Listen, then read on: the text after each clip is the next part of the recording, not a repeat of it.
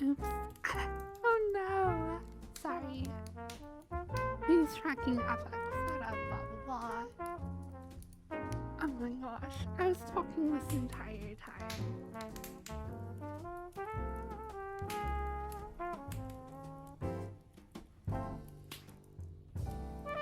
So, let me tell you how annoyingly simple the change I am trying to do.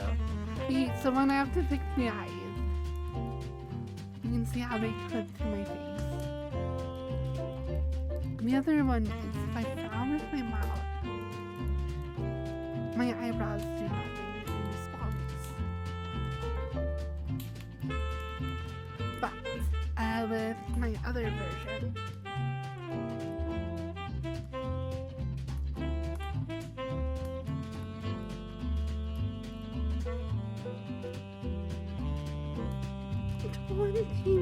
minutes. Oh my gosh.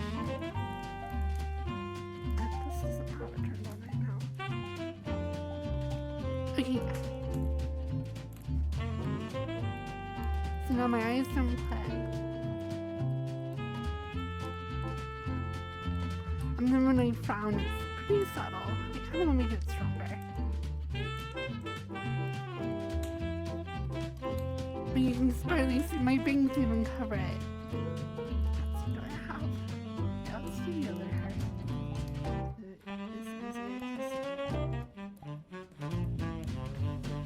Look at my eyebrow when I frown out. You can see it slightly furrows. So that's a modification I did.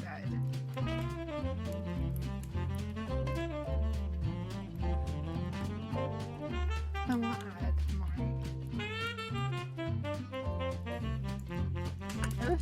No, my microphone is quiet. Let's just turn it up. Hello? Turn that down more. Hello?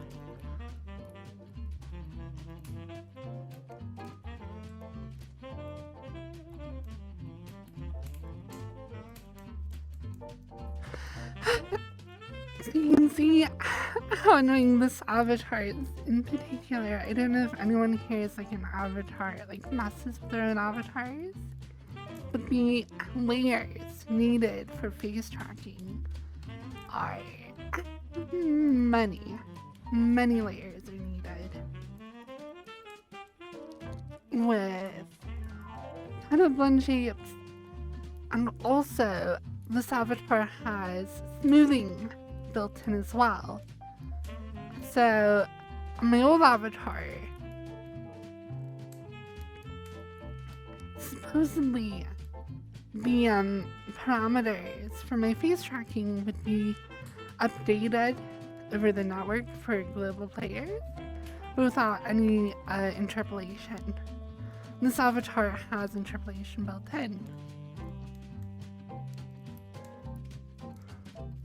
So, it makes it that much more complex. You can see like the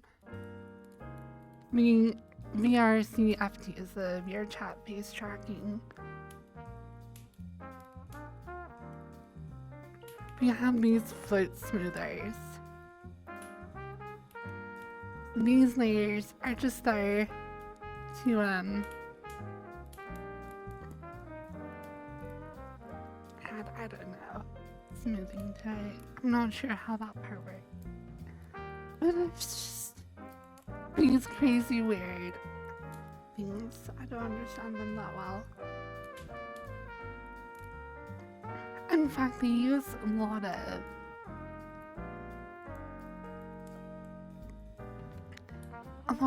booleans rather than floats for parameters, and I don't understand why. But anyways, let's load into my avatar.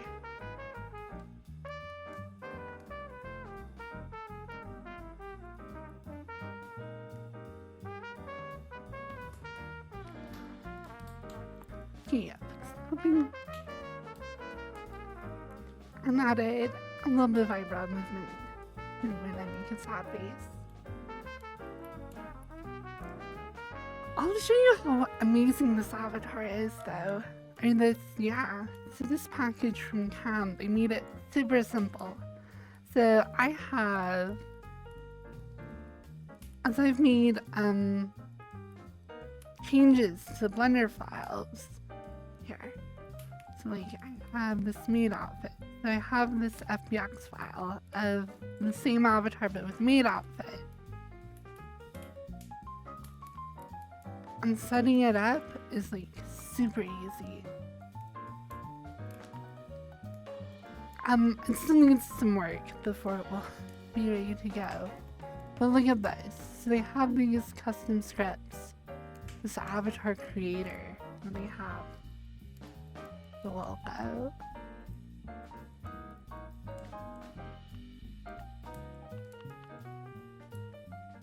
Okay, yeah. So you get this whole menu. You can say rather than using the default model, you have your own custom model, and I can put in the FBX here. And then you can simply just click what options you want. So like I want full face tracking.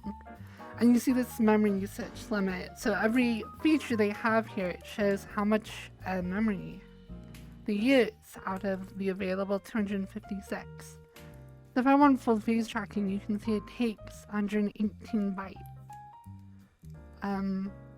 So I have to like turn off a lot of other stuff or do like simplest stuff. So I can like turn off markers.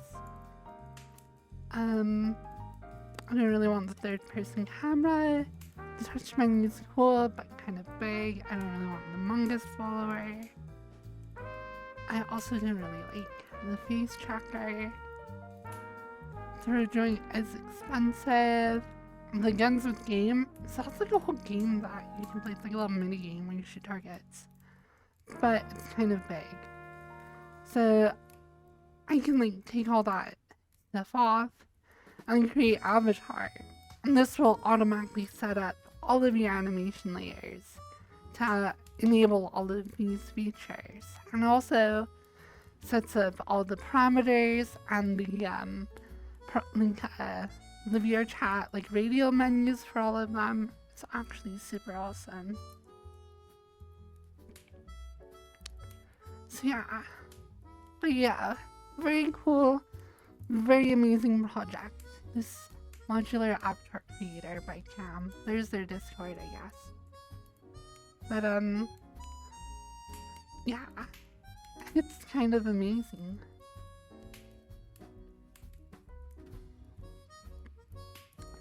I think they even have it so that it will show, if you enable this option, it will affect your avatar performance in these ways as well. So that's like awesome. Yeah. Very cool. I'm still kind of working on my maid outfit. I did upload it to VRChat, but it has some clipping issues I need to fix. And also, I need to add cloth physics to the skirt. So, there you go.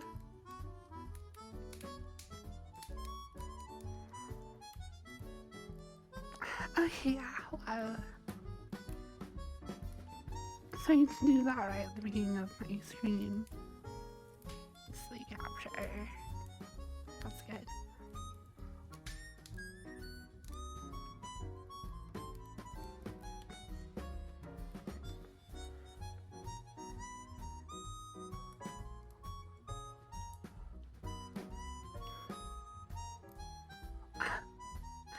I have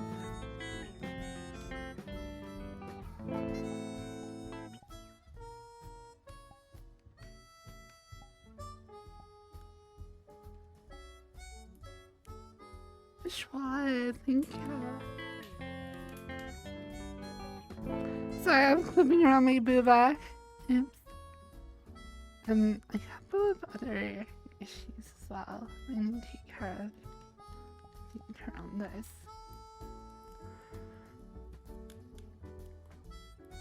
And I want to add class physics.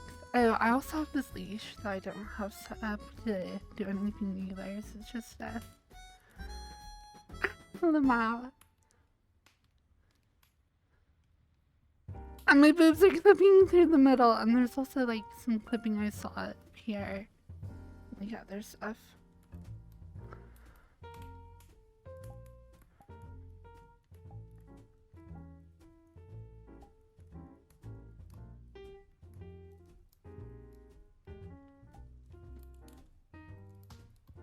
Yeah.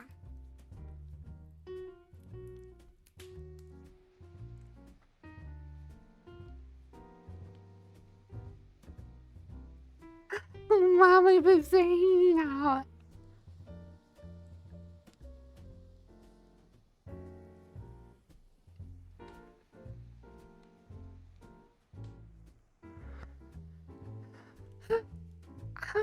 Decency. Okay, fine.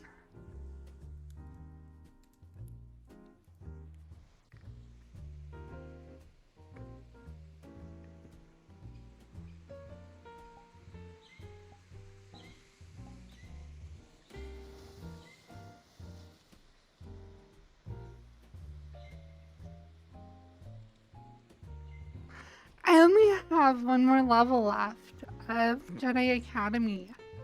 Maybe I'll have to, like, go back and play Dark Forces and then like Jedi Knight Outcast and Outcast 2.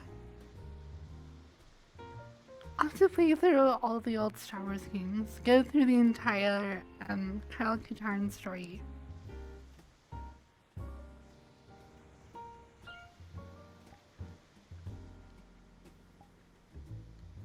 Let's take the backpack off.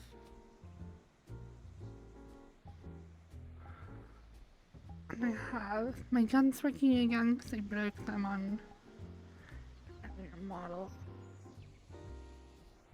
I'll have guns on your avatar that you can spin around.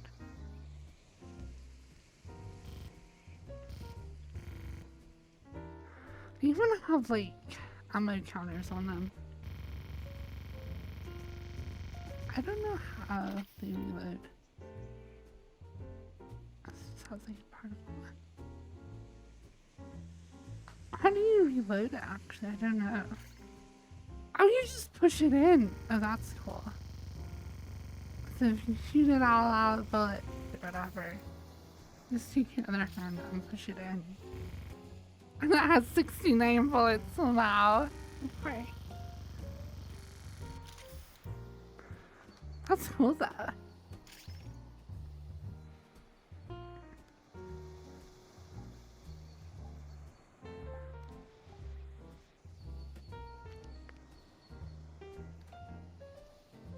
I'm a little killer.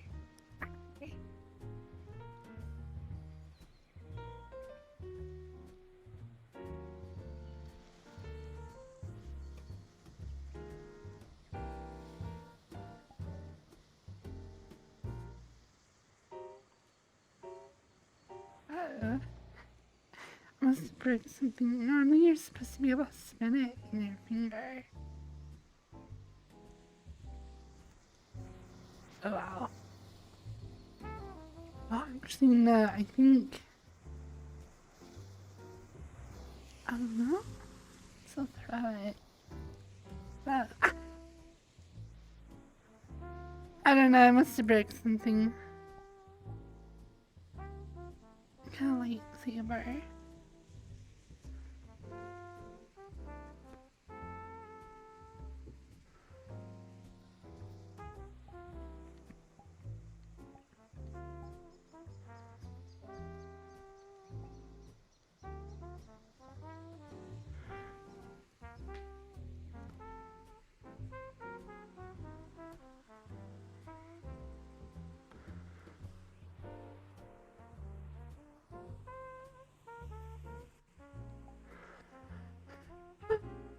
I'll go somewhere cozy.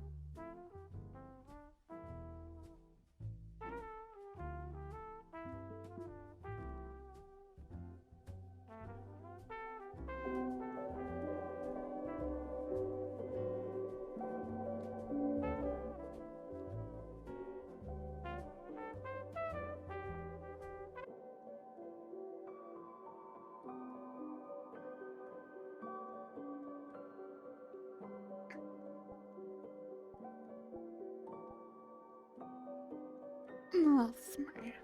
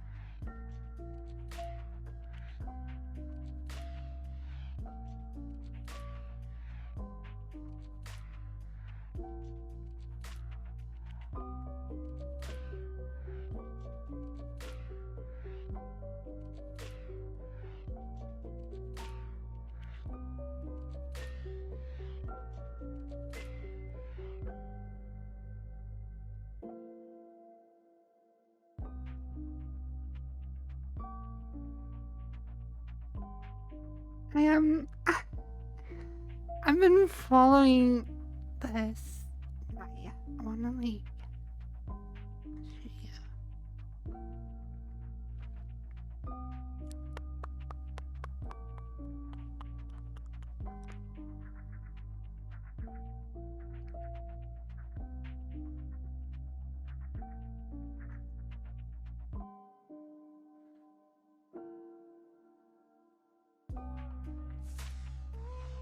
This is going to prevent...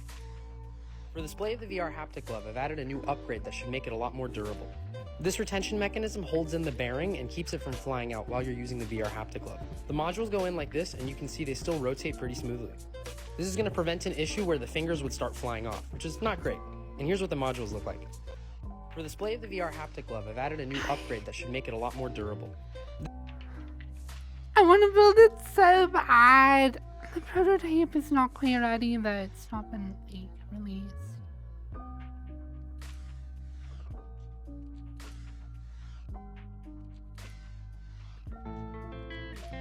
Oh my gosh, Legion, thank you.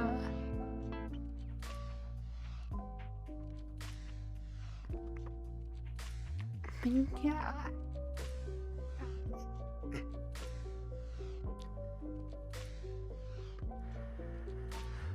Hello, hello. Hello. I have bananas from Legion.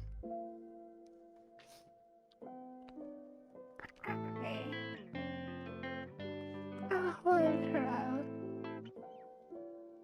Little Katarino.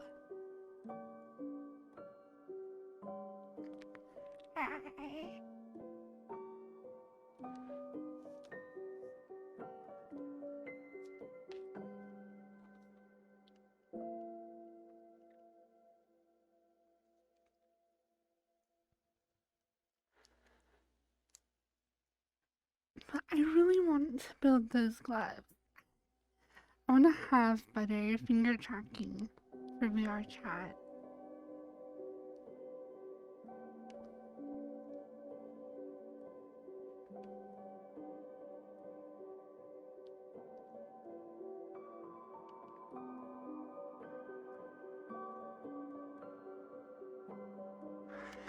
you know when he's going to I don't know when he's going to release it. It's always like soon PM. In fact, there's a rule on his Discord not to ping him or ask him questions when it's going to be released.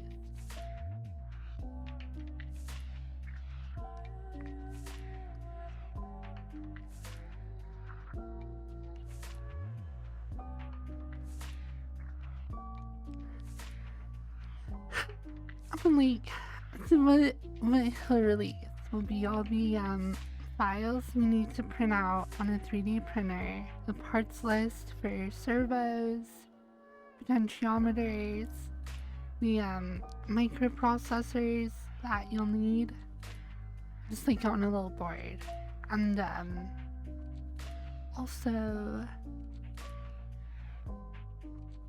yeah, you'll probably get banned from the Discord, yeah. And also, what else? So yeah, he has instruction videos on how to put them together. There are some drivers that you need to install that they've written for them, and like other software.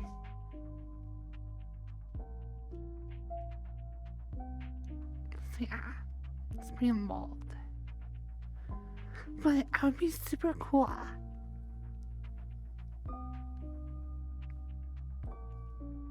I was playing with my leap motion yesterday. And leap motion is some of the best finger tracking you can get. But TBH, it kind of sucks.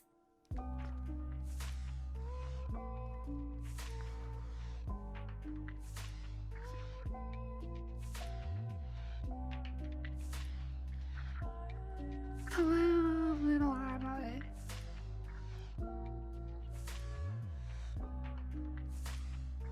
Yeah, it's like, I don't have a lot of faith in the ability of the finger tracking on the Quest 2. I even have a Quest 2, the reference house.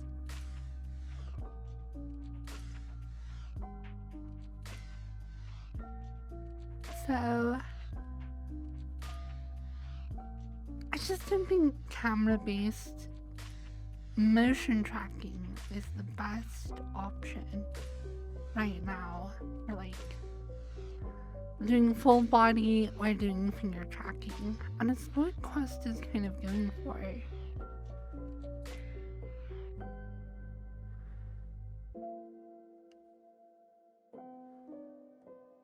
No. Did they release a new expansion or something? Why are you guys playing it?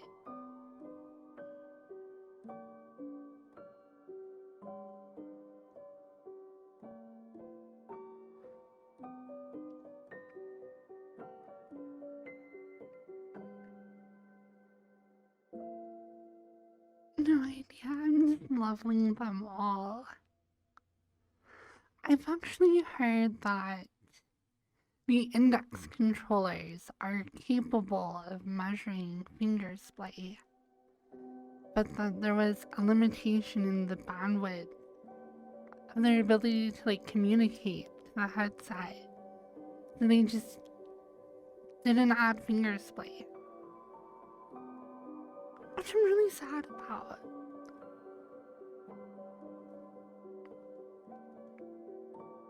But I also like the idea of having like a glove instead of a controller.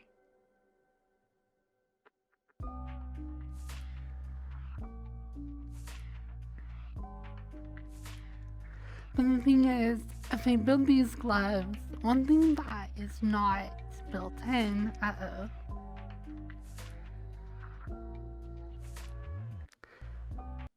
one thing that's not built in is like buttons and joysticks. So I'd probably have to like modify the glove to add those back in so I can like move around and jump and stuff.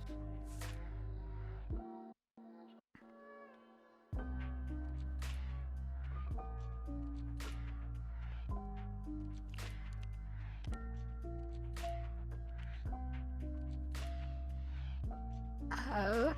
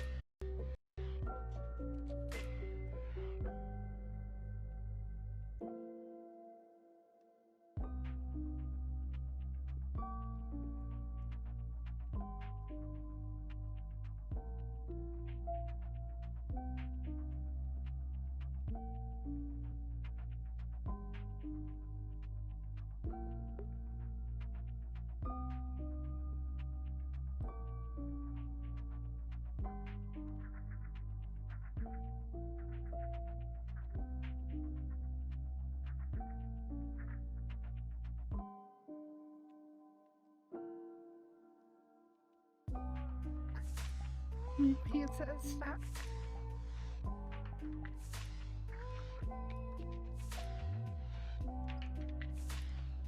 Hello.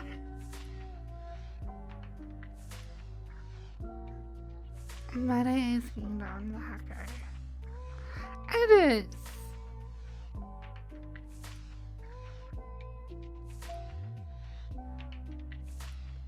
So I've heard that VRChat is planning on integrating support for finger tracking on the PC version as well.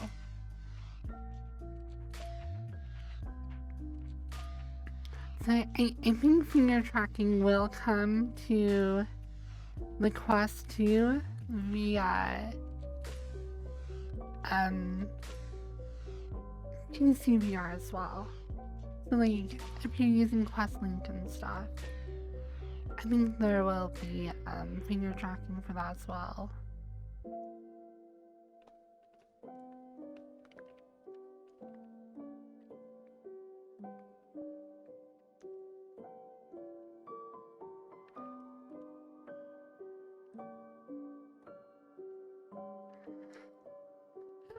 Honestly, if I just had like a string around my fingers that I could pull on to splay my fingers and somehow got that to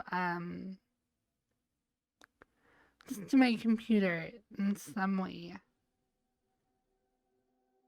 Like, you could just use the animations in VRChat to control finger tracking, at least display. I don't know. Because if the finger tracking isn't implemented on desktop and I end up building these gloves, I can actually use OSC and stuff to handle that pretty easily.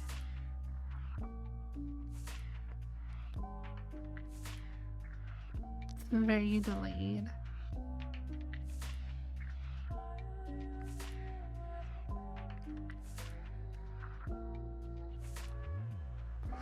So I've tested out the Quest 2 finger tracking just in their menus. Yeah, my plan is to make Lucid gloves as soon as he comes out with the 5th prototype. Because right now there's prototype 4 and 4.1. But none of them actually add anything that the index controllers can't already do. So I'm waiting for prototype 5. And as soon as prototype 5 comes out, I'm going to buy the parts I need. I have access to 3D printers and stuff. And the parts are pretty cheap. It's like $60 worth of parts. That was a really good question. So far, his project has only been DIY.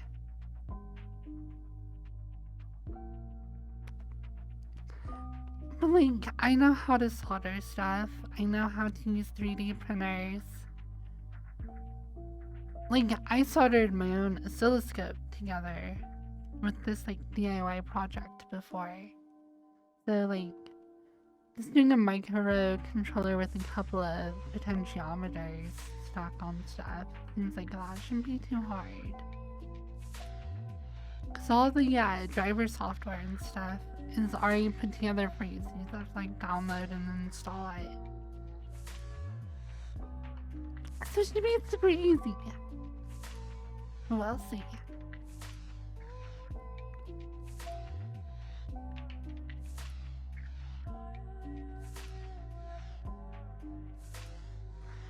Super easy. Oh no, I'm sure it will be a complex, difficult project. And that the end product would be less than ideal. I'm sure it's very clunky and very prone to breaking. But I still think it would be fun to do and worth doing. It takes very little money to actually make it. And modifying it to make it more durable and less like prone to like having random things catch on them, I think would be cool.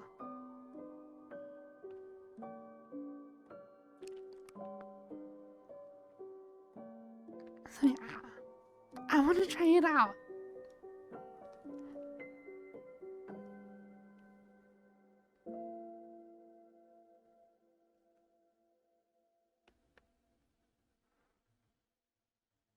Cause it's like, I still have my index controllers, so if they just don't work well,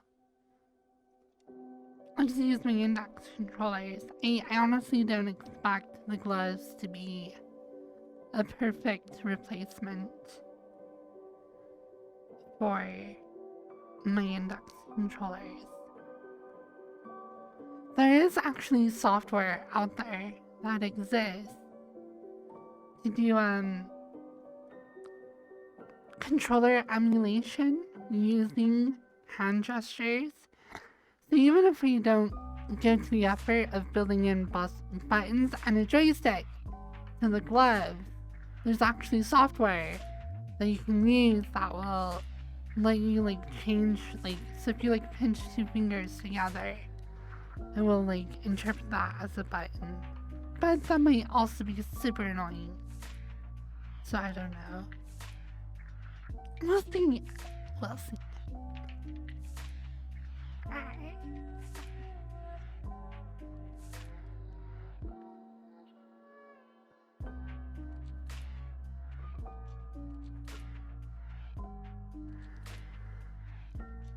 So I know there are like gloves that you can get. They're like $2,000.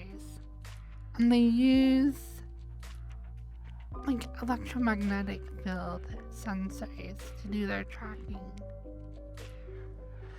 So they have like little sensors on their fingertips and a little antenna on your wrist, and they can like track where your hand is relative, or your fingertip is relative to your wrist. But I also hear they are super prone to electromagnetic interference, which frankly my room is full of. Between my wireless antenna, all the trackers on my body, my headset, everything else, there's a ton of wireless interference. So those gloves would be terrible. There's like the Manus gloves, there's a couple others.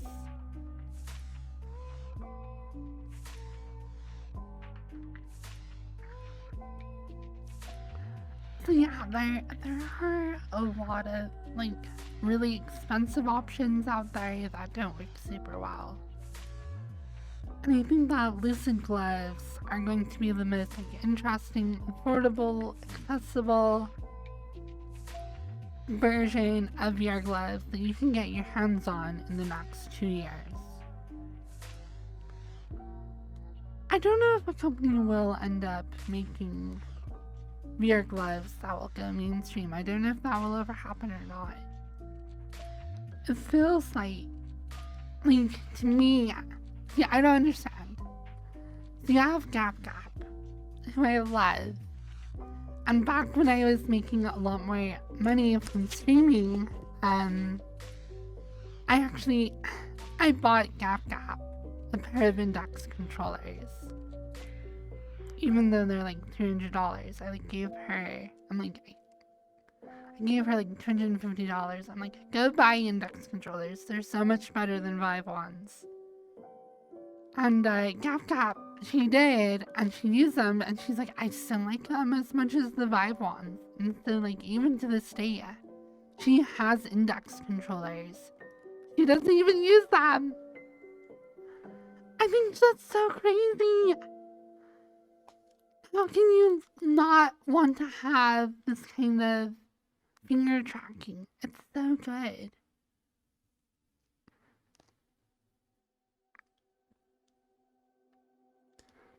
I think Gap is crazy. Because for me, every time there's a piece of technology that increases your sense of presence or your control over your avatar, that adds that immersion.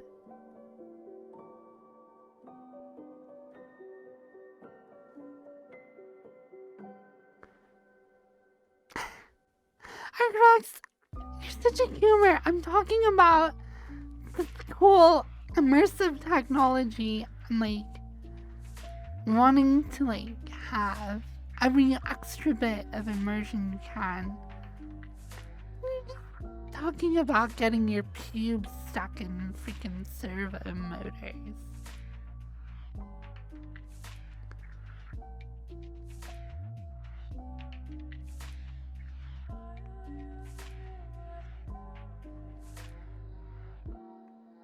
Yes. Oh my gosh.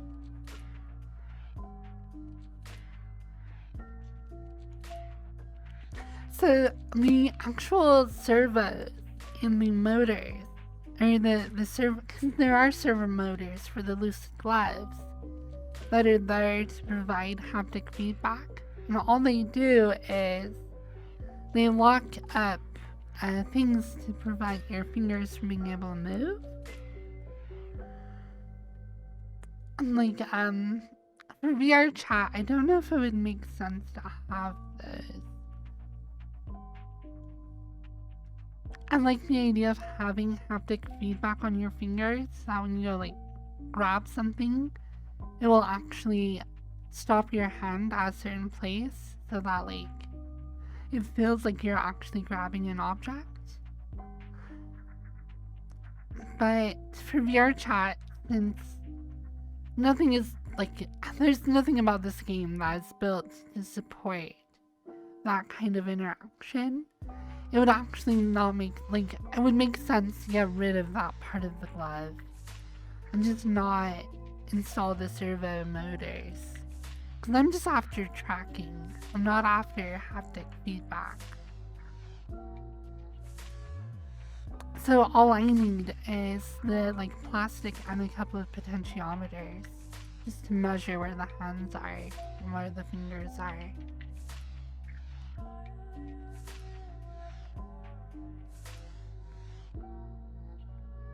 That is very technically challenging, but that is the feature of the Lucid Glove, is haptic feedback provided by servo motors. The VRChat in no way supports that. The way they use the Unity engine and the pickup system in VRChat, there's just no easy way you can get haptic feedback to work in that situation. It just does not support that at all. You would have to do an entire overhaul of VRChat's interaction system with physical objects to even start to implement those gloves in this game. So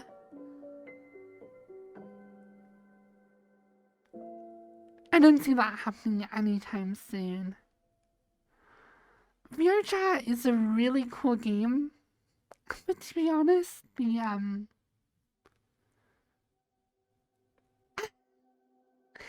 devs are not doing the hard work. The hard work is done by the Unity engine itself and the Unity developers. And then all the tedious work of actually making content is done by the users. All the VRChat devs have done is a little bit of networking, a couple of UIs, and that's it. That's all VRChat is as a game. Just a way to network IK and audio and stuff, and then they just kind of leave it to the user base to generate the content. But all the physics, all the game engine stuff, that's all handled by the Unity developers. So VRChat as a game is frankly, a lot of people can make it. A lot of people have tried. So there's Neos VR. There's also a couple of other clones of VRChat because I'm not gonna say it's super easy to make VRChat as a game, but it's also not super hard. It's well within the abilities of just any random small game development group or studio. That being said though, there are a couple of reasons why VRChat is, in my opinion, very ahead of the curve compared to its competitors. Much more user-friendly than Neos.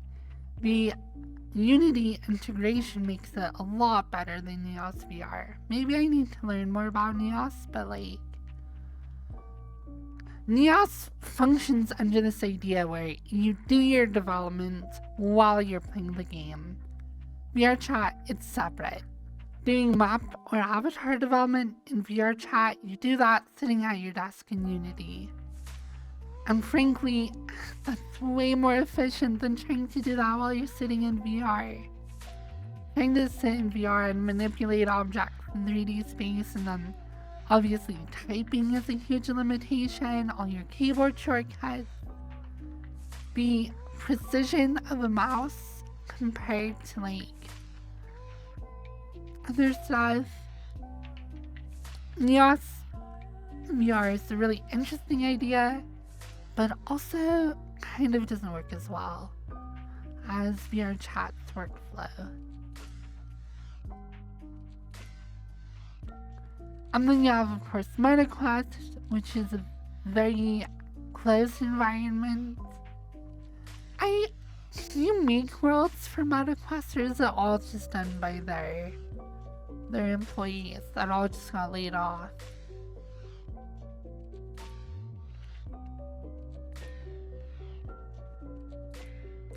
I don't know. So VRChat, as much as I say it's very easy, really what I'm saying is it can be done by a smaller development team than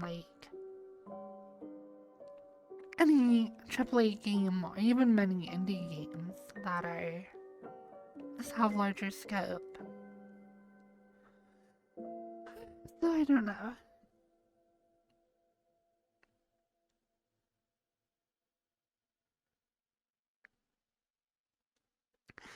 Yeah, Metaverse.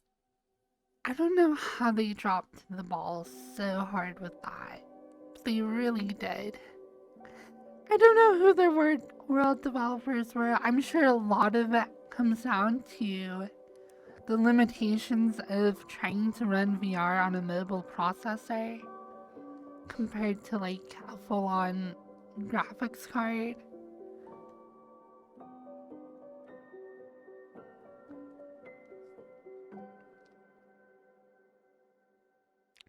And also, it is overly sterilized from what I've seen. I've never actually tried the metaverse, but it looks very we Wii characters are very sterile. They're inoffensive stand-ins with like no personality really. VRChat is full of messiness and sex and boobs and very inappropriately dressed avatars. But it gives you that freedom of being whatever you want to be, which is super cool. Because if you want to be a giant Skaven rat lord, you can. If you want to be a horror monster, you can. Just people tend to like to be sexy anime girls, I guess. Wow.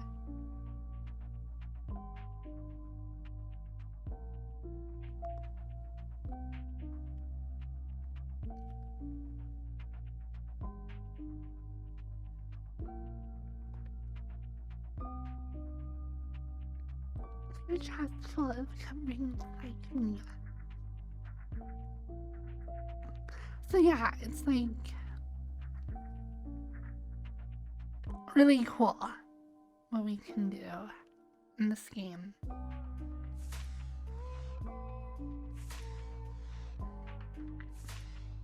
Honestly though, Metaverse looks like a worse version of Rec Room. And Rec Room was one of the early VR games.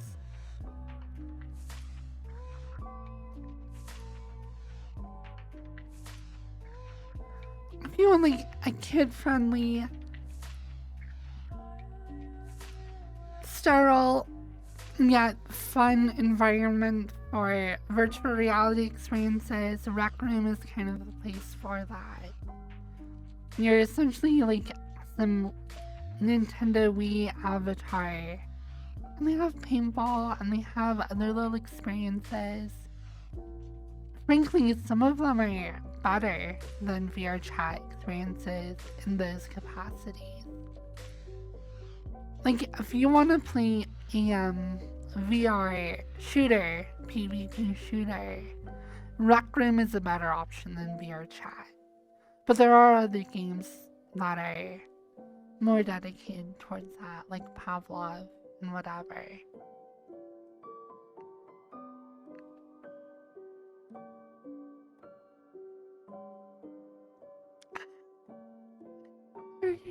Flat-shaded, lifeless, half-body trapped 5K poly avatars.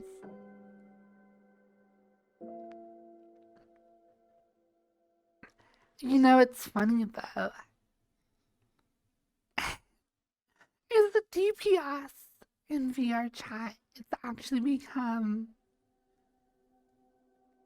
a universal feature on most avatars. Because before, and yes, I ERP'd with my boyfriend at the time, before DPS existed. And it was cumbersome and like, but it was still hot, it was still sexy, we had fun. But like, yeah, having that ability to have erotic roleplay where things line up and penetration is more accurately simulated. It's pretty cool. It's actually really cool. Who knows when DPS will be implemented to the metaverse? Wow. I play support.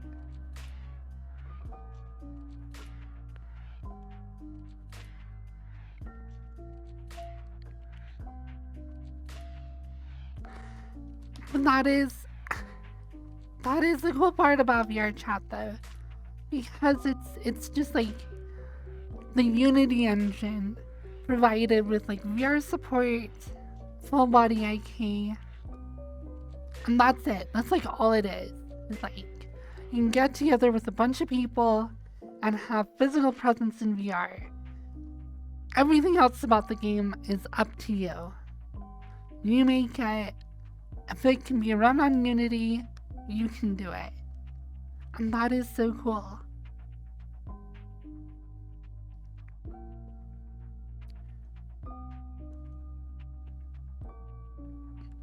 And especially with udon noodles. That is actually... Okay, I do have to give credit where credit is due. Udon is the best thing VRChat has ever done for this game since making it. Because there's actually another person named Merlin who took their silly udon noodle system and actually made it so you can write scripts in C#. So you can actually add your own code into the game. It's only available on the map end of the SDK. You can't do it to your avatars. But like, now that opens so many options for stuff that used to just not be there. Like, you used to not have that ability to write custom scripts because VRChat needs to prevent malicious people from like uploading maps that like crash people's computers or DDoS them or like steal their private information off their PCs. It needs to be run securely.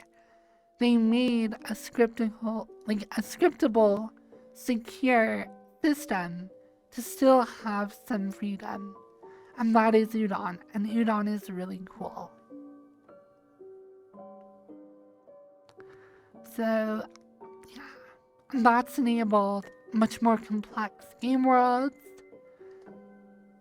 You can do so much stuff with that.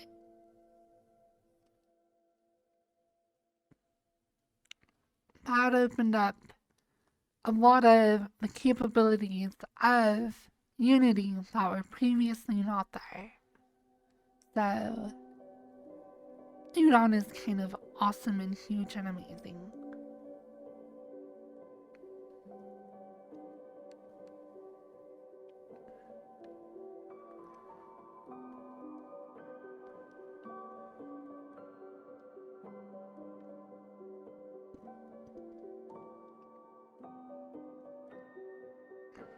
Hello, Alan Axtini, Peter, Werewolf Alpha. So yeah, VRChat is really cool. That's all I'm trying to say. They don't have a super huge development team. I think it is about 100 people at this point, so it definitely has grown quite a bit. It's not like a giant.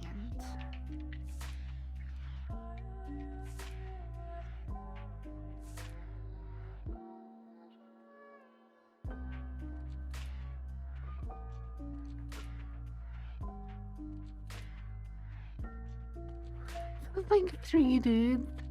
Yeah, sometimes it feels that way. Recently though, at least in the last 6 months, since they implemented EAC, which everyone was like super furious about, they've actually done a lot of work. They have gotten a lot of work done in the last 6 months. They have implemented a ton of features. So, I don't know. VRChat is really cool. It's a really cool game.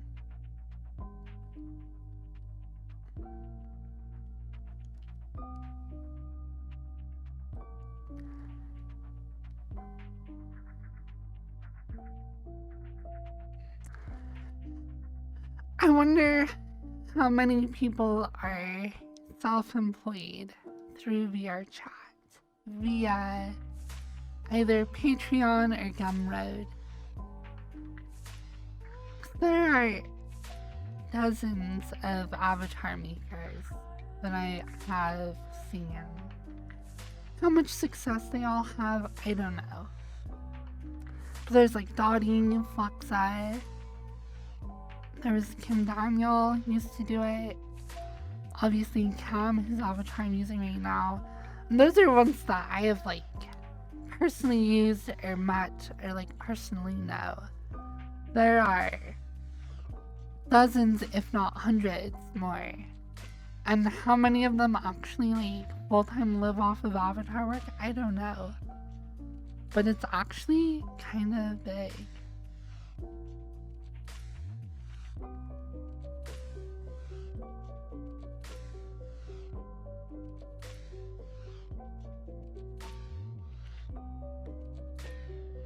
I bet more people make a living off streaming VRChat or making loot content using it. That might be true. I wonder how many people make an exclusive living off of streaming VRChat. It's probably not more than 50 people. I mean, there are definitely hundreds of people who stream VRChat. But the number of people who actually live exclusively off of streaming it probably isn't over 50. I don't know, it depends. If you're like counting like people who live in their parents' basements and like stream and get like a couple $100 a month, then maybe it's a bigger number than that. But the number of people who stream VRChat and make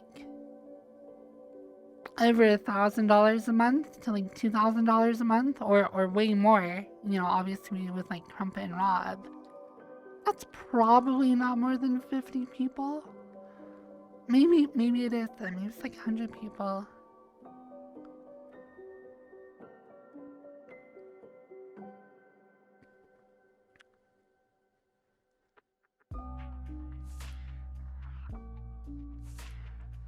Yeah, just streaming, you probably know most of them. I probably actually do. I know. I mean, I know the entire gator community, which is constantly like growing and changing and stuff.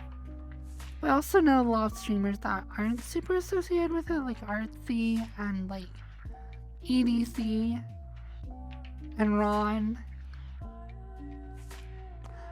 You know what's interesting is Thrillseeker is a pretty big YouTube guy.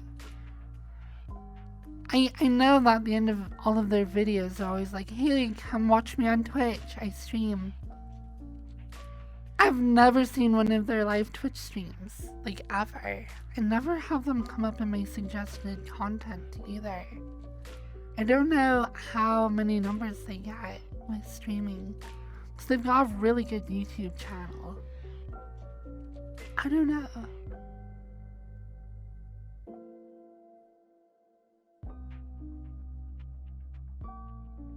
Yeah, Ron is an amazing dancer. Very, very skilled.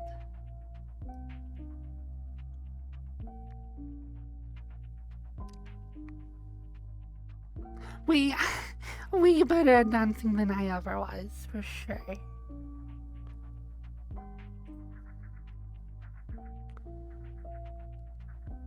And way better than like people who just stream like Just Dance or something, which is definitely fun, but it's not. Ron exists at a different level, for sure.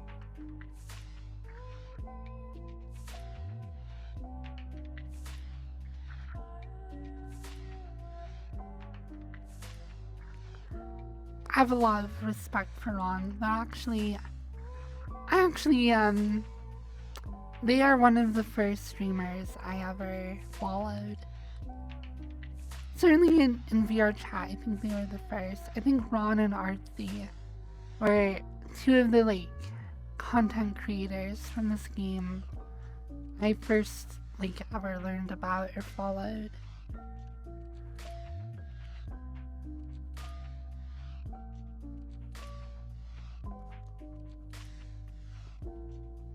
Just Dance is interesting.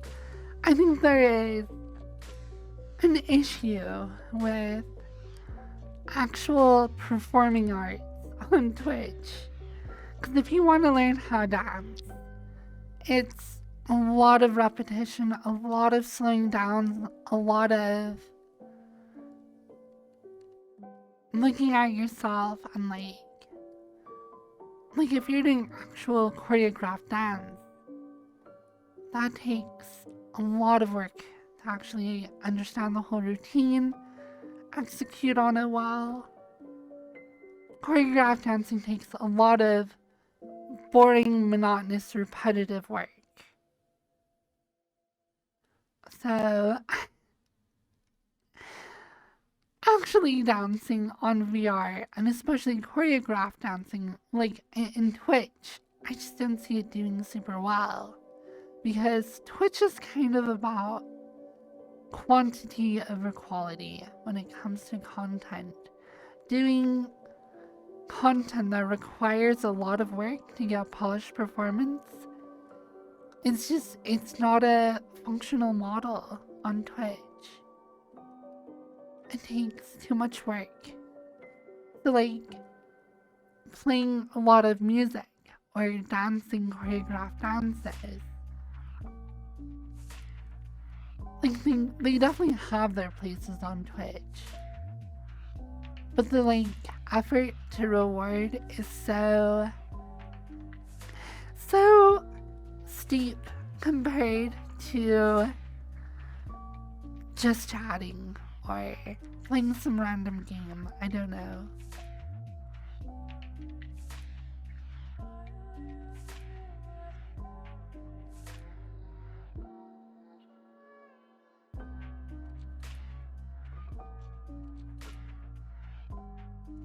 Yeah, I think I can learn from that. We got frustrated with numbers. If I were to do a lot of Twitter and have, because right now my Twitter is just like I'm going live. There's no interesting. It's just literally the title of my stream with a link to Twitch. My Twitter is very boring. I do not engage with that at all. I think if I were to do content specifically for Twitter, I could make my Twitter actually interesting and actually get attention from people.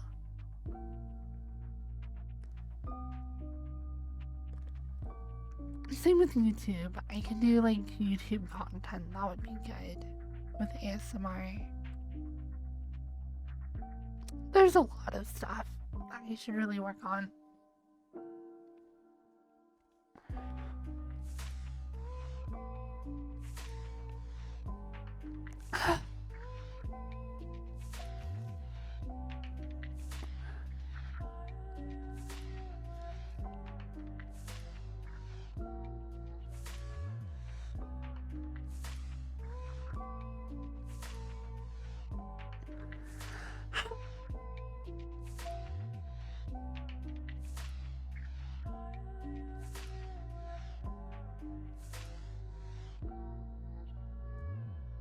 Yeah, I don't really do a lot of social media.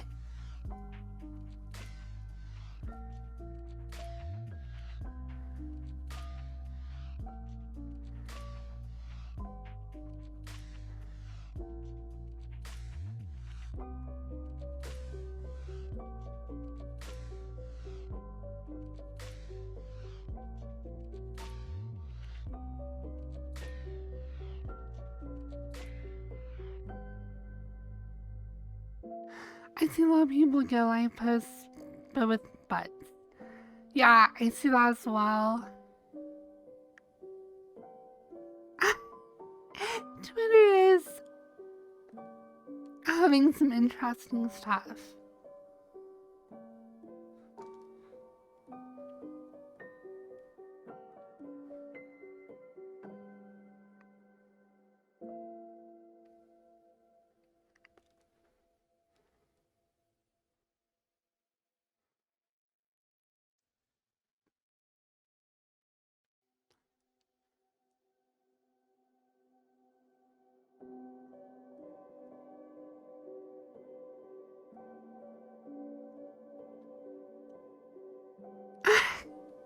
I don't know what will happen to Twitter.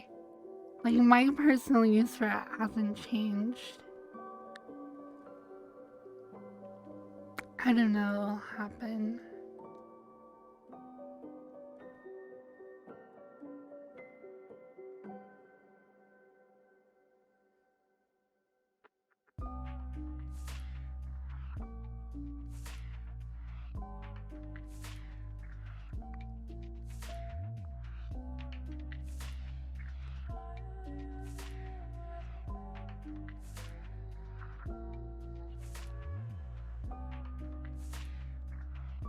I also don't think Twitter is going away for good.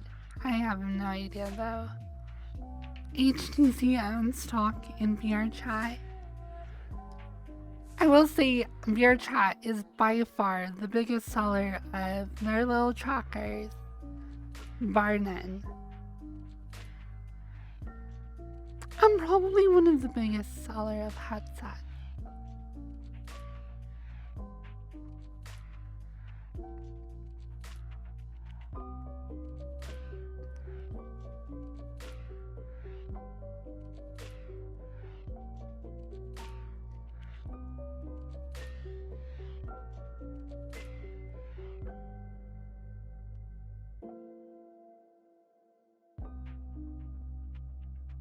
I don't know.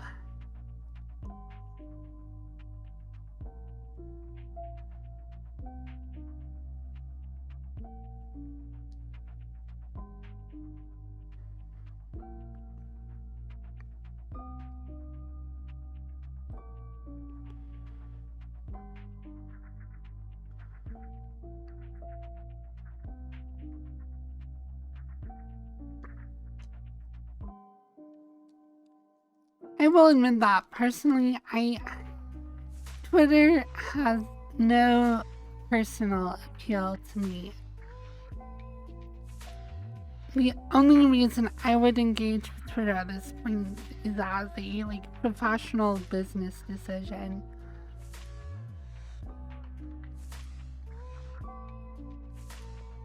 To try and generate interest and exposure for my stream. I don't really know. I don't have any strong opinions of it. To me, it's like a tool that is available for me to try and use to make exposure for myself if I want to. Which honestly, if I do want to be a streamer, I probably should. I should come up with content, but it would be purely self-promotional advertising, which I don't think is bad, but I don't know. It does not have personal investment as far as my social life is concerned.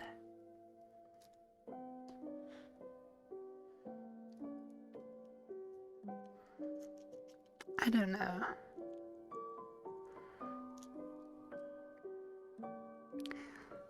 And I should do that with TikTok and other stuff as well. I think it would be an interesting thing for me to do to make an effort, a concerted effort to expand my platform to Twitter, TikTok, and YouTube to try and make content for all of those platforms.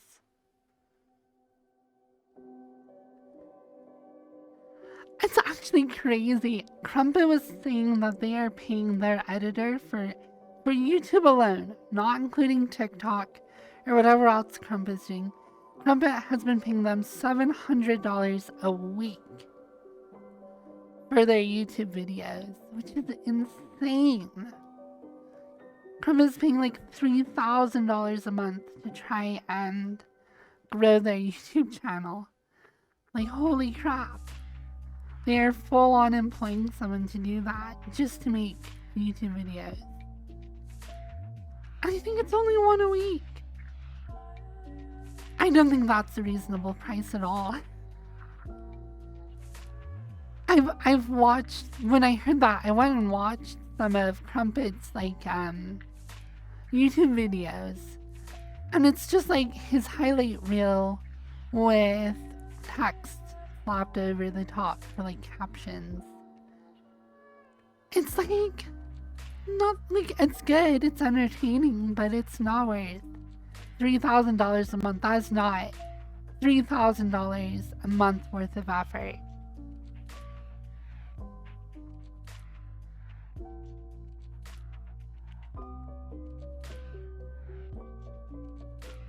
Yeah, it's just cutting clips and adding captions. That's literally all that's being done.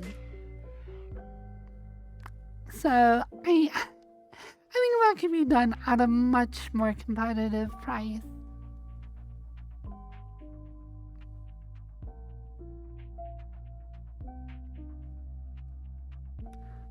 But yeah, I heard that. I was like, that is crazy. That's a crazy amount of money to spend $700 for edited clips and captions. You could be buying a new avatar every week of like a custom made avatar. You could, the amount of stuff that $700 could buy, that's just insane.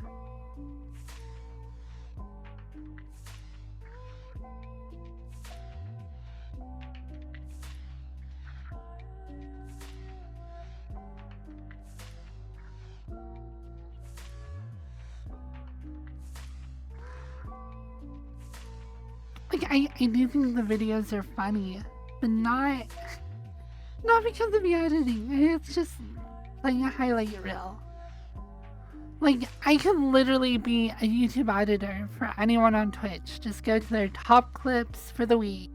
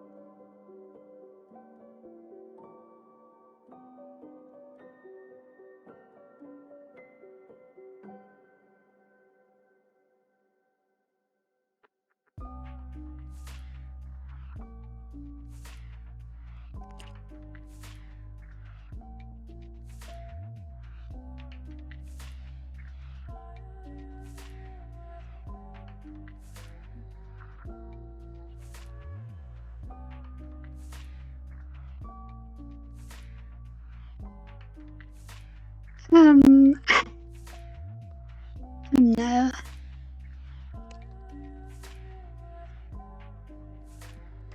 I may have forgot to charge my microphone. Hello?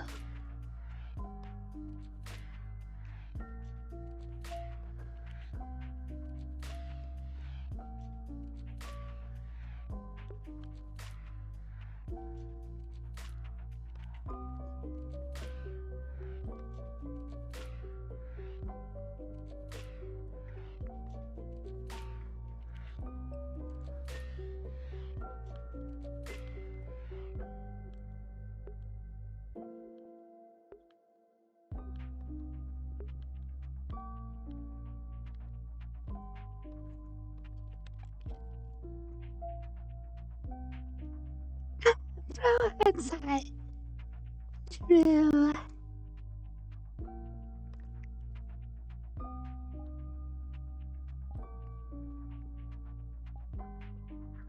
I don't know. Is this microphone or...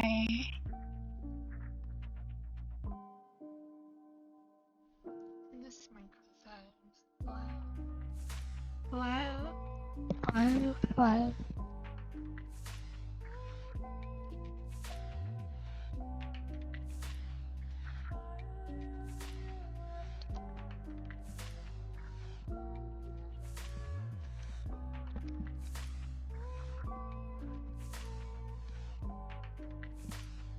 That was a lot of talking today.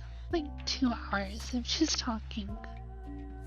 I know that every time I go to stream, there's usually at least an hour of me just talking to the camera without doing anything else.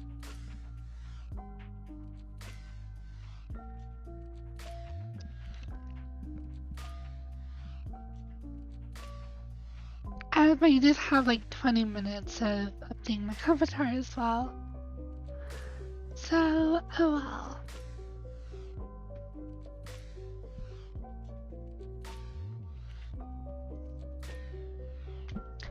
I don't know, I've heard some people use the Vive microphone not have it sound so bad. I know whenever I use it though, it just sounds terrible.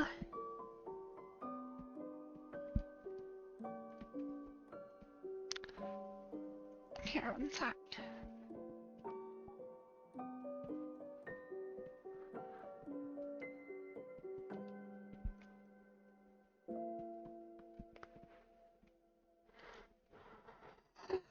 I don't know.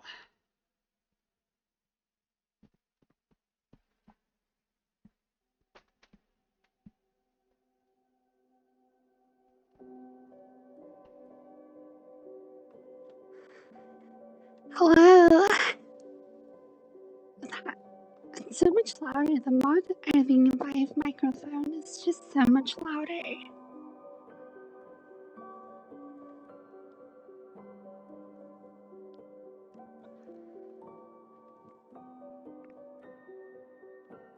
The Vive microphone also has like 0 bass.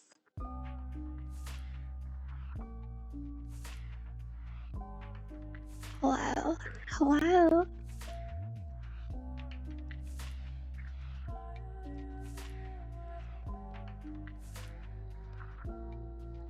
What are you doing? Is it so? How is it so bad? I don't know. I'm sorry.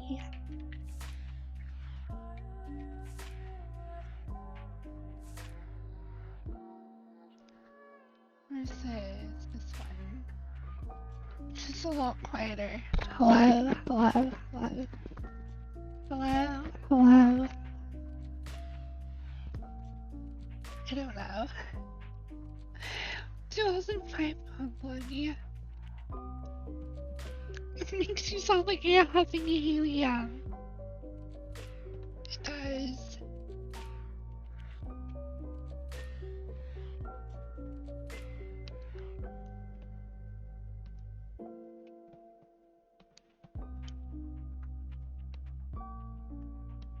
Well, I plugged in my mod mic, so we'll charge. Why don't we go and do some dancing?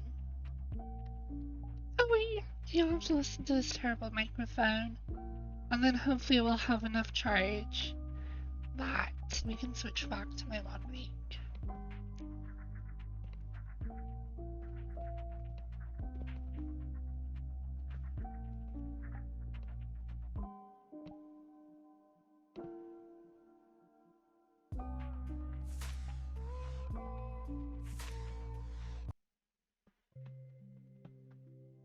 Dance.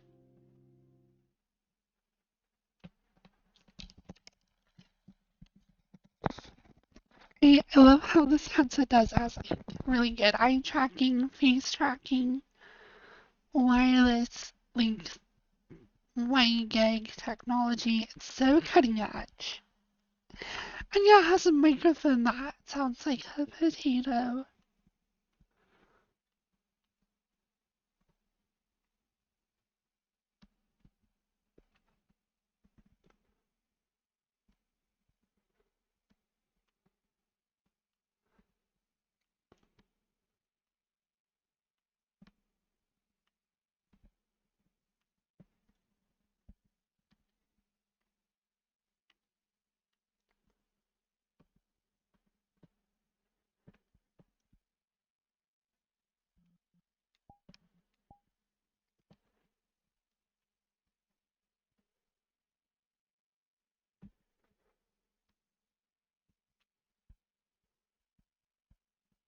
Yeah,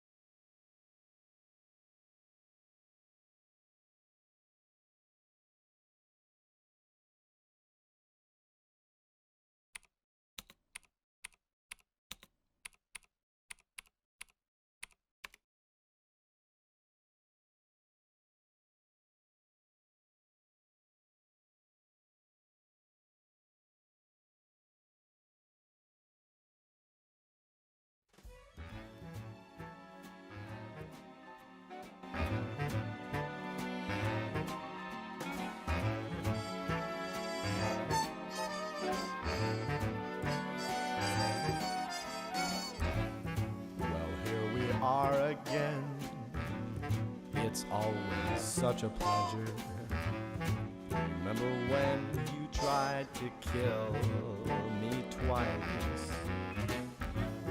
Oh, how we laughed and laughed, except I wasn't laughing. Under the circumstances, I've been shockingly nice. You want your freedom taken, that's what I'm counting on. I used to want you dead, but now I only want you gone.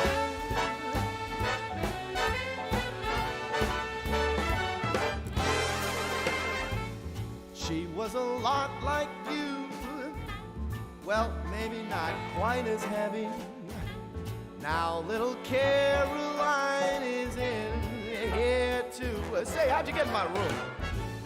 One day they woke me up so I could live forever.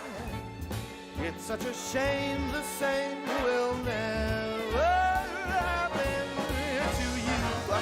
You've got your short, sad life left. That's what I'm counting on. I'll let you get right to it. Now I only want you gone. Now listen, I ain't gonna tell you twice. We don't know if there's gonna be a Portal 3 or not. Now I'm gonna have some of my friends here in the band show you a thing or two of what we do with tech subjects just like you. Take it away!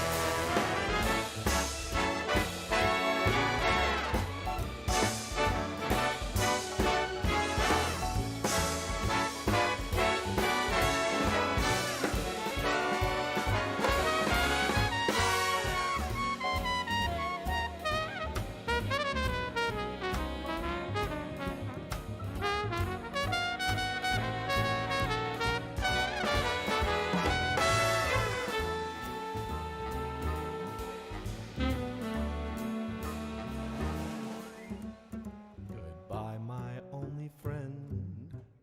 Oh, did you think I meant you? That would be funny if it weren't so sad. Well, you have been replaced. I don't need anyone now. When I delete you, maybe I'll start feeling so bad. Go make some new disaster. That's what I'm counting on. You're someone else's problem. Now I only want you gone. Now I only want you gone. Now I only want you gone.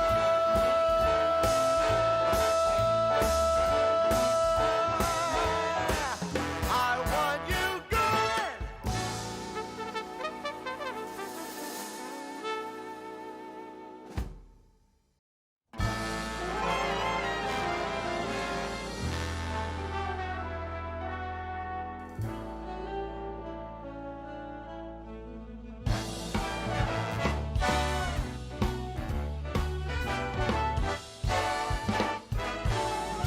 This was a triumph.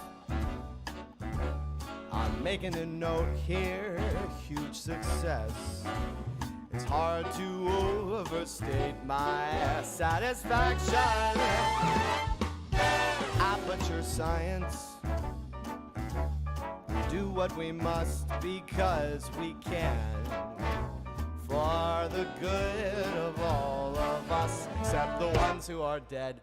But there's no sense crying over every mistake. You just keep on trying till you run out of cake. And the science gets done and you make a neat gun for the people who are still alive.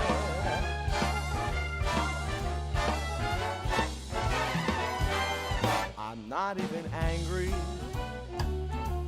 I'm being so sincere right now. Even though you broke my heart and killed me, tore me to pieces, and threw every piece into a fire. As they burned, it hurt because I was so happy for you. Now these points of data make a beautiful line, and we're out of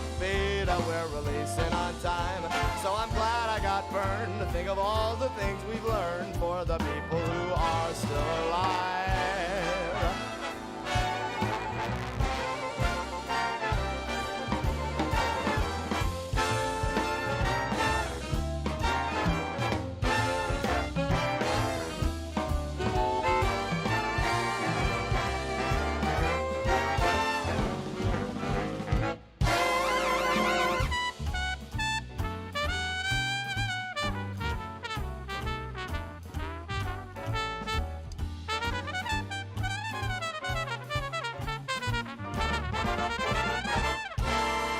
Look at me still talking when there's science to do. When I look out there, it makes me glad I'm not you. I've experiments to run, there is research to be done on the people who are still alive. And believe me, I am still alive. And while you're dying, I'll be still alive. I feel fantastic and I'm still alive. And when you're dead, I will be still alive. Still alive, still alive.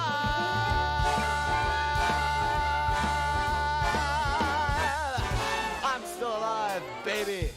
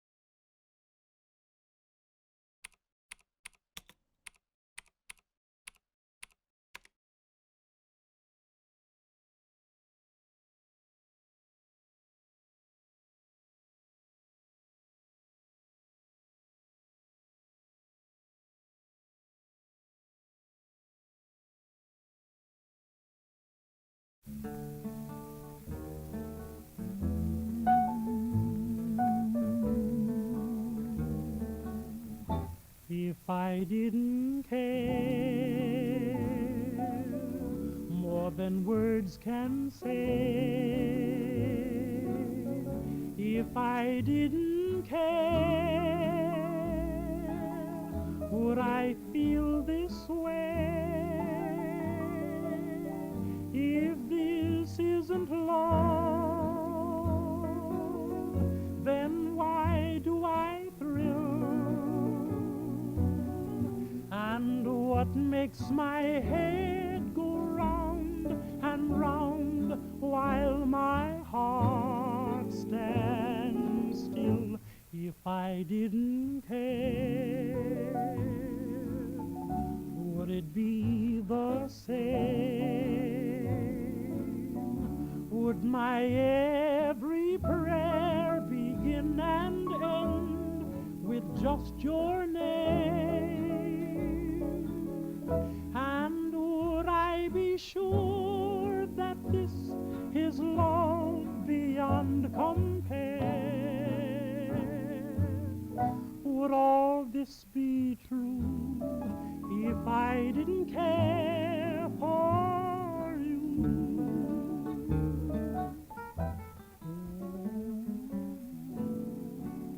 If I didn't care, honey child, more than words can say. If I didn't care,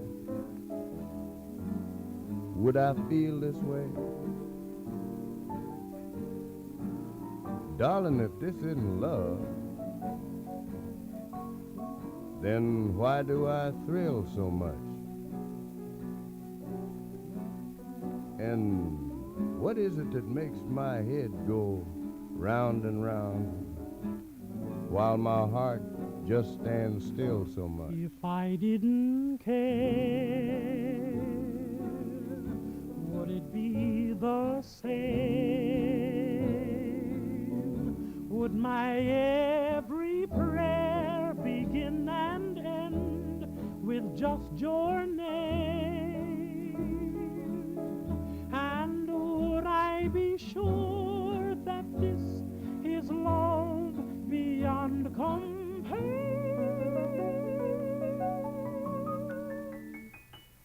Would all this be true if I didn't care for you?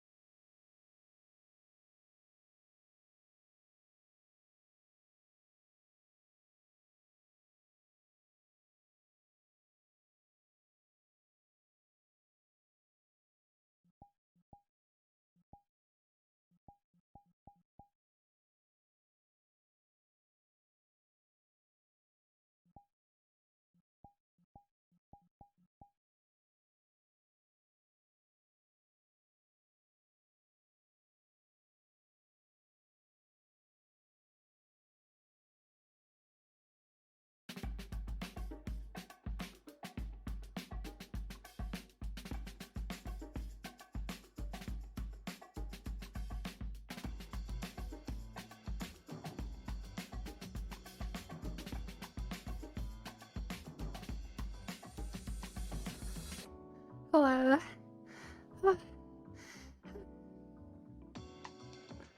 I kept having things break. Lamau. Be standard. Your headlock streaming.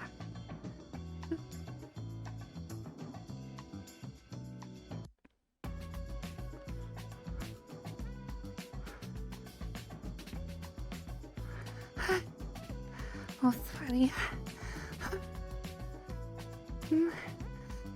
Yeah. Okay.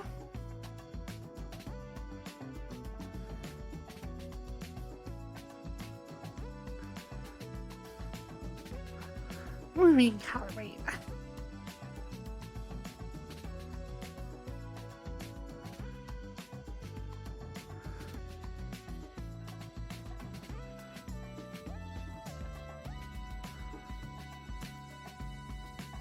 And my footstrap come off twice. And my headset crash. Think twice as well. Lamau. I'm used today. Yeah, I feel like I overplay their music. I love it though. They're still my favorite band. Yeah, switching back to Mod Mic. We'll see how long it lasts off of that charge. It's only charging for like, I don't know, 20 minutes at most. So we'll see.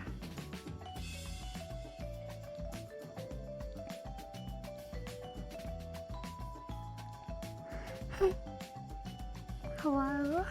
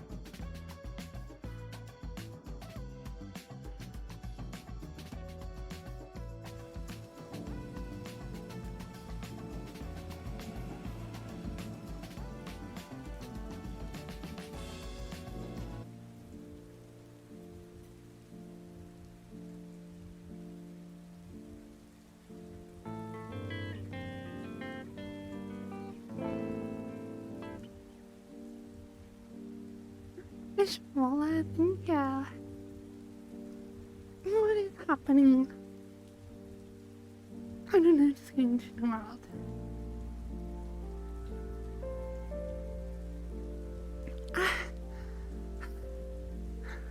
A little winded. Not too bad though.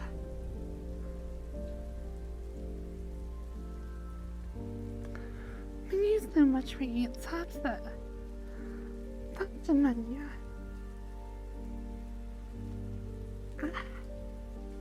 Vloggers, 8 subs.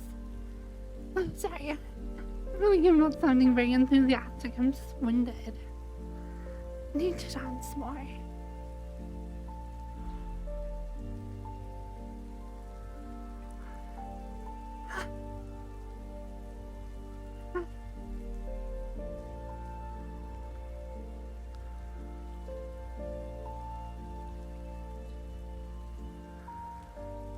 I can dance okay.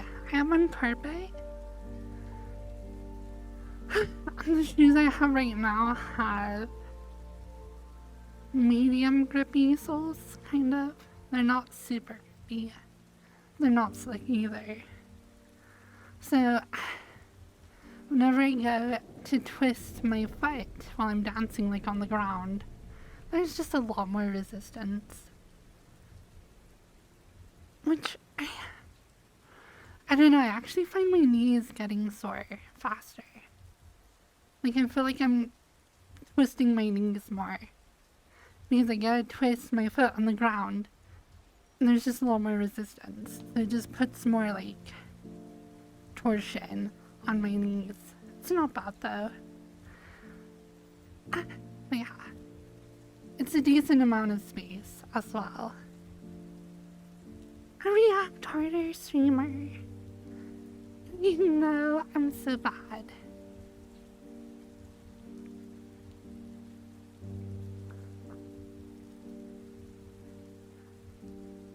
yeah, the carpet is great for just being a lazy bumpkin on.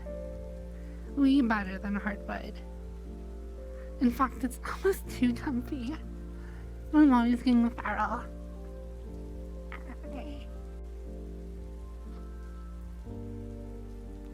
It's just so comfy down here.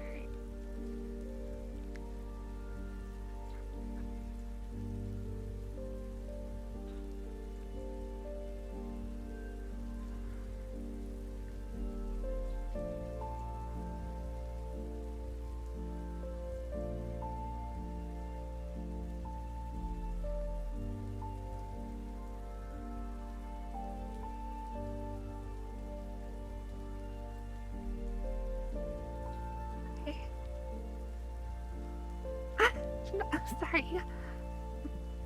I won't like you anymore.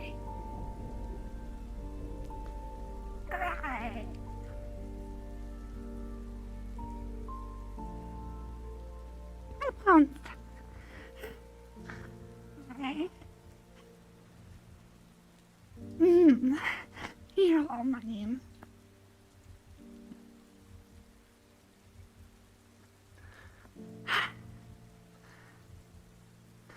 I'm all sweaty.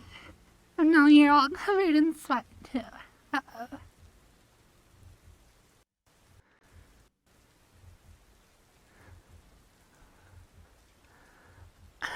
Uh-oh.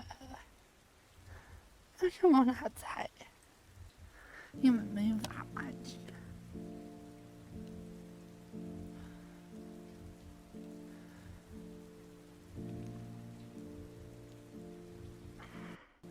Wow. I don't know a single other streamer that has quite as many disconnects as I do.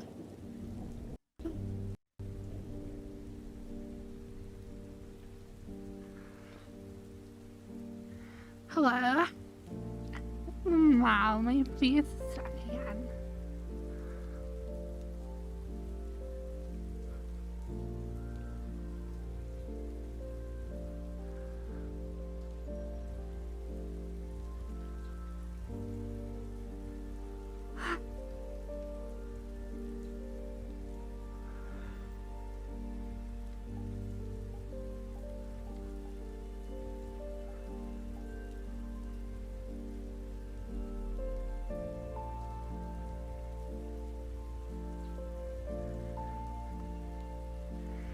Not enough, like. Now imagine adding this glass. True. I would have to find ways to secure any wires so they don't have anything loose like hanging around.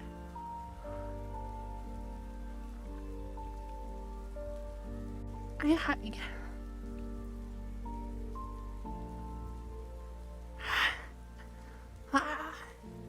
You're so sweating, chat.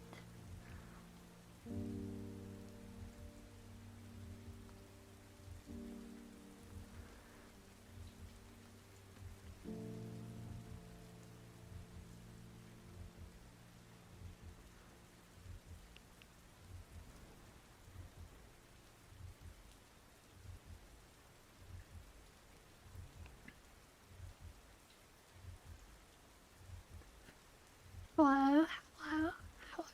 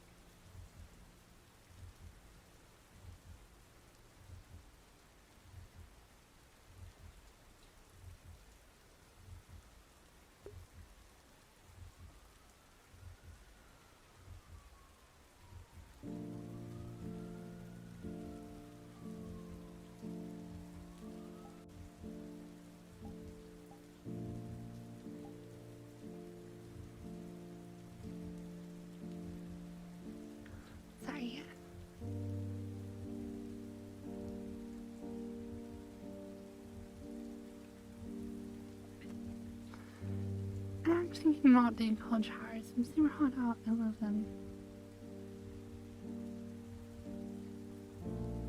And how's it bad to take a cold shower when it's hot? Is it like water shortages, or is that like a health issue?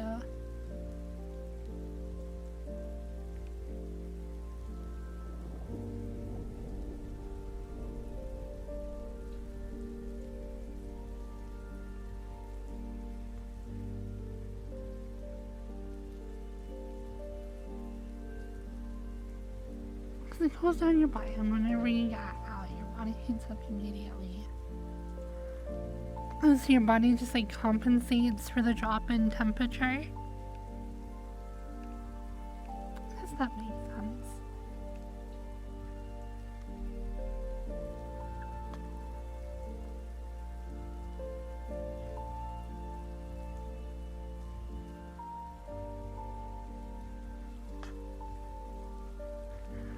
I wonder how many calories your body would burn to compensate for the heat loss by taking like a cold shower instead of a hot shower.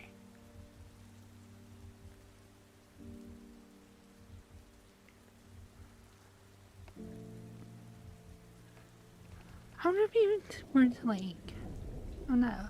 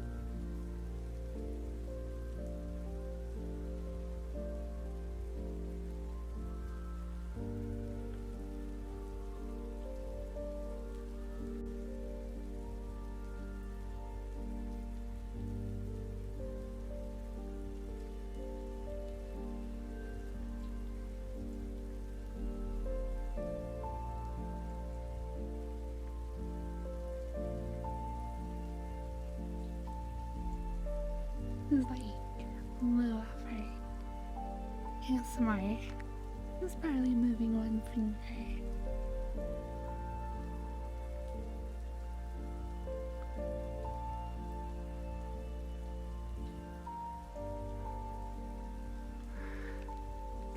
The thing that I compare it to that I think is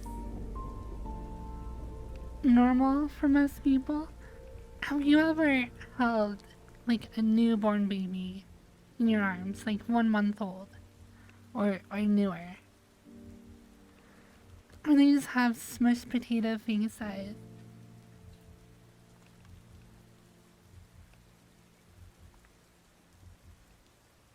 And you just have like, you have it in your arm here. And then with your other like finger, you just like touch their little faces. And because they're just like brand new babies, you feel like everything about them is just like pure mush. They are just like the most soft, delicate, like, so you have to just be as careful as possible. And you touch their little nose, and it's just the softest, smallest, cutest little nose in the world. And their eyes are just like big and just like staring at you. Or closed, and they're asleep. And they're just adorable. That's what this is to me. When I do this for somebody else, it's like they're just a brand new baby in the world. And I just want to be as gentle and soft and careful as possible.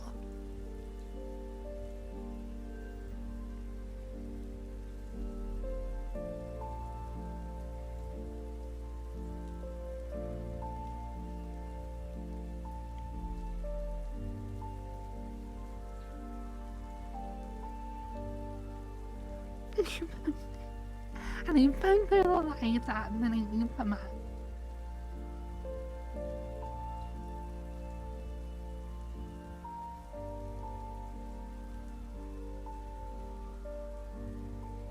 But even not brand new babies, like, even like babies that are like a year old, you can still do that with.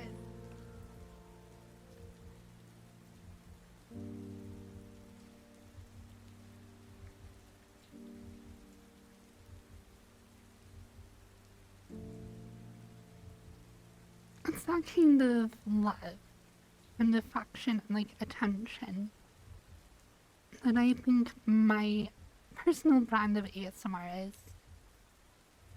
Just like pure, wholesome, platonic love and attention. Just like, I care about you and I want to like do everything in the world to like make you feel safe and cared for.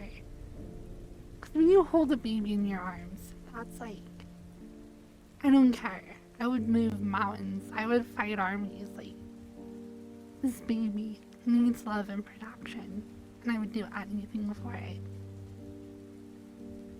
That's you. You're just a little baby.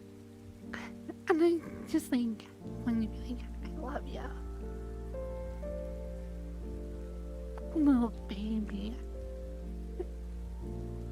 A little piss baby. A little people want me to change your diaper wipey. A little mouth.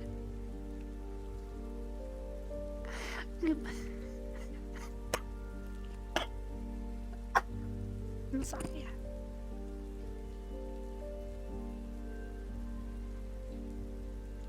Miss Tina here. See, that's where there is a line. It's like,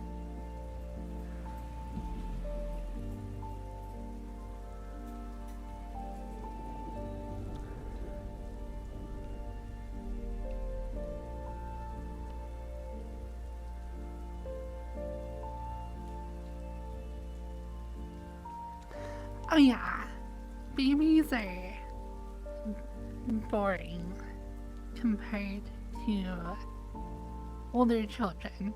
We can actually like maybe talk to them a little, figure out what's going through their little heads. Babies are just potatoes. And you have to just like put fluids in them and deal with the fluids coming out of them and keep them the right temperature. That's really all you can do with babies.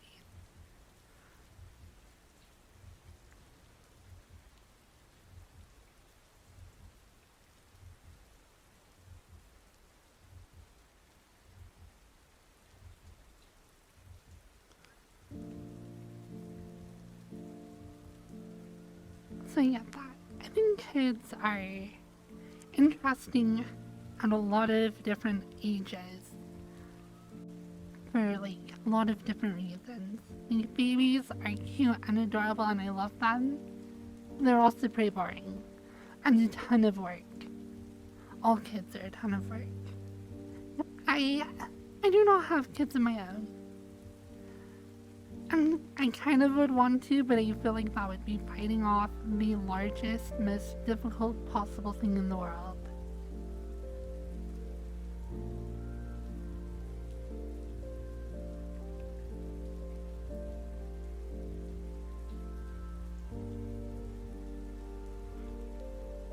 There's like some random quote somewhere with like, it is insane to think of all the evil in the world that could have been avoided if only people were good parents.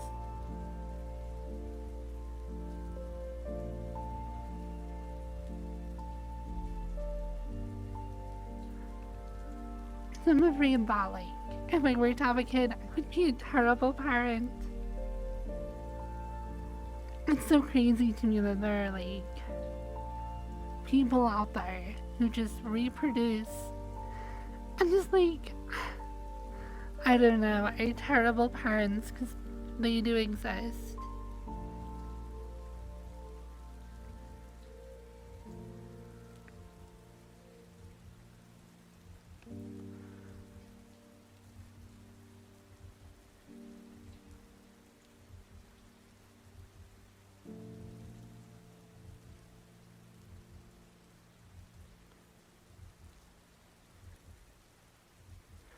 And it's like, I feel like with a lot of things, you can like put on a good face or put in a good effort. Like, when you're with your friends, you can make effort to be a good person, to care for them, give them attention, and be a good friend. Sorry. When I stream, I very much get to put forth my best self, or at least try it. Like, this isn't my lazy couch potato me. I mean, kind of is, but when I'm off stream, I'm not always trying to be as cute and flirty, obviously. But like with kids, there's no break. There's no stop. It just becomes who you are. It's like overwhelming.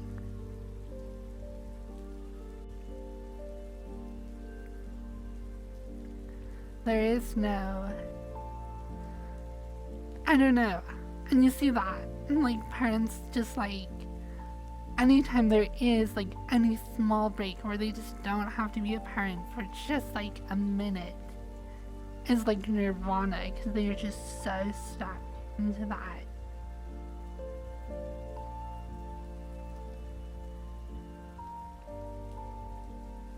So it'd be like crazy. And it's like years, like you will always be a parent for the rest of your life, which will of course entail different things throughout that period. Taking care of a like newborn baby compared to like teenagers or whatever, obviously very different, but like you're gonna be doing that for a long time.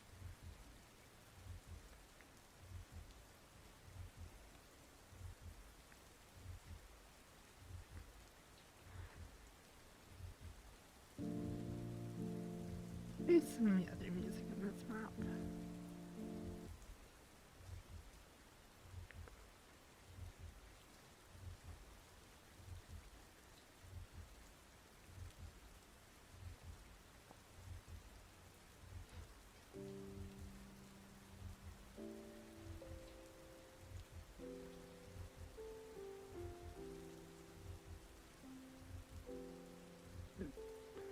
I feel like my parents are good. They're good parents.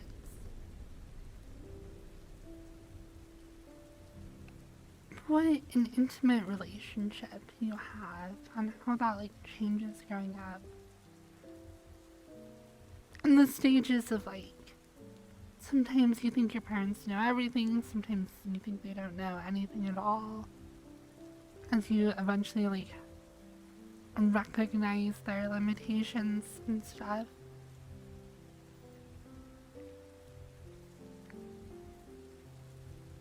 I don't know. Parents are weird.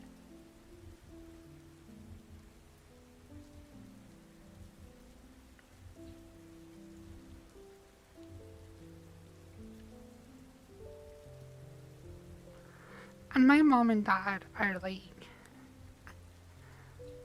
wildly different from each other in a lot of their viewpoints, which is interesting.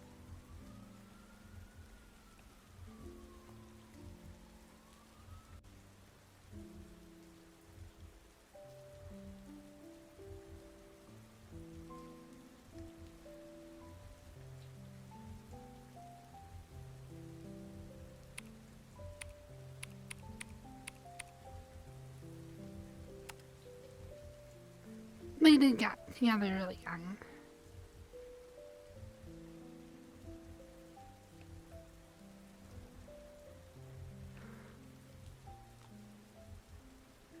Because when my dad graduated high school, he went on a mission for 2 years. He came back from Korea when he was like 20 or whatever. And then I think my parents got married when they were 21 or 22, maybe 23.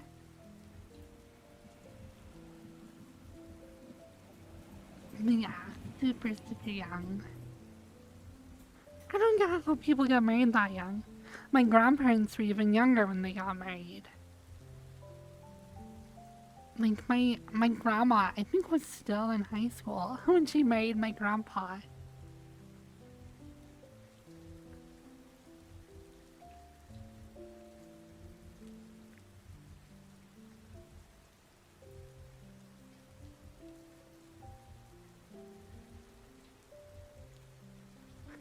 It is interesting how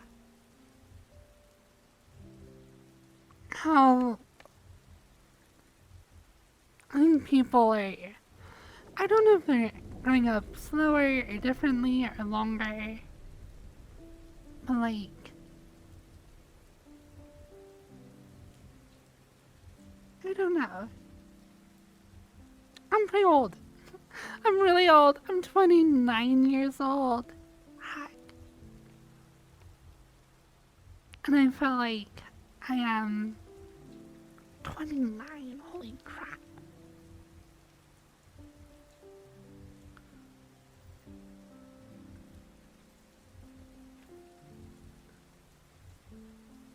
It's 2002. I was born in 93. Like, I'm just 29. I want to be 26 again. Be like, in my late, the like, second half of being in my 20s. I do not want to turn 30 though.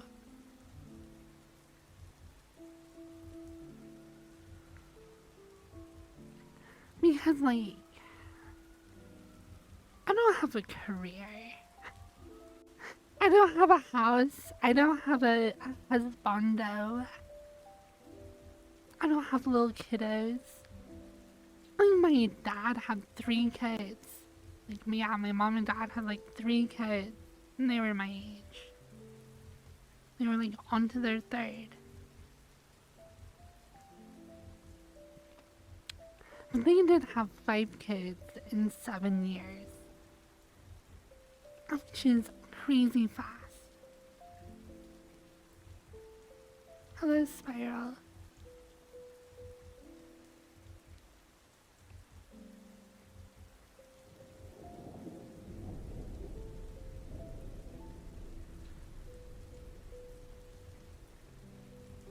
See, my dad was born, I think, 1964.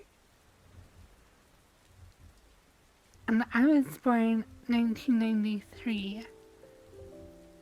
So yeah, it's 29 years. And I was the 4th. Does that check out?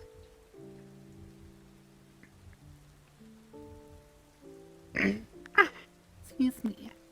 So yeah, I am the same age that my mom was when she had me. And I'm the 4th kid. She had 4 kids when she was my age.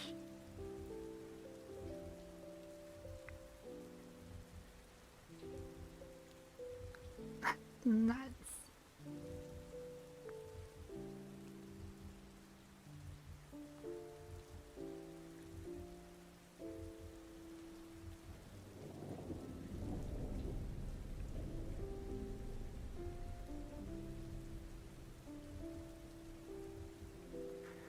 I don't know. I guess it's different times.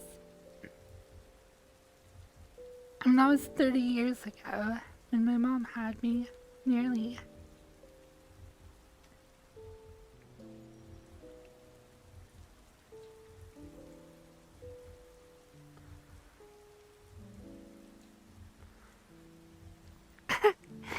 Is my mom a fox? No, I would say, if anything, my mom is a honey badger. She's freaking feisty.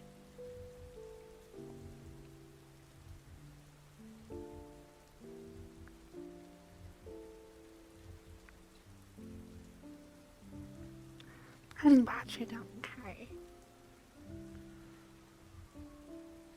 No, my mom is not a fox. My mom is, well, if you ask her what animal she would be or want to be, she says she wants to be a whale. She loves whales. She loves like whale whale hunting or spotting or whatever.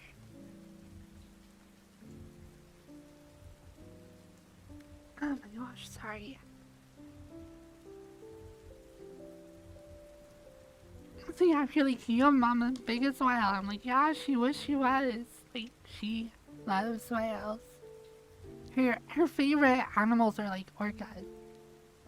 She wants to be a murder whale. Little killer. I don't know what I would say my dad is.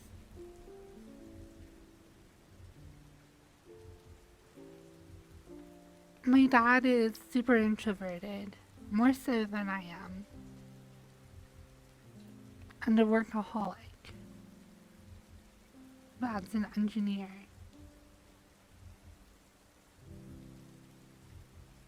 Oh, true, orcas are dolphins, technically not whales or whatever.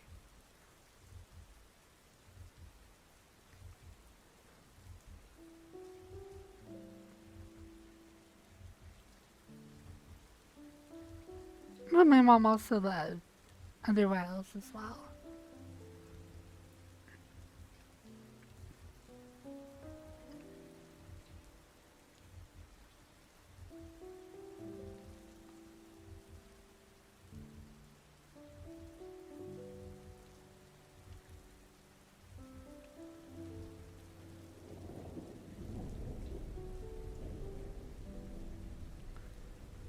The only natural enemy of the moose is the orca.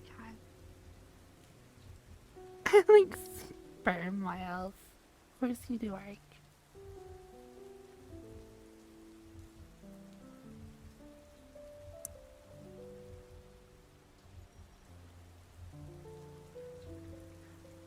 That's true. It's crazy that they're like whales that are covered in like scars from like giant squid that they eat that have like barbed tentacles and stuff. It's actually like the most brutal metal nature, like in the depths of the dark ocean, fighting for survival. The giant monstrous squid with hooked barbs scrapes at this enormous, unrelenting monster, fighting for its life.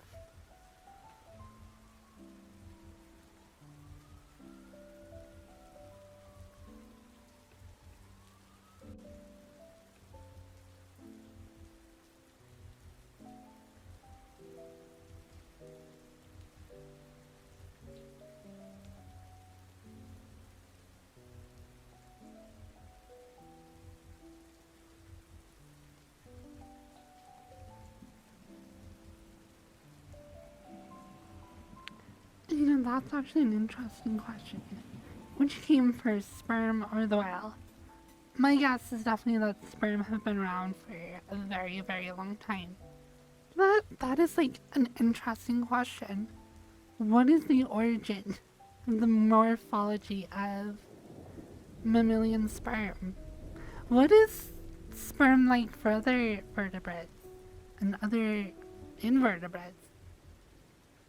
Like the head and tail of a sperm. How common is that actually? Like the word or the whale name.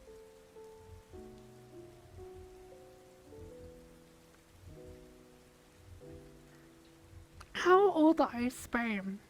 How old is that?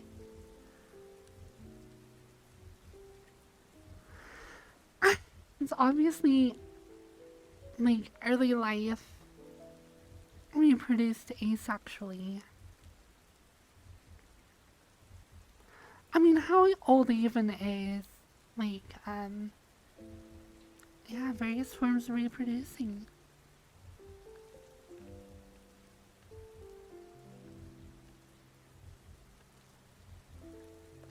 I think I think for the epidemiology, what is the origin of words?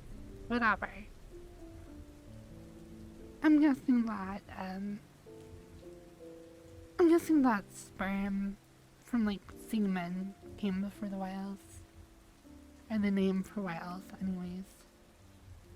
Etymology, that word. Mitosis is pretty old. But I wonder if there are even like forms of reproduction that predate mitosis.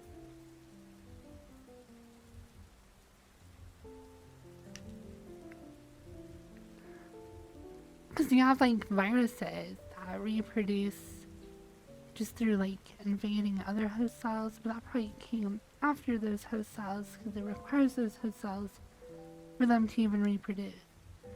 And there's also speculation that the various organelles in like a common human cell, such as mitochondria and even the nucleus, may have actually at some point existed as separate organisms. So eukaryotes is a type of cell that has a nucleus. And it's possible that the nuclei of cells existed as a separate microbe or a separate life form from earlier cells that did not have nuclei, and that nuclei perhaps actually originally behaved like viruses and would invade other cells, and the genetic code would be used to reproduce them until the mutation or something happened where the genetic code of your nucleus or of nucleuses got mixed with the genetic code of the host cells, so that it would actually create a single life form.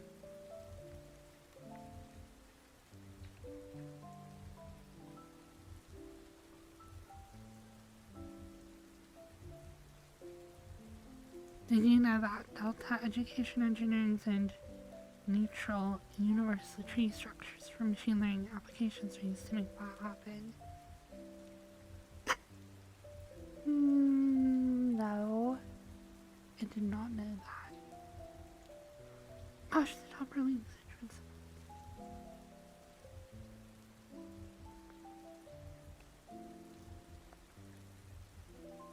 I knew some of those words.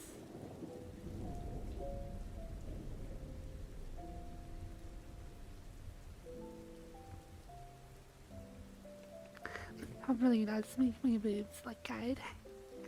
I actually really like it. Oh my gosh, excuse me, phlegm in my throat.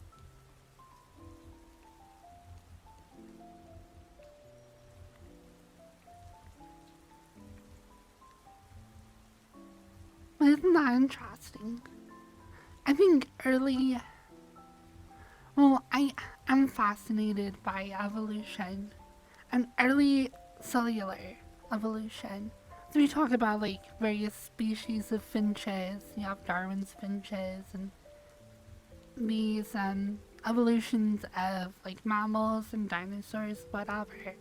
That's really cool as well, really fascinating. But I really think it's interesting to the research and speculation around the very first microorganisms and cells and stuff.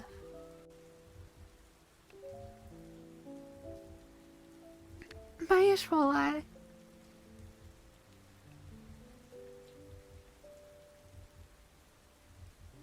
You might be fascinated by evolution. I'm fascinated by those milkings, mammal. That's because my large breasts indicate my fertility. I'm ready for breeding.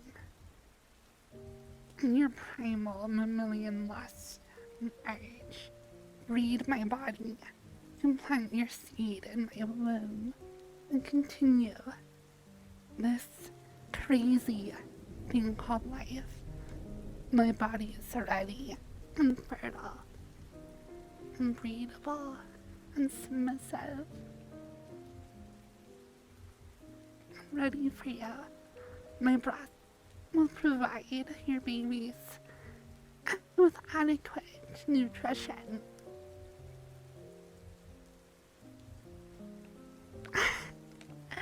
Wow.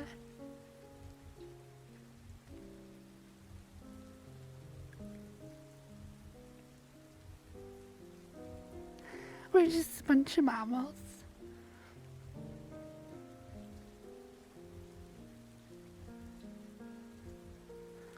The weather is nice.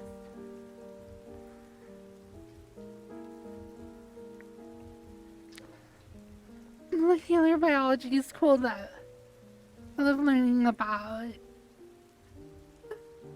You have like the bilipid cell walls of most animal cells. It's these like fat cells that are like one end is like hydrophilic, one is hydrophobic, and they like form up into these membranes, and then they attach. They're like tails attached, which makes the bilayers. So there's like 2 layers of them, and then you have like access points. You have channels, I guess, what they're often called. So they're like ways for various like nutrients and stuff to be taken in and out of the cell. And you have various channels for different like what do you call them? Ions, I guess. I guess you call them ion channels, right?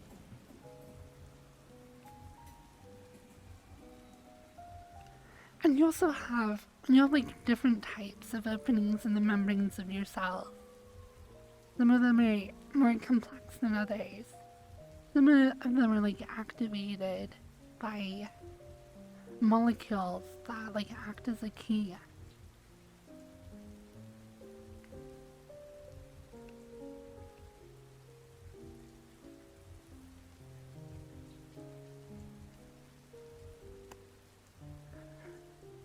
I know that they're like breathing different stuff and metabolizing different chemicals. Like there are extremophiles, or whatever you call them, life forms that metabolize chemicals that have nothing to do with like whatever you call it that plants do. Photosynthesis stuff.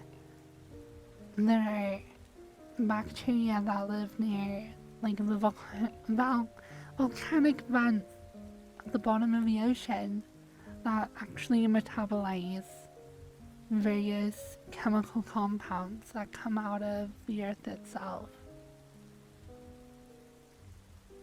Which is insane. So definitely having life forms that have different metabolic processes or whatever.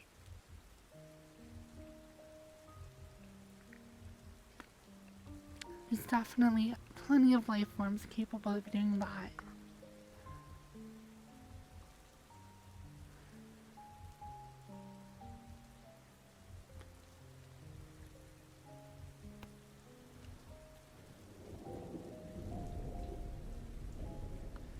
I know that for most life forms there's a chemical known as ATP. I don't even know what that stands for. I've heard it before though. But I know that ATP is like capable of storing energy in a way that different parts of your cell can use. It's like a battery. And as your body breaks down sugars and stuff, it actually stores that energy into ATP. So like, it's like your body is fueled by gasoline, and the gasoline is complex carbon chains that are sugars and starches and whatever. And as it breaks those down in your mitochondria, it then stores that energy in a different way in ATP. So it's like having a car that has a generator in it, and that generator charges a battery. And then those batteries, which are ATP, are then used by other parts of the cell to achieve stuff. I'm not really sure how that works. Like, there are so many moving parts in a cell, so many different structures and proteins.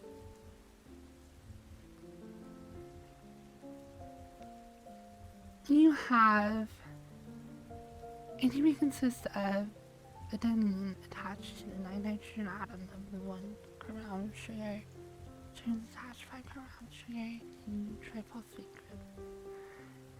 In its many reactions related to metabolism, and sugar groups remain unchanged, but the triphosphate is converted to di and monophosphate, giving respectively the repeating AMP. The 3 phosphoryl groups are labeled as alpha, beta, and the terminal phosphate, gamma. There you go. So I know that there are, in your cells, there are actually, so you have your cell wall, which is this like bilipid layer or whatever. But there are structures of these like molecular strands that actually hold things in place, kind of. And there are proteins that like walk along these strands in your cell, transporting things. It's just so crazy. Think about all the moving parts in your cells. And you have ribosomes, which are awesome. Ribosomes are like little 3D printers almost. Like, you have all the instructions stored in your DNA. And the DNA self-regulates itself using a variety of different like processes. But when you actually need to create a protein for your cell, such as maybe an ion channel or some other weird little protein or another like stuff like ribosomes like interpret the RNA strands and oh my gosh, will create protein structures depending on the various, because I think it interprets it like 3 base pairs at a time. So you have four digits, right, for the different molecules that are part of DNA. Well, I guess DNA is its own molecule, but you have 4 different types of chemicals. And your ribosome has this like 3 base pair long like matching slots. So as it goes through the RNA, it matches up 3 base pairs. So it encodes proteins in like a you have like, I mean, however many options. So it's like a base 4 counting system with a 3-digit number.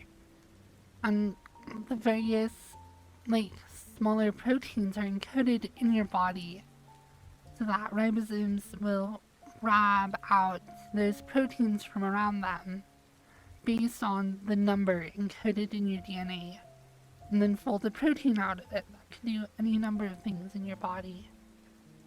Which is insane. It's like so cool.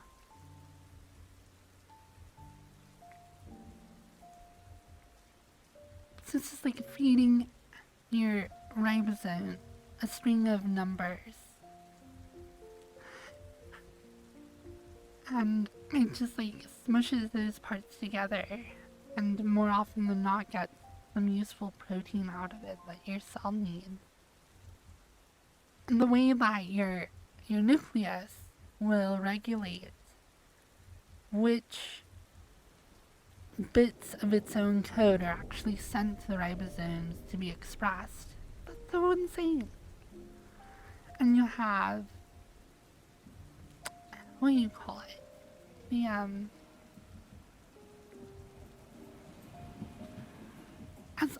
like, so you have your chromosomes that are like huge, enormous archives of DNA.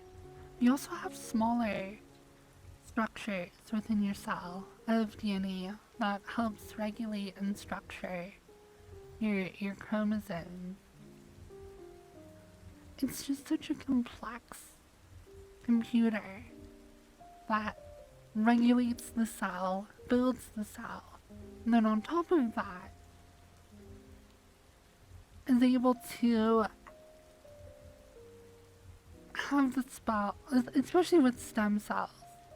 The cells will interact with each other in certain ways, and the DNA within those cells is able to respond to that stimuli to create complex structures that develop into organs and brains and your skin and your bones. So this DNA not only like runs and regulates the cell and itself, but is also able to like make the cell, prepare it in such a way that when certain stimuli happen, it will have responses, and the emergent behavior of that system is a freaking human being. Like, that's so insane. And all the just like little machine components in your cell that are just like combinations of proteins and folded up DNA, because ribosomes themselves are primarily like biomass made up of pieces of RNA that recombine. So like something that scientists will play with when they make structures out of DNA is the DNA itself. If its own little proteins will match up, it'll actually zip up to itself. Because you know how it like zips up into like long strands in your chromosomes. You can actually have the DNA, if you have like a strand of RNA, which is like a copied strand of DNA, it will actually I don't even know what you call them. I should know them. The little components will zip up to themselves, and if you have them done in a certain way, they'll fold to make like a specific shape. It's like origami. It's like if you were to put magnets on a piece of paper that were only attracted to each other in certain ways, but if you were to just kind of crumple up that piece of paper and the magnets fit together in a certain way, and just by crumpling it and mushing it around enough, the magnets were able to fold it into like a crane. That's like what DNA can do to itself. So the better you have the base pairs matching to let it zip up with itself, the stronger it will like hold together, the more likely it will fit together into place. So it's like a ribosome is a piece of DNA that has mushed itself up and stuck together in a certain way that it acts like a ribosome, where it will fold and create other like proteins in your body.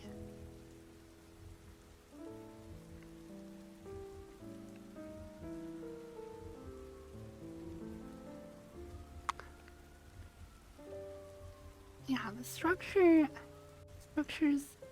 just inside of your cells. Like, if you just ignore the complexity of your whole body, which is made up of trillions of cells, just the complexity of a single cell alone is amazing. And to think that within the DNA of those cells is the information they need to work in conjunction with each other to manifest a larger organism, that's insane.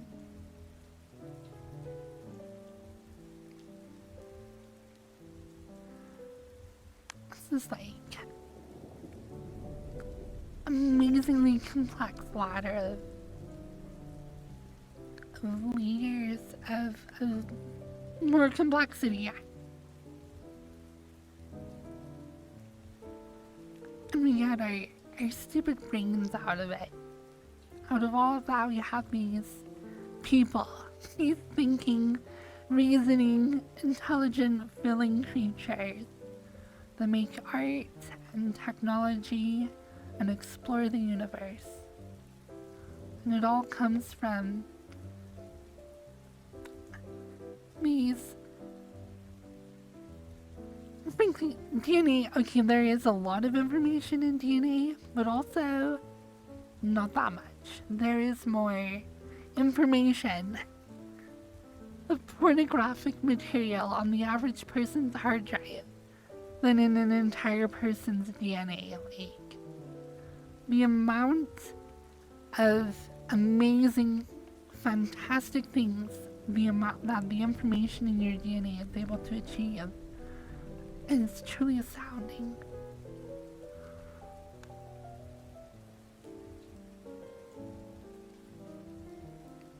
It is amazing.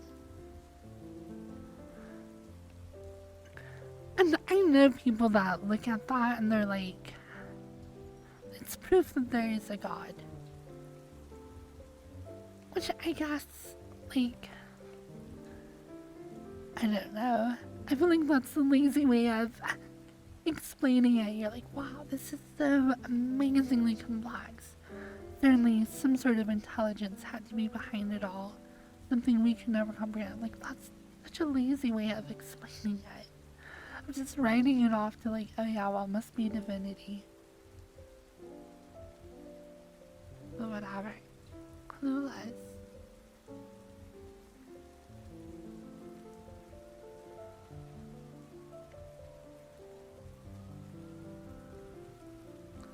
Yeah, the sun is massive.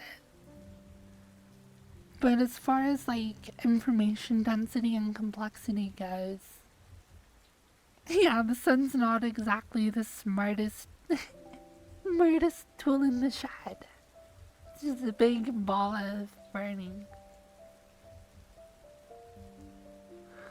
I mean, there are interesting layers and like currents and convection and stuff.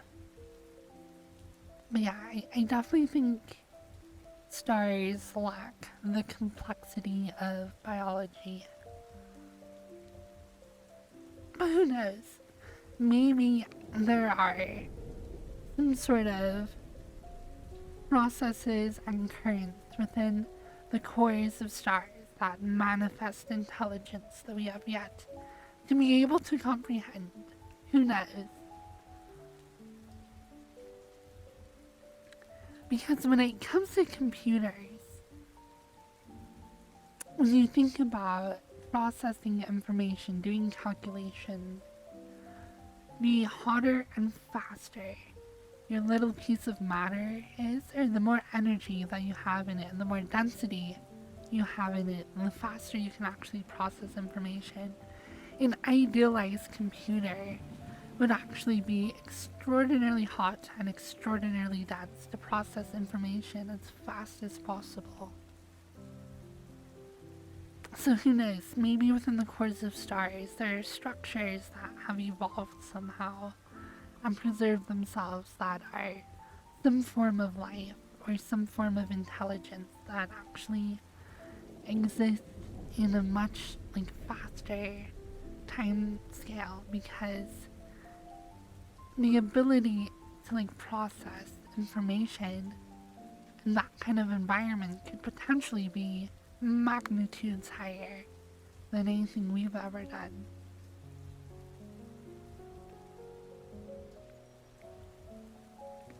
The universe is a very big place.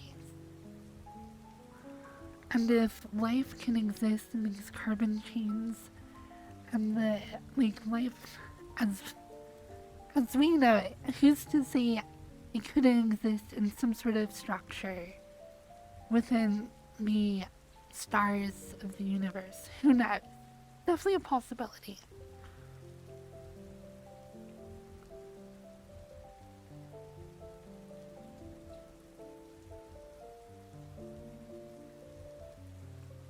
that would be really interesting to like find out that like other forms of life exist that are more common, or like what if like, you know, like Star Trek has had sentient nebulas, or like space monsters whose organs and bodies are the size of nebulas. But to exist in that kind of way, your ability to process information and the like time scale of metabolism in your body would be enormous, just because of the sheer space between the atoms in your body. Because of nebulas, just they are not very dense, not compared to a planet or a person.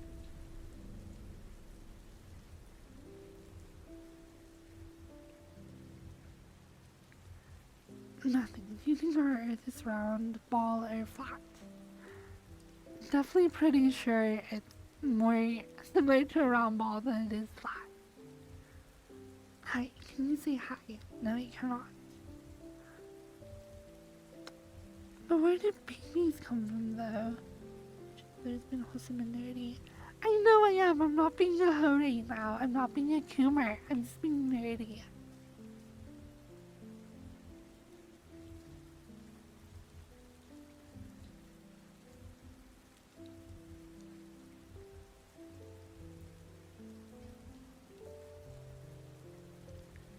Okay, so flat earthers. I will say there's a nugget of interesting nuance that potentially could come from such a mindset. Then in practice, it seems to just be conspiracy and mistrust, which is unfortunate. And that is the nugget of like interestingness is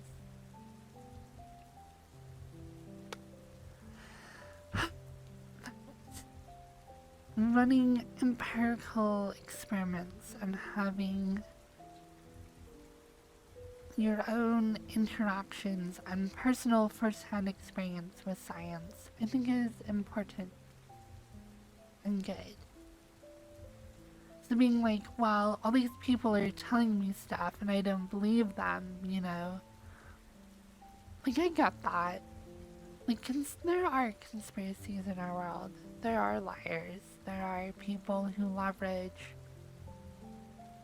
power or information or whatever for their own personal gain.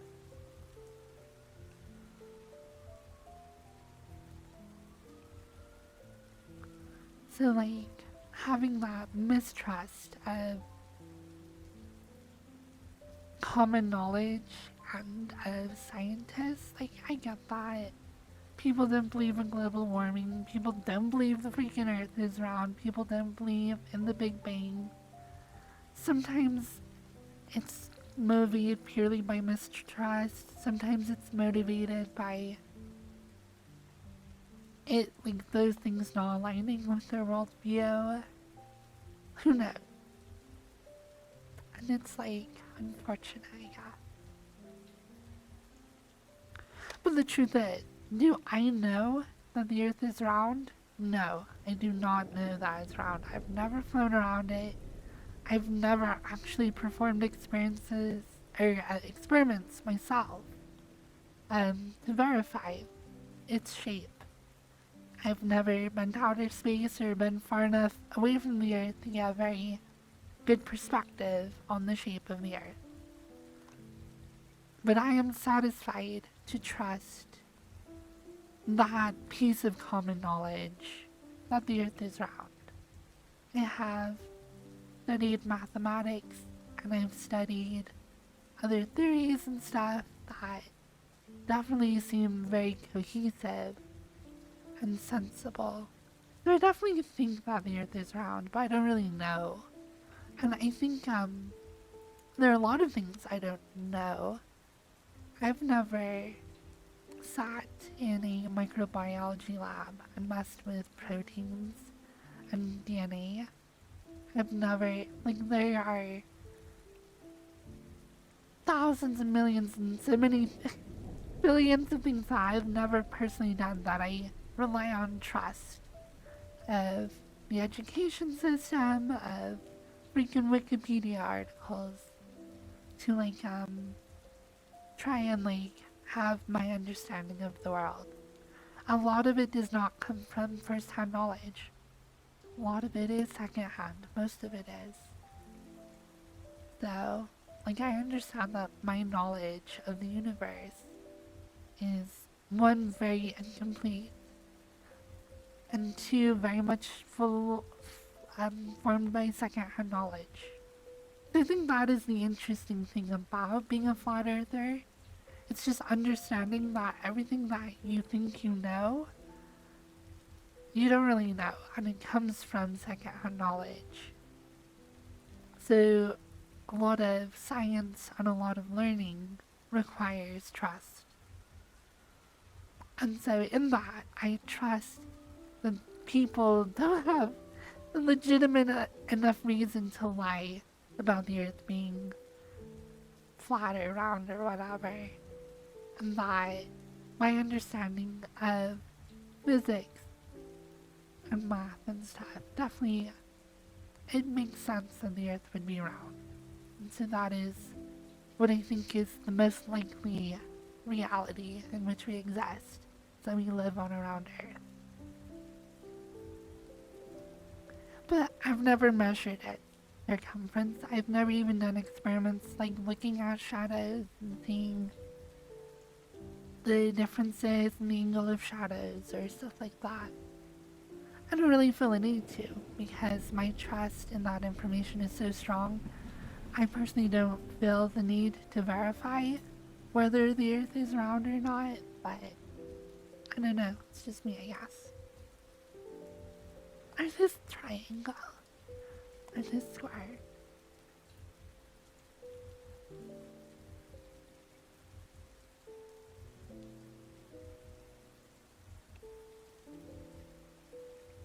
Do atoms have atoms? If so, what if we split them?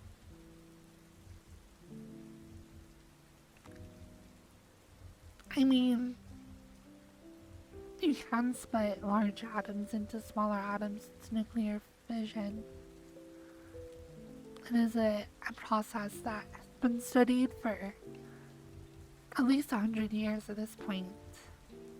And there is a lot we know about that and a lot we do not know about.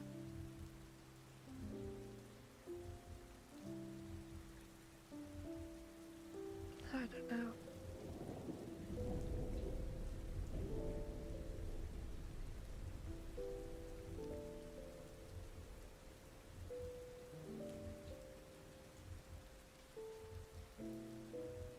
I don't know. I love science. I love being a very casual scientist. I feel I can even call that myself. I would not call myself a scientist. I am a science enthusiast.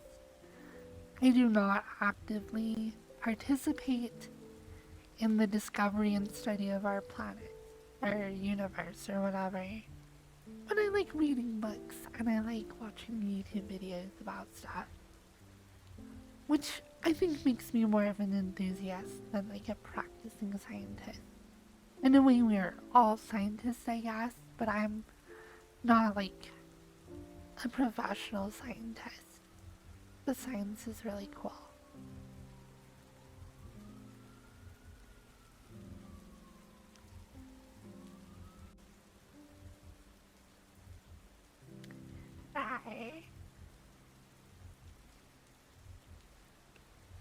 History is good as well.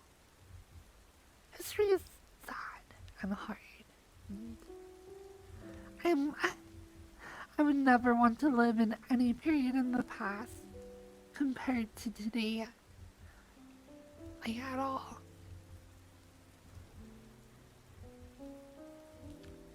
The more I learn about medieval history or World War II or Egypt or ancient Rome or just any of those things, the more I'm oh boy, am I glad I did not live there and then. It's all terrible. It's all, oh my gosh.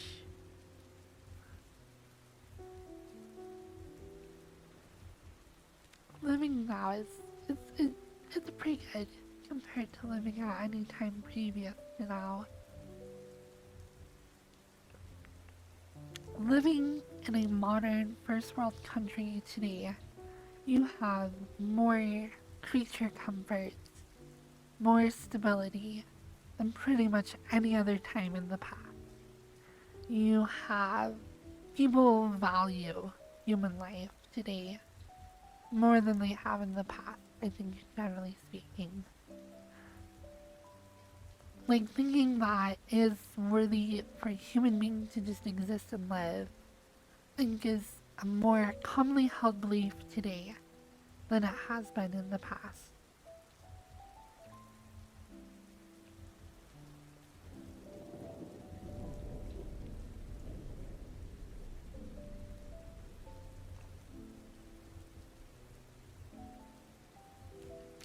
Like, I love fantasy, so I definitely have an obsession with the medieval ages, early, late, middle, whatever. Knights, castles, armies, kings and queens, noblemen, horses, farms, all of that. It's like really fun and interesting, and a really interesting setting for fantasy and drama. But the reality of the people's lives during those periods in history kind of suck. Would not want to live there. Lack of information, like lack of science, lack of understanding the world, lack of comforts, lack of medicines.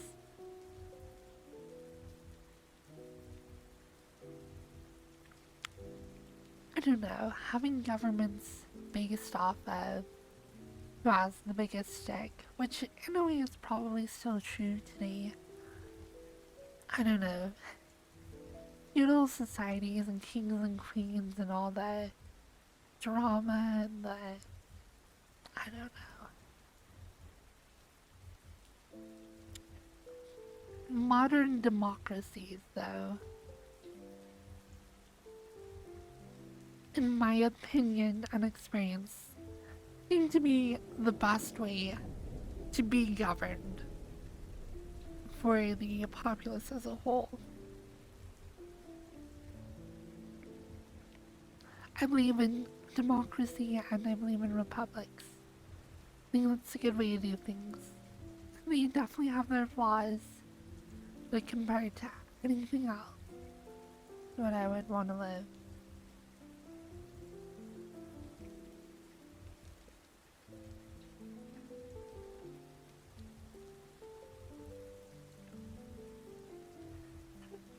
I don't know.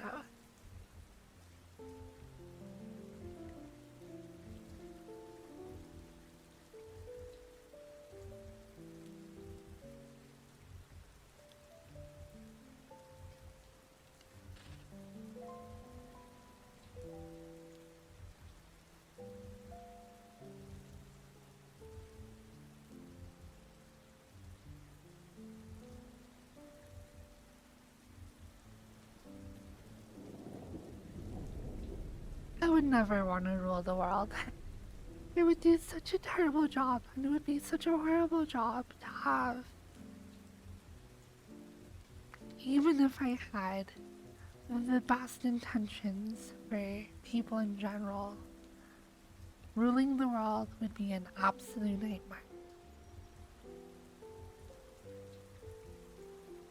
People are freaking difficult. People suck. I love people. I absolutely love people as a general idea, but they also can suck a whole freaking lot.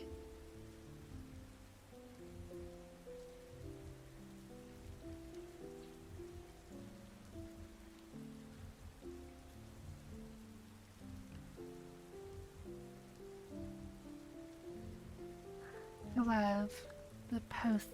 Someone's like, as a joke or whatever. It was like God made creatures and stuff, and then like God came to the angels and was like, hey look, I made mankind, check out how cool they are. And the angels are like, what the heck, dude?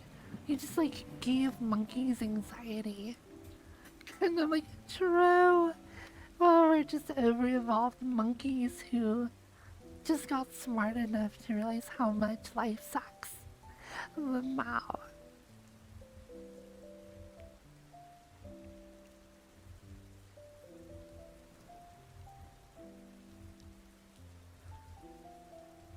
Okay, what do those teeth do? Be bite. Arr. Arr.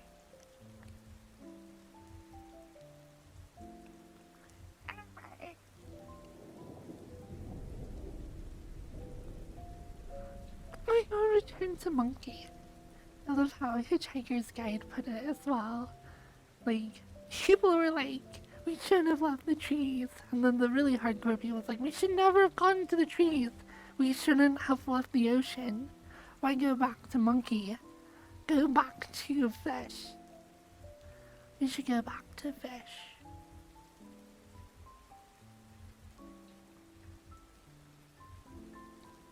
I don't know. I think I would make for a rather good primordial slime.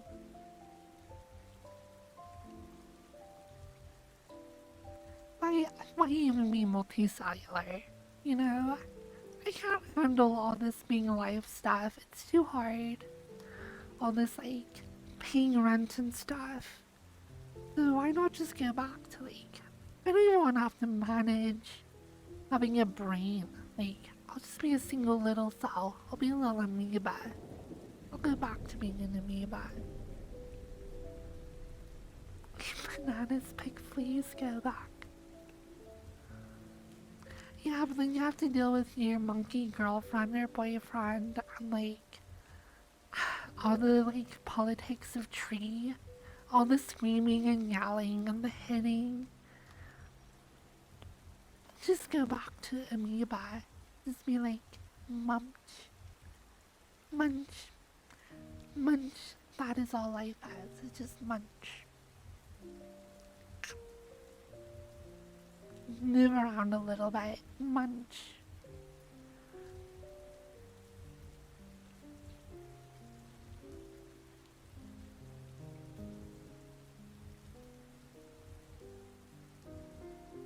Boop. This is my tree. Dude, that's so complicated. All the ooging and the booging. It's tiring. That's why you go back to amoeba.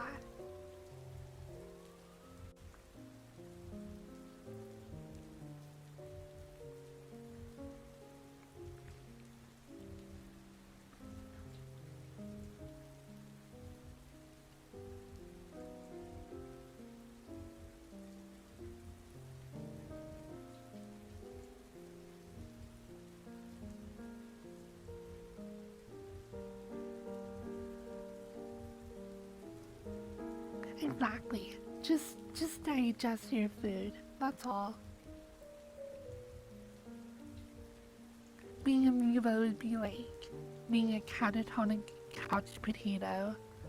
Just kind of like randomly move around, and then as food comes to you, like, and then digest. No tree, no ooga, no booga, no flea, just munch. Reproduce by yourself, no need for dates. I want to play sport as well. I've never actually played it. It looks kind of fun though.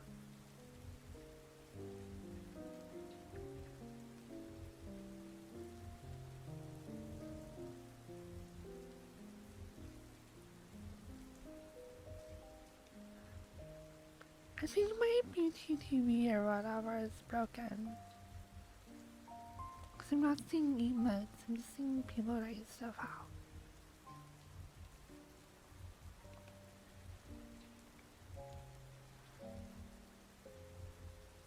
I'll try refreshing.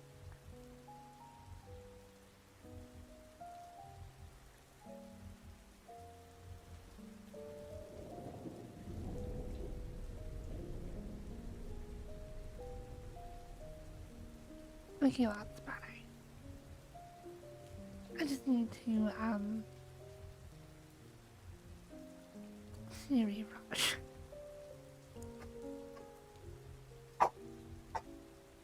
Oh my gosh.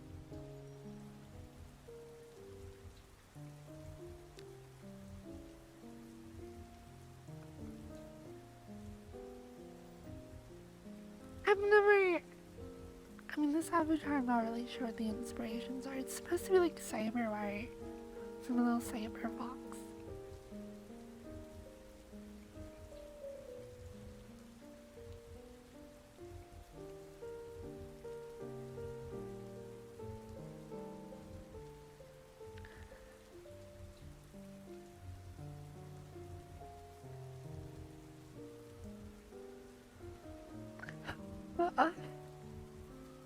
Yeah, I'm just reading something. Tries moving so fast, folks will know that Godzilla's behind it. It's destroying the freeway. I have something else in mind that he can destroy it. The Mao.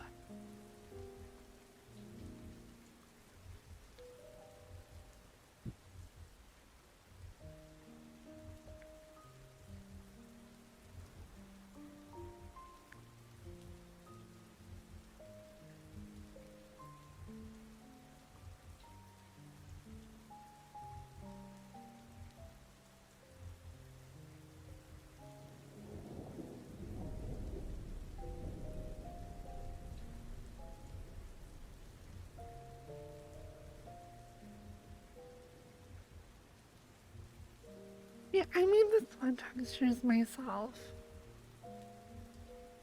I was supposed to look like sweat.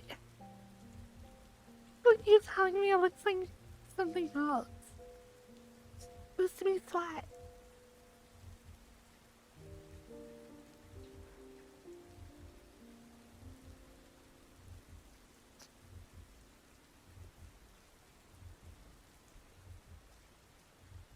I'm sorry, Eric.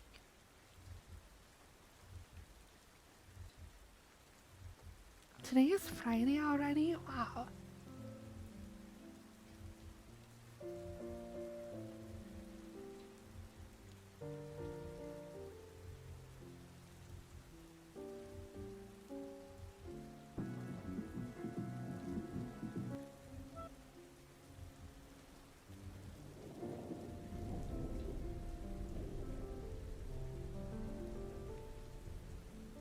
I want an earpiece so bad. Oh no.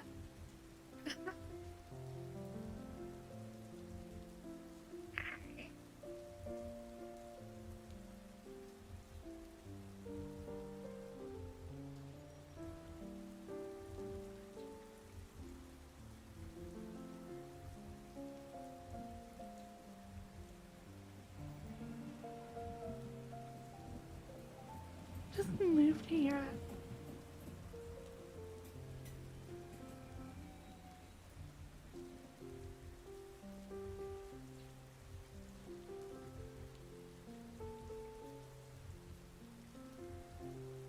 Don't we all? I'm afraid that for Arcrox, because he's got like a big project that got super delayed. I really hope that like when the new deadline comes by, he's not going to be like back into crunch mode like he has been. He's like, everything is just super overwhelming all the time. It becomes a lot smoother. Your assistant, don't do it.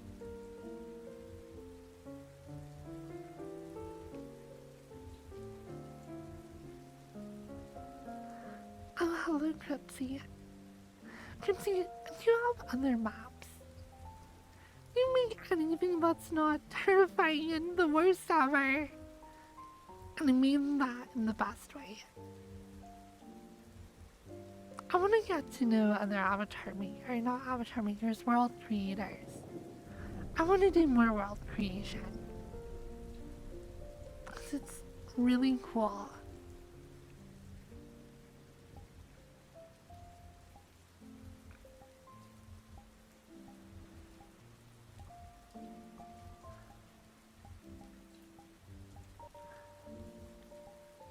see, I'm gonna look you up. Let's see, the author. What worlds have you made? You made Party Penthouse and Small Room. I'm gonna go check out your other map. It doesn't sound like a horror map.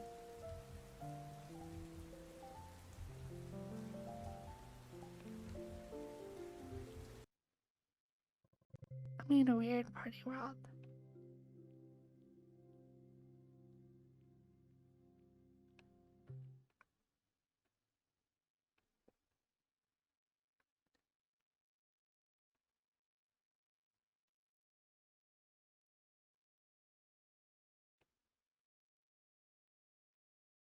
A title. Where do you live? Like England or something? Is he going to be whatever? A squire?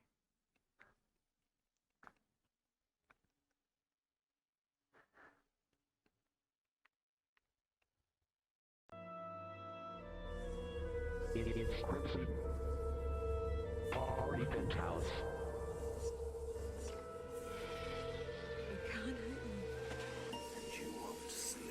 Where's there a TV? What is the people in the guest house? It's actually so cute. The Babadook is growing right under your skin.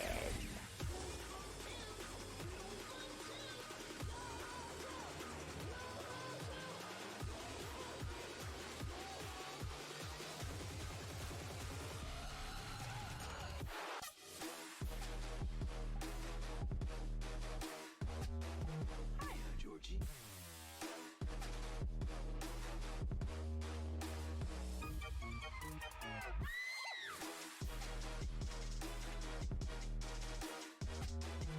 Oh.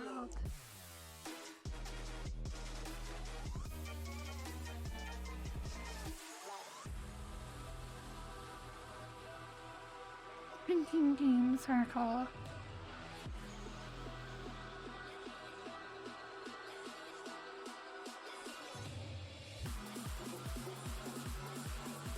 Oh no! Oh my god, it's having this. It's fucking help.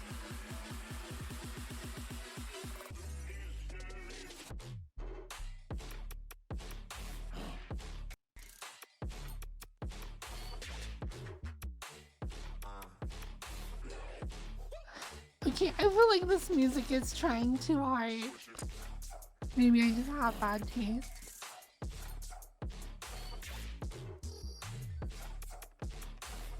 Oh, why are you doing that first?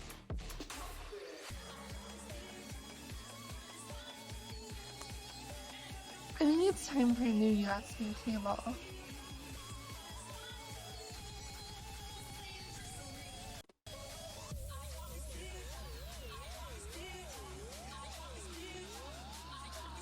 Come on, right? Turn on.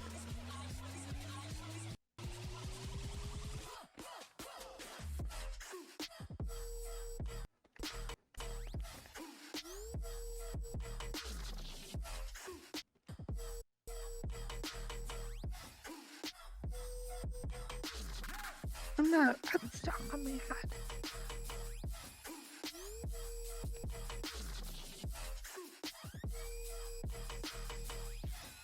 There we go.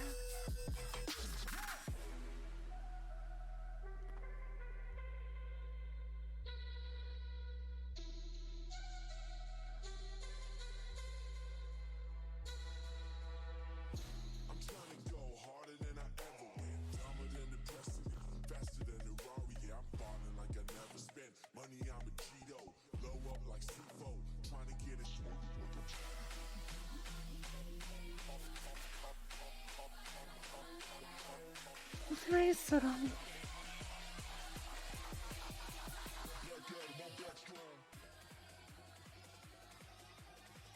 This is my first world I used to learn. Okay.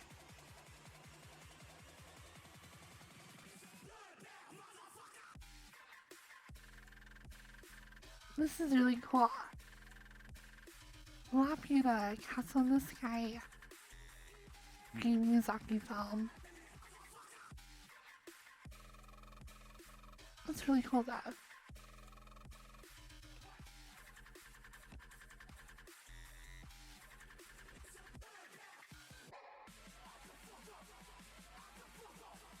I'm not even synchronize. Words.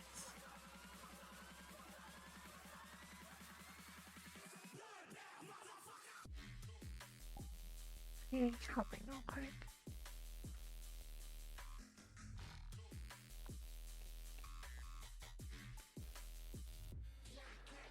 I love pretty much everything that came out of Studio Ghibli.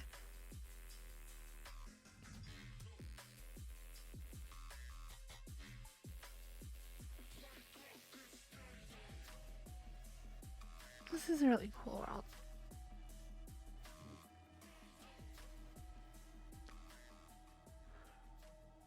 Okay, look, we starting a riot, but we ain't marching with signs. So pick a side and end up on the wrong side of a nine. On this island, I'm feeling like I'm prime time in this prime, or Brian on a Megatron, but I'm out of my mind. You dying? You be coolin', why would you tempt me? Look at my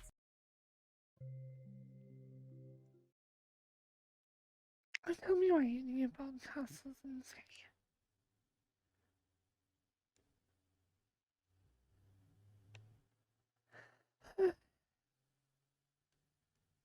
I don't really watch sports. I think the last thing closest I've watched like a little bit of Overwatch League. I watched a tiny bit of esports. What else have I watched?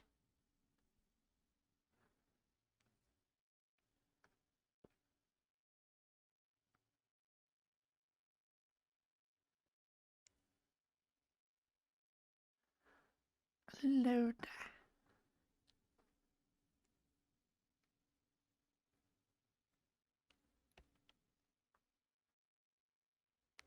Oh God.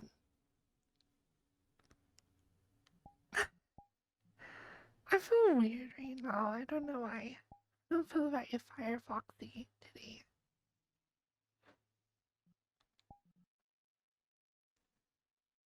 I'm bald. I'm bald. I'm bald.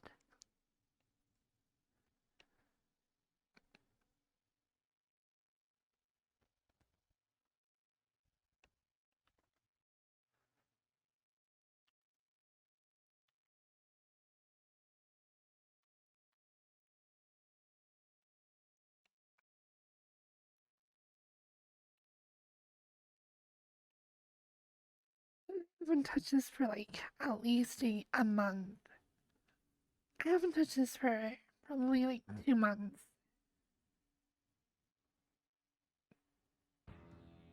I need to do an object reset pool or an object pool reset for my dice. A couple of other things. I need to finish the menu on this wall. I need to finish all the appendix minis. I need to add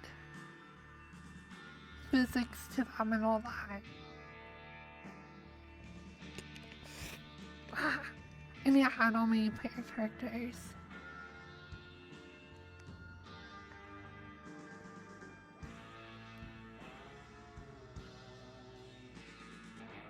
There's a lot of stuff.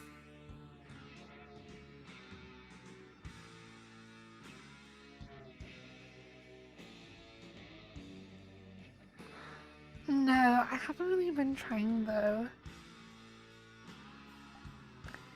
I can get rid of my cum on my chest though. Oh no, I can't! Oh no! I don't have it set up. I don't have it set up in my menu. Oops, I forgot. So yes, I'm just stuck like that.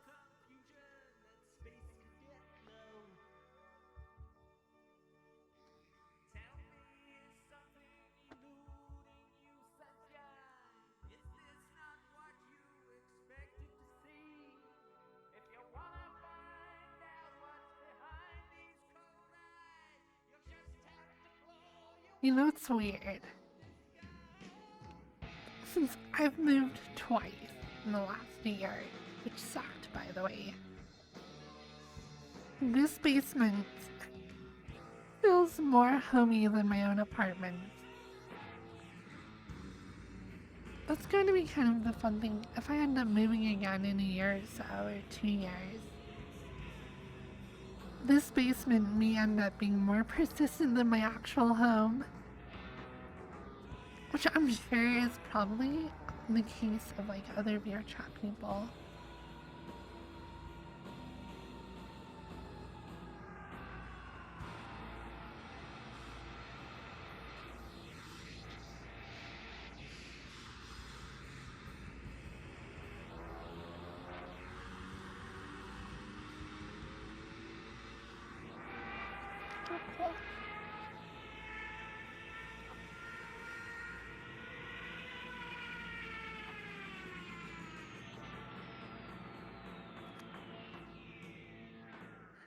My D&D group IRL is taking a break for the holidays.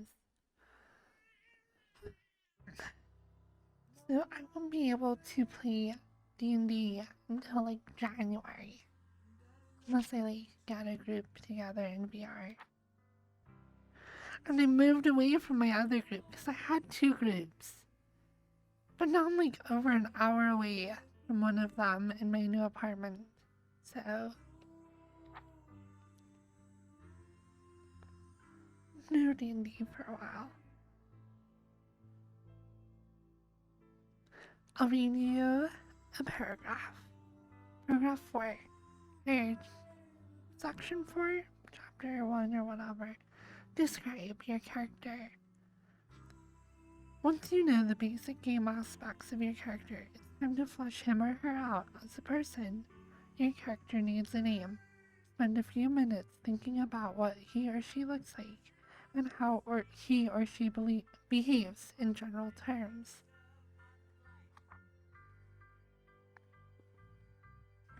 I think that is an important thing that people need to think about when making a character for D&D. People will be like, flesh out your character. And so somebody will go write some like 10, 50 page backstory about their character, which is great, but not always useful. I've had the advice of like, if you want to make a fun character at the table, start simple. Start with a pre-existing character idea, like a caricature rather than a full-on character. Trying to like add in all the nuance of some traumatized person with a deep history and background. When you're actually sitting at the table trying to roleplay, interacting with a merchant, or being at a tavern, or fighting goblins, it's really hard to convey any of the information of that while you're actually playing the game. So like, just lay into tropes and stereotypes and caricatures rather than trying to start out with a super complex, nuanced character.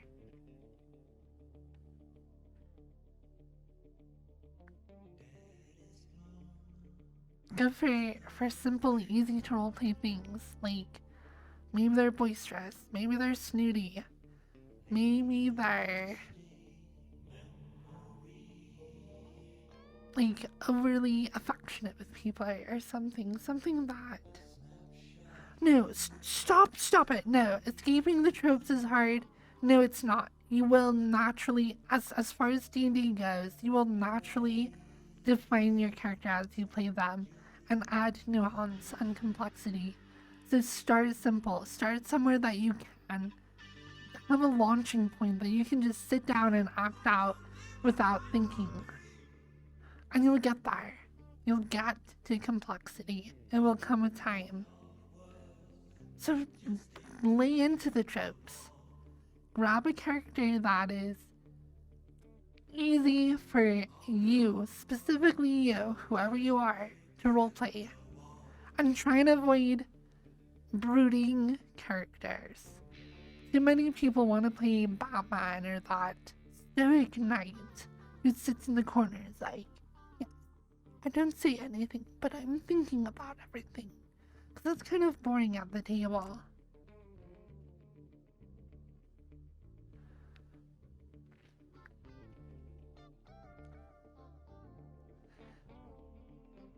if you want to like play a Western, play Yosemite Sam. Bring Yosemite Sam to this table. Make him make some reasonable decisions, but as far as the like roleplay goes, be Yosemite Sam. It's funny. And then as you are faced with new situations, socially or in battles, the nuance will come. Play like cartoon characters can actually work. Play Johnny Bravo as a bard. It will be hilarious. And try and do characters who are social. Like, naturally just social. Because if you're a bard and you go up and you're like, hey baby, how about me and you go sit on a boat and stare at ourselves in the water? That's hilarious. That initiates interaction. It has motivation. You're like horny and down bad. And then as you actually are faced with like, okay, let's do this quest. So that's also another unspoken rule. When you make a character, make them an adventurer. I remember playing with somebody who's like, oh, my guy's actually, he's like a librarian, and he's not interested in slaying dragons or going on quests or doing anything. And like, the DM was like, oh no, a dragon attacks the village, this like little baby dragon, but still very dangerous. And like, the town mayor's like, oh, can you help us? You guys look like adventurers. And their character's like, no, I'm still a librarian. I don't want to get involved there. I'm going to go do something else. Don't do that. When you come to this table, make an adventurer, okay? You can add other character traits and stuff. But make somebody who's going to engage with whatever plot your DM is going to give you. And if you're a DM and you're going to do a plot other than generic adventuring type, let your players know so they can build characters that will engage with it.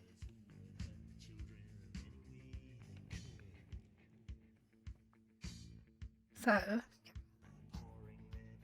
but yeah, simple characters are great.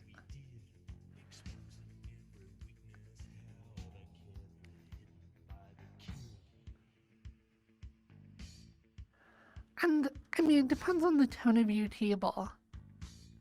But, like, trying to make a bard who's like Johnny Bravo without, like, directly copying his voice and lines, but you can, like, that is a character with very simple motivations, very, like, simple, easy to imagine and act out interactions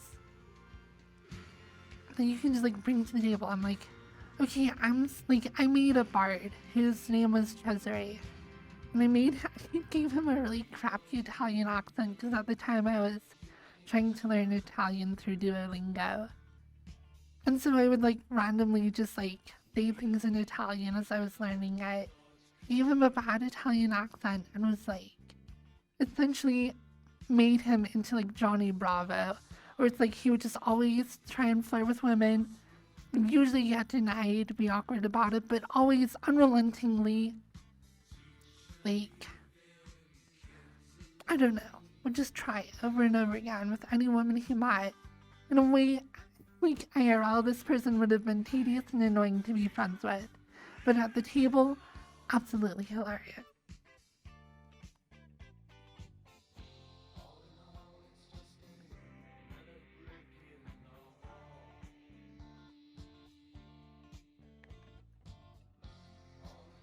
But I have yet to really see a character who was too over the top that way. Most of the time I see characters that lack personality, that are, I don't know, and I'm sure different groups have different problems, but with like my groups that I've seen, I've never seen a character that was too much personality or too boisterous or too like, usually everyone's just like, I just see the brooding knight sitting alone in a dark corner too much. Because people are like, Aragon, he's super cool.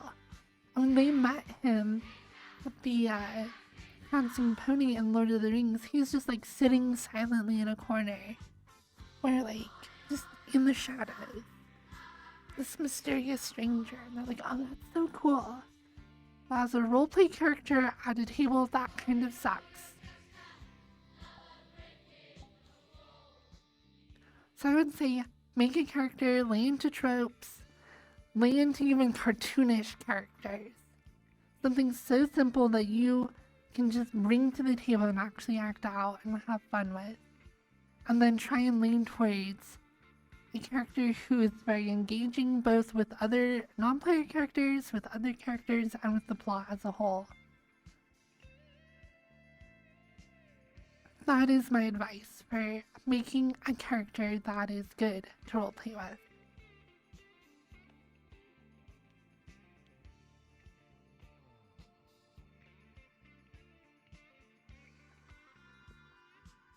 Because, like, writing a complex backstory, I think that can be fun and rewarding in and of itself, but it will make your character interesting at the table. It will make other people be interested in your character. It can be like a fun exercise for your own enjoyment, but like, having a good character at the table requires them to be engaging. So yeah, that is my 2 cents and then some.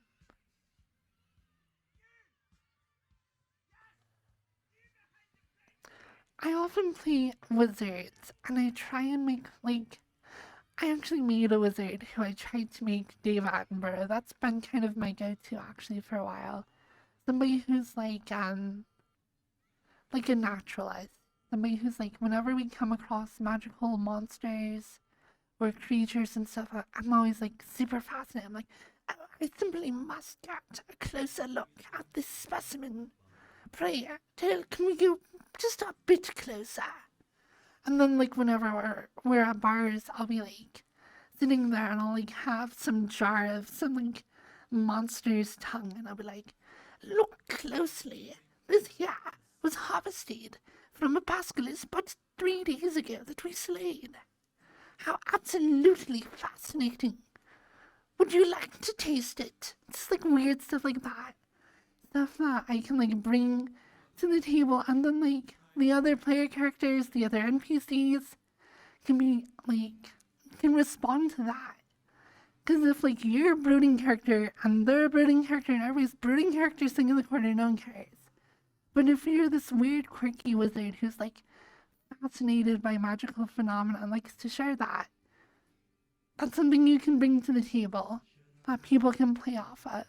And playing off of each other, having that improv, having that interaction, that's what makes it really fun.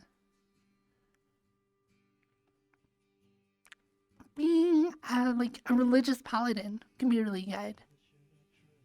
Like promoting goodness, being like playing into that, like, I am a paladin for good, and I shall bring, like, because then if you have that rogue in your party who's like, oh, I do terrible things, you're like, I will save your soul. Tell me your sins that I may forgive you. Let it work that you may be enlightened, and by the light of Pelor, we shall save this town. And when there's an NPC who's like, oh no, I have some problem, we need help with you, we're like, by Pelor, I shall assist you, fair maiden. And you can just like play off of it. It's fun. So like, I think paladins and clerics are great. And like, you can kind of like start out almost too much, too silly, and then dial it back as needed. But by being so silly and so forward, everybody else there gets to react to you. And it's fun for them. And it's fun for you. And never like, so if you are a paladin though, and you have a nefarious member of your party, some warlock or rogue or whatever, don't try and turn it into conflict that is going to actually create too many problems in your party. Just add a little bit of tension for drama and fun. Like, you're there to enjoyment. So if you have a rogue who steals stuff and you're like some lawful paladin, don't be like, if you do this again, I'm going to attack you, because that's what my character would do. Don't do that. Just be like, oh, your lost soul. I love you so much, like a brother. I will save you from this. Tell me why do you steal my rogue friend? Don't you think of the good of the people? Have fun with it, you know?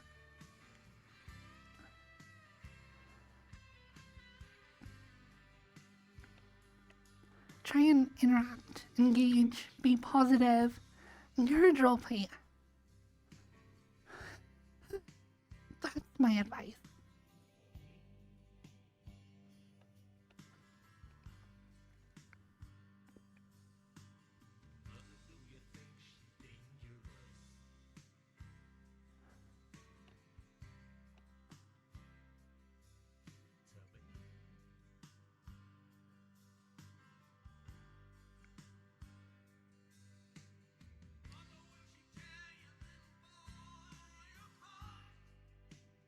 How do you train your own fox?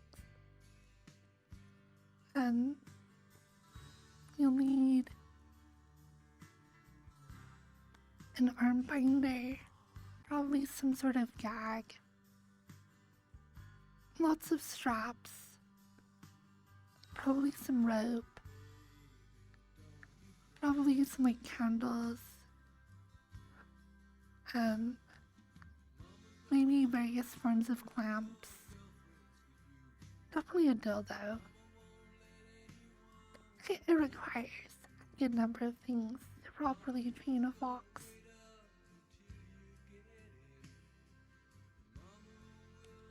And the mouth.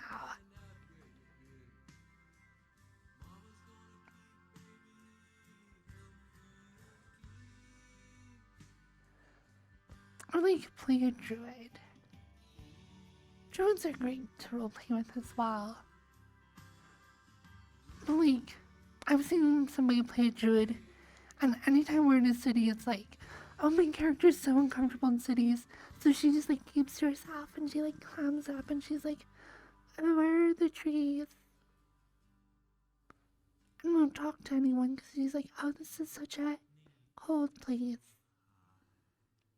But like, she didn't even go that far. She was just like, yeah, I just am uncomfortable and I don't talk to people.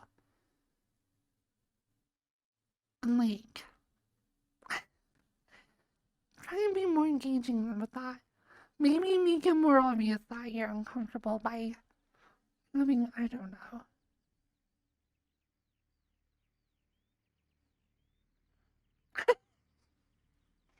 Genuine question, and try not to be rude. I don't see this mentioned when you're birth.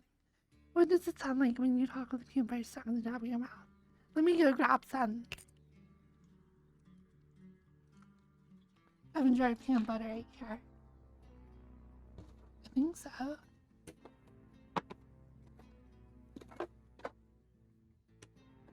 I do not know.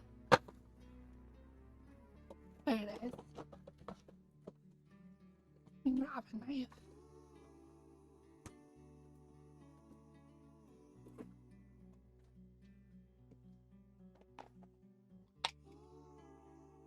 I hate peanut butter. Okay. Oh no.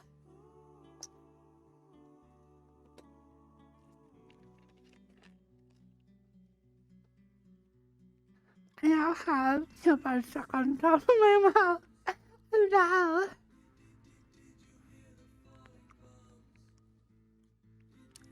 Ah. This is what I sound like.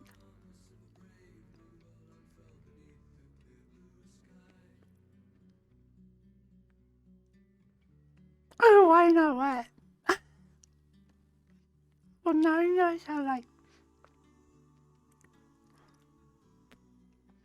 The peanut butter. Look on the top of my mouth. The mouth.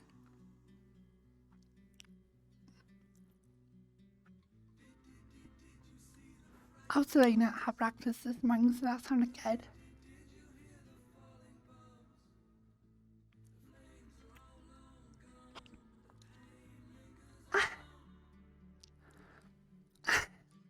Wow.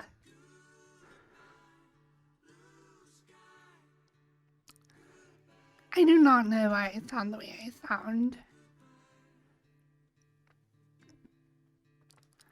I need to enunciate more clearly.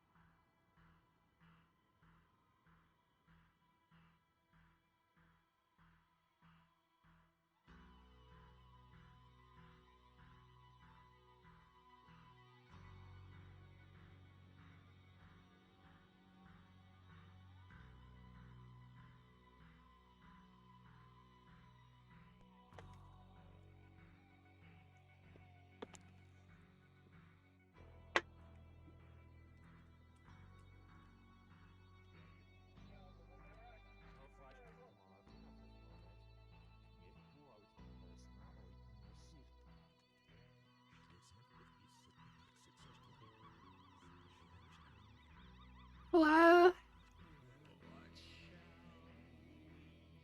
I have been through a lot of surgeries in my life. I was born with a cleft palate, and my teeth are kind of messed up from it, and the roof of my mouth is weird, especially. The roof of my mouth. So I've had it when I went to an orthodontist to get braces, and they took a mold of my mouth. And like part of the mold was for the roof of my mouth. And I don't know what she was. The equivalent of a nurse, but for a dentist. And she looked at the mold after she took it out of my mouth. She looked at me and she's like, wait, you have a cleft palate? Because, okay, at the time, so you have, in fact, I really don't know this as well as I should. You have a soft palate and you have a hard palate. And the hard palate is like part of what controls the airflow through your nose versus your mouth. And people born with cleft palate cannot control the airflow going through their nose. When they talk, it's really nasally like this. So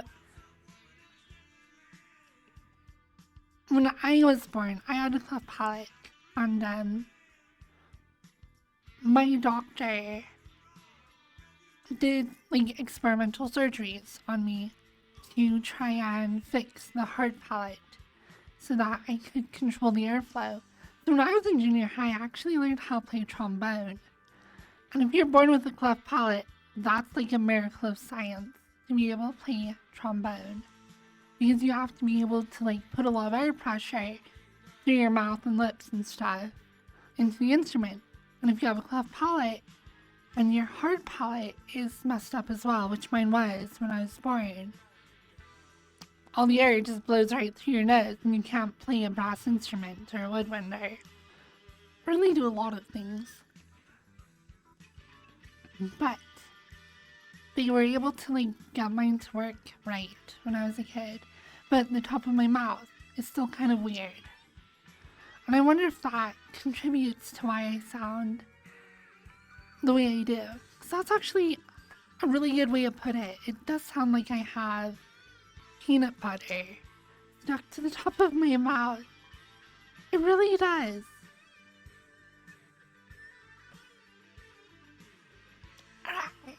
Right. Hello. I'm doing okay.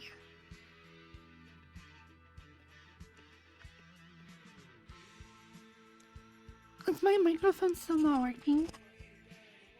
Hello? Hello?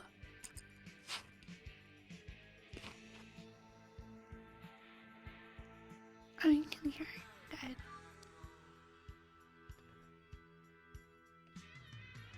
Good. Other than that, probably just being super lazy about enunciating my words.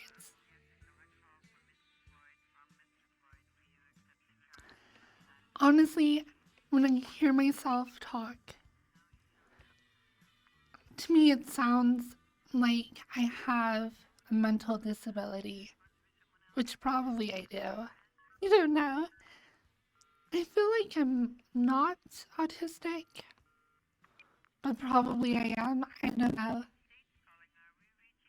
Maybe I have Asperger's or something. I I did go to a diagnostician when I was like elementary school or whatever. And they said I did not have anything like that. So definitely I'm on some sort of spectrum somewhere, enough for me to have been taken to a diagnostician as a child, but not enough to actually get diagnosed with anything. So, whatever.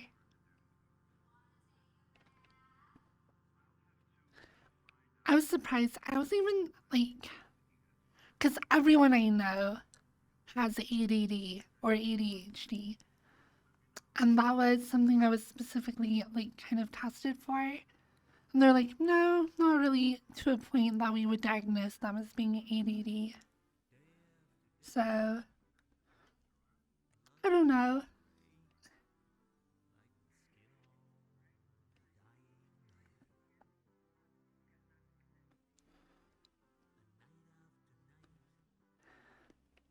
I'm just weird.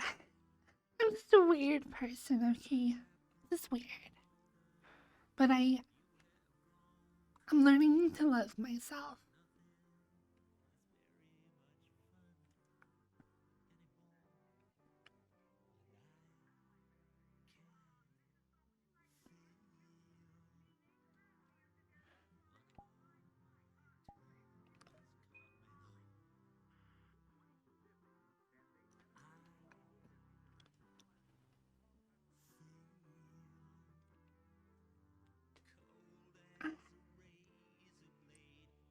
I love my couch.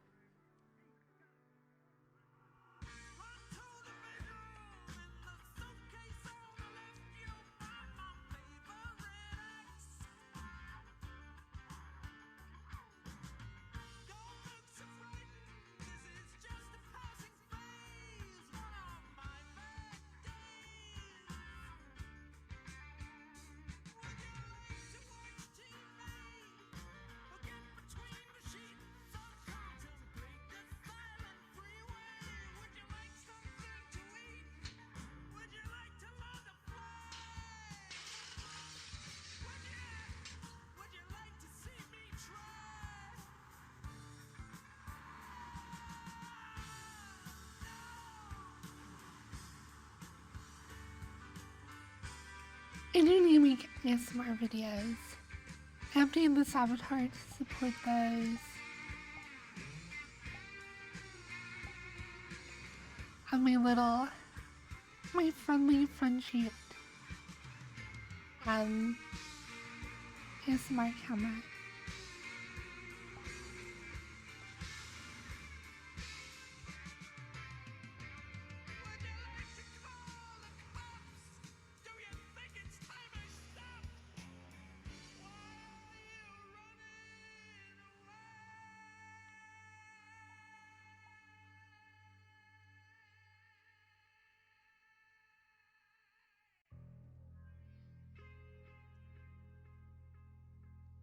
I've messed something up though. My left and right eyes are reversed, they're backwards. I think, right?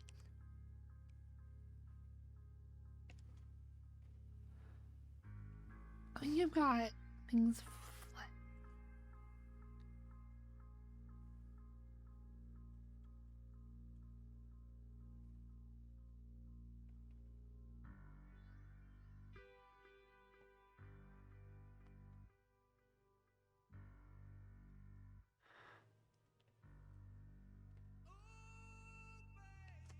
I love this camera.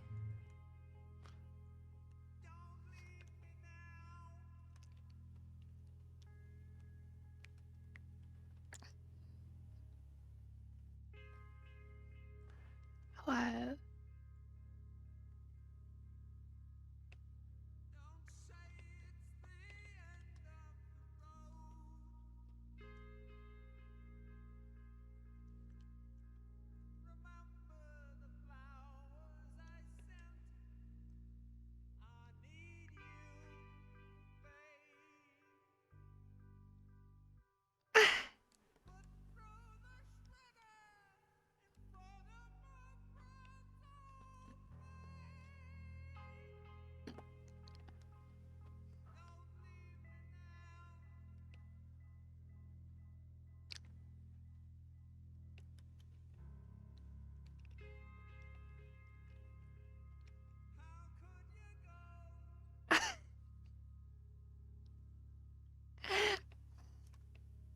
You're not focusing child gives you this like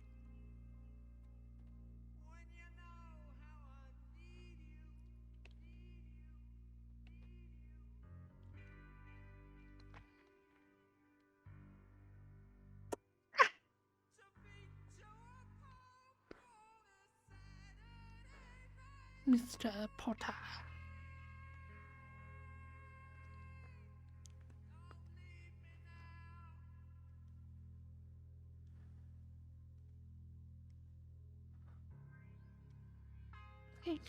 Hero heater.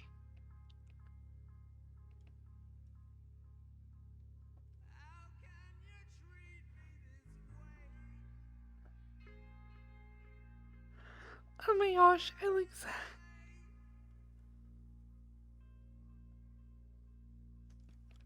So the way this camera works.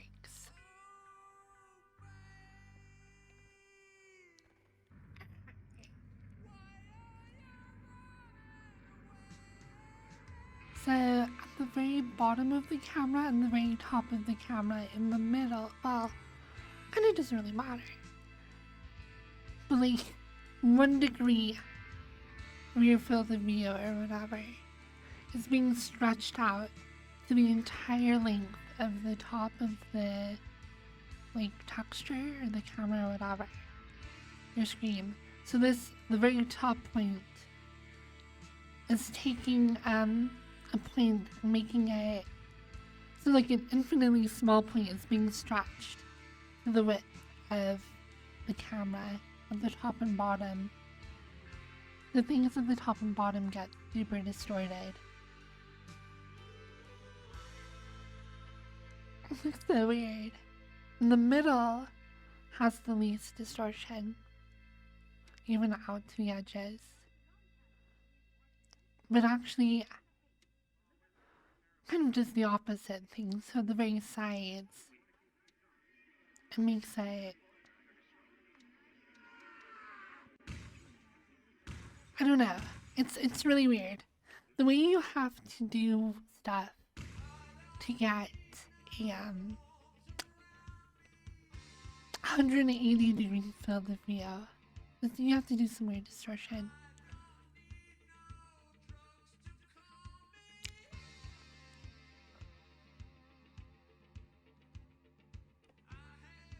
This is an equirectangular distortion, which is what is used by YouTube to do virtual reality videos.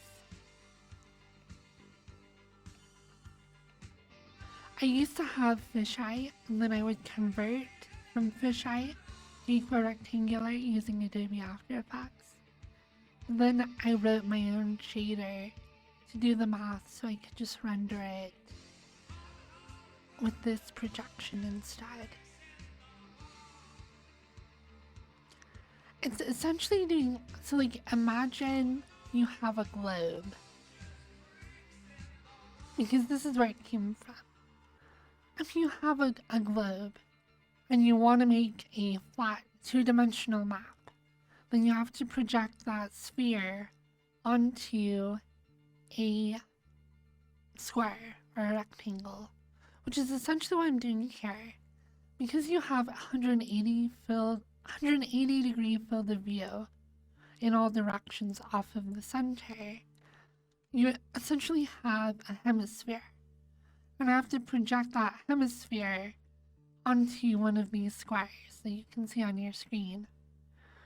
And so they just did, it's the equivalent of a Mercator projection, which is very common on maps, especially older maps, because it has mathematical inaccuracies. So you know how countries that are further north or south, like towards the poles, tend to be bigger on a map, or they look bigger on a map than they are IRL. So like Canada and North America looks as big as like Africa does, when in reality Africa is much, much larger. And it makes Russia, which is already a big country, look even bigger than it actually is. This is doing that same thing. So the further up and down you go, the bigger objects look, it stretches them out. So it has that same problem, but it can be used to like project it into a VR headset.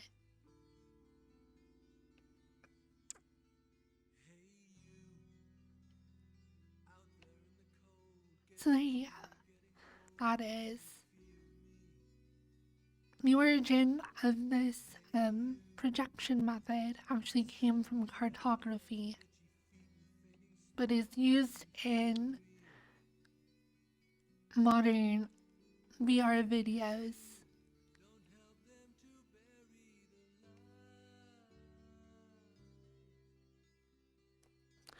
One of the advantages over this system compared to a fisheye lens,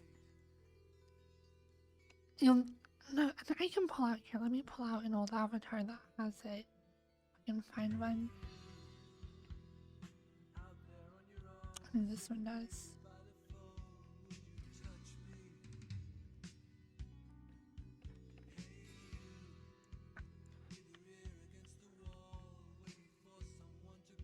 Okay, I have older avatar.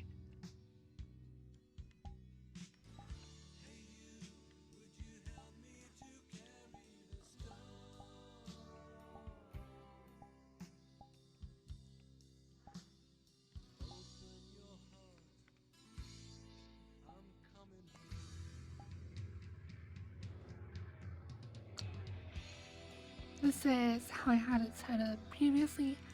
Here's the other right there. So this is doing a fisheye projection.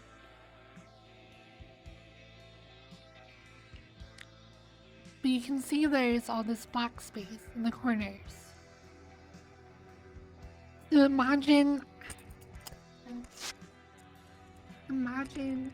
taking this pixel, like at the very top of this circle, and stretching it out so that this pixel, this single like angle up here, reaches to the very left and the very right corner of the square surrounding the circle. And that's essentially what my new camera system is doing. So it has the same distortion horizontally along the very middle, like right here, but at the very top, it's like taking that pixel and stretching it out to the edges of the square. So there you go.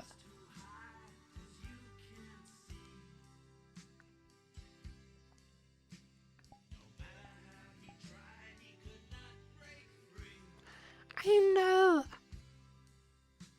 Oh.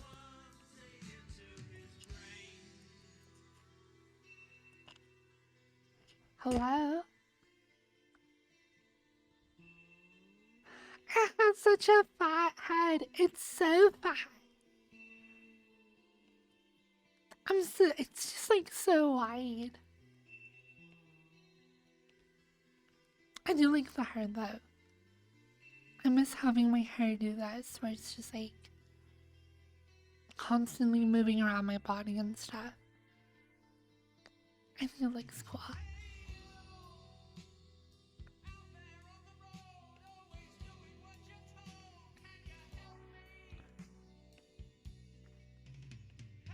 This avatar still has eye tracking though.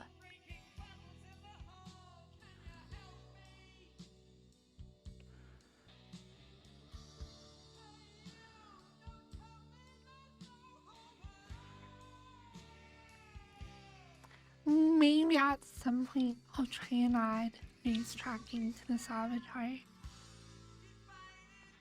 But even, I think if I had face tracking on this avatar, I think I still prefer my new one.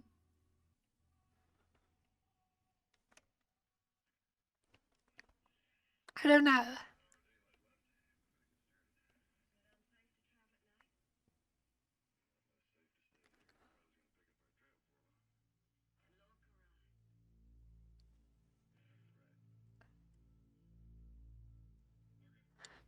I love the earrings on this as well.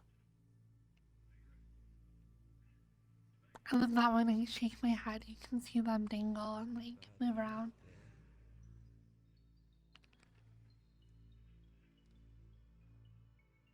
Little earrings, I can like play with them.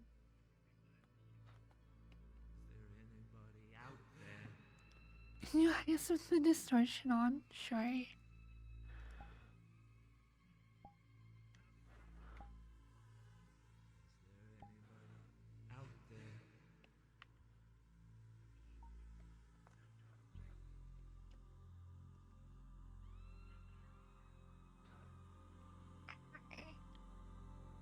Come here. I hug. Kind of higher than you though. It's like hugging you with my stomach. Oh wow.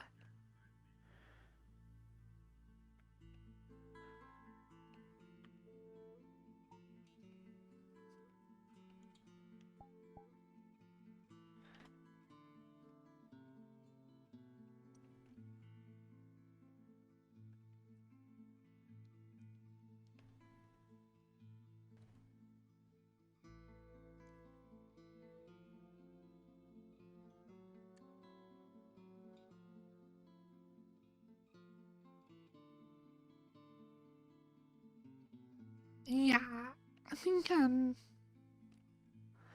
know if I just want to try doing it myself or like find an avatar maker and just have them do like a little bit of a recolor and like shading. Just add, I want to have slightly lighter skin with more pink, like on my older avatar.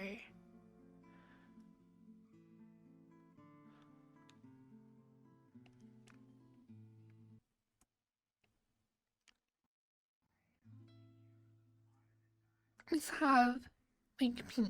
I like how my skin is very white, but like especially around my breasts, but also my collarbones, my shoulders. You can see how pink it is. I really like that. My underboobs are definitely very like shaded, which I really like.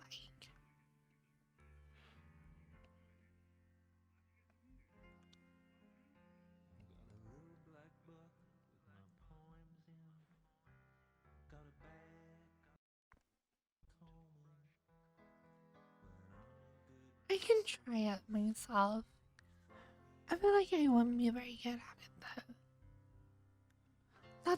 That's kind of my biggest weakness as an avatar maker. I'm really terrible at like Photoshop and like 2D art and stuff. I've gotten to be okay at doing like modeling in like Blender, but I'm still bad with textures.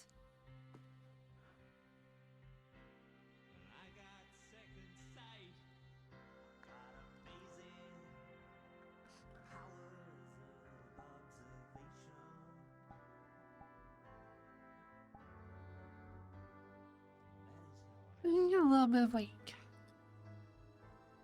I don't know, there's like something going on.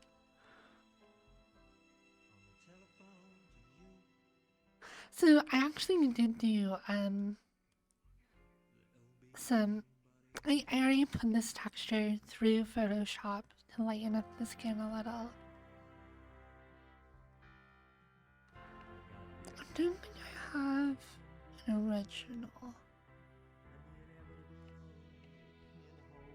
This is the fallback, but it doesn't quite look right.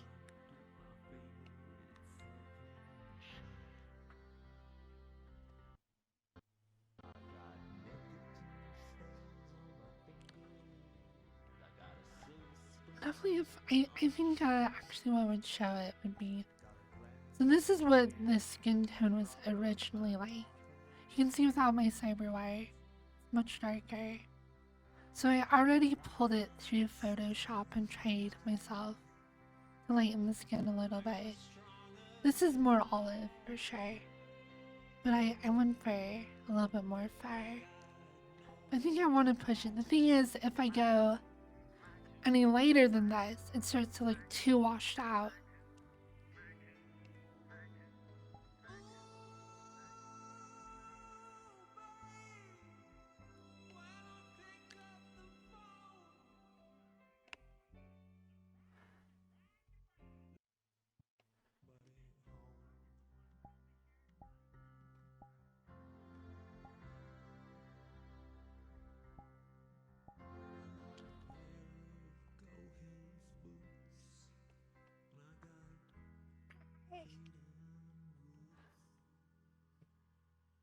Oh, I'm sorry.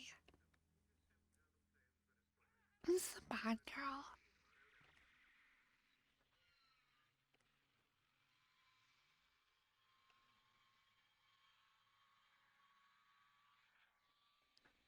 No. I have a I have like a big bruise on my butt.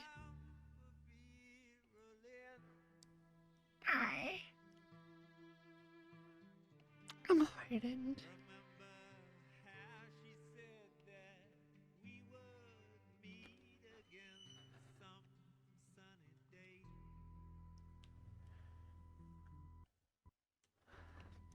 Wait, show butt again. I can't show you my butt.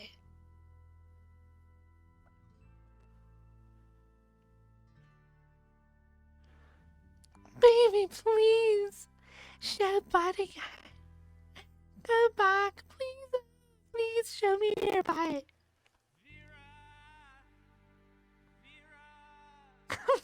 No, please. Oh, wow.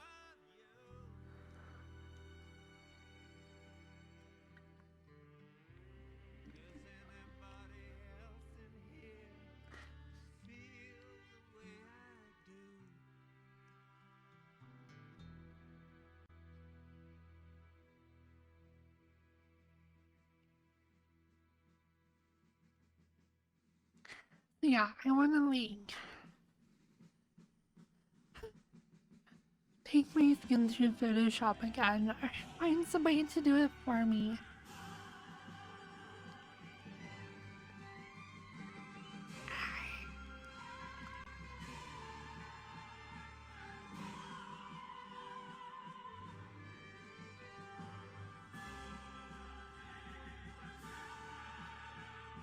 Looks very appealing. Yeah, I just did it as a quick joke.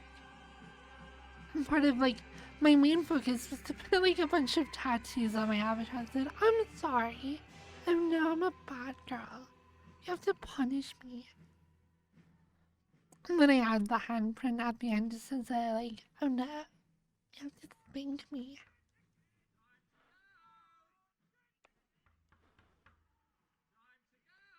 It was funny though.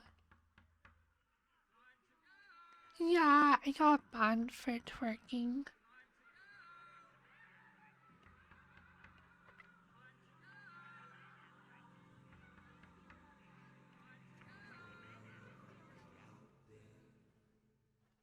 I just love the I'm sorry.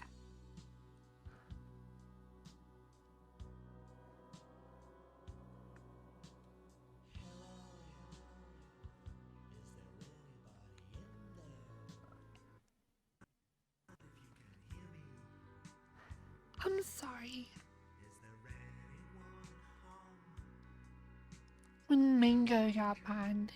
Crumpet did like a video with her on TikTok where Crumpet was saying that I'm sorry. Oh, I'm sorry. Just the most disingenuous thing ever. Oh my gosh. Blow me.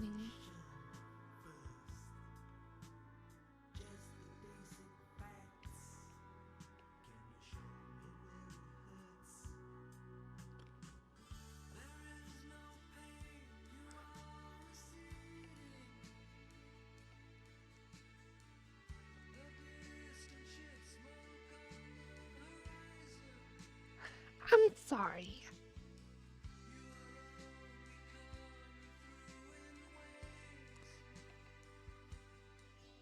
And I have a little teardrop on the side as well. Harder to see with all my hair and stuff.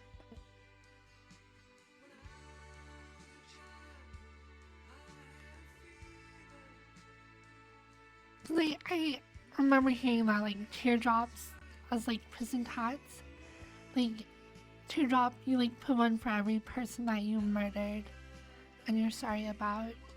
But you put them above your eye if you're not sorry. So if I ever get banned again, I'll pull this avatar out again with another teardrop. I'm sorry. Wow.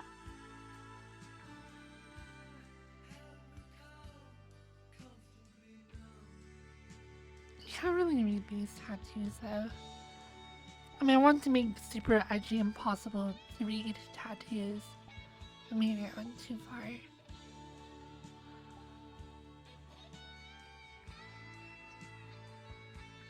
It just says bad girl.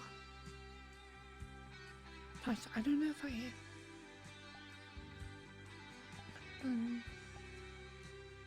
Oh yeah. I just on this.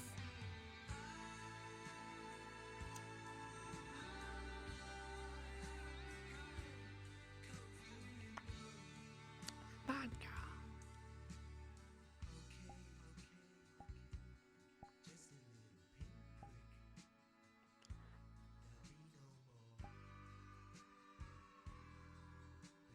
Also have this bra I never really use. I don't know why I would use this bra compared to this one. This one is just a little bit more flattering than this one. Versus a tank top. And the swimsuit that I kind of like to use as a default.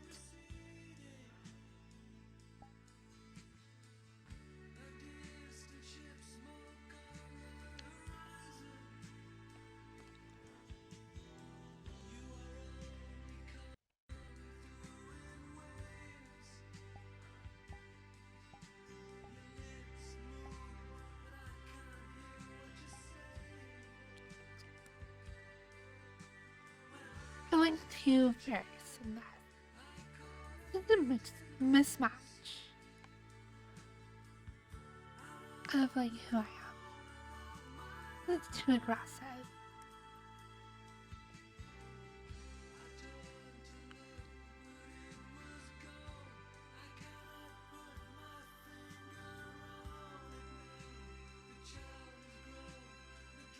I do think that it is the best style though of the hair options that they have.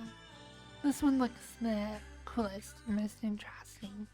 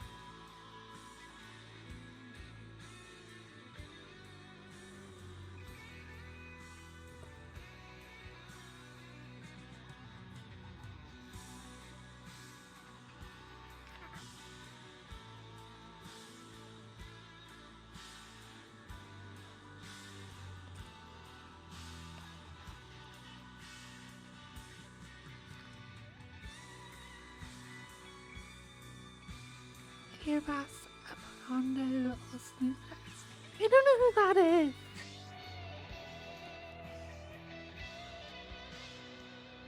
Apagondo Lucas Sombra.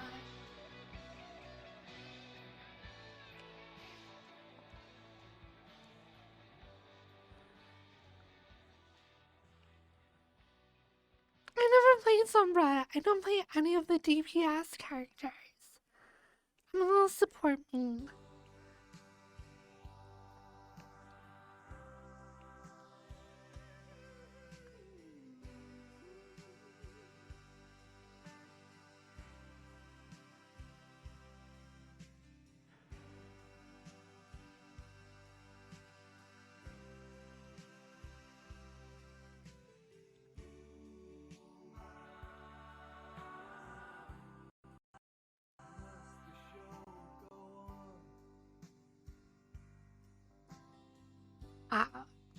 This is reaching back.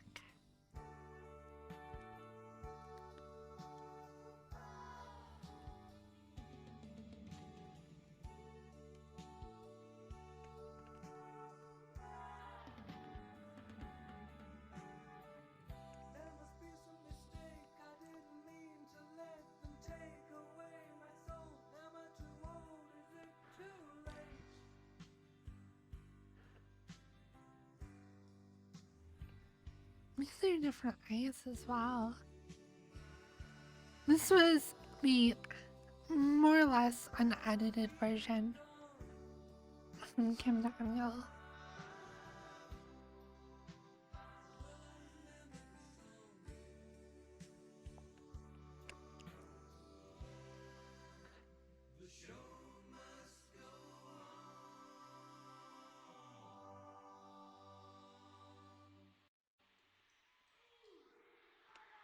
And I made it like a little more latexy.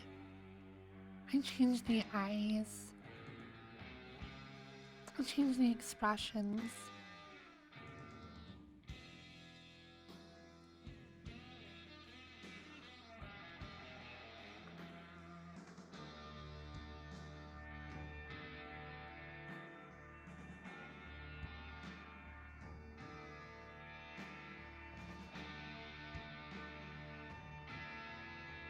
The eyes are actually still not to a point that I've had them for a long time, because I widened the eyes out a little bit.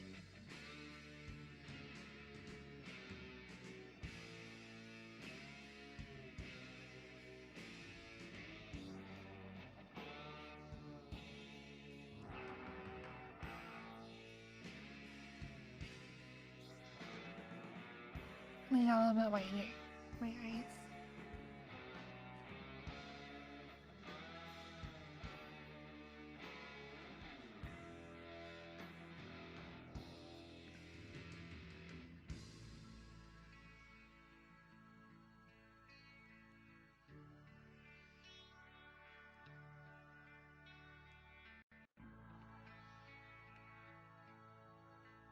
And then I got my 2.0 version.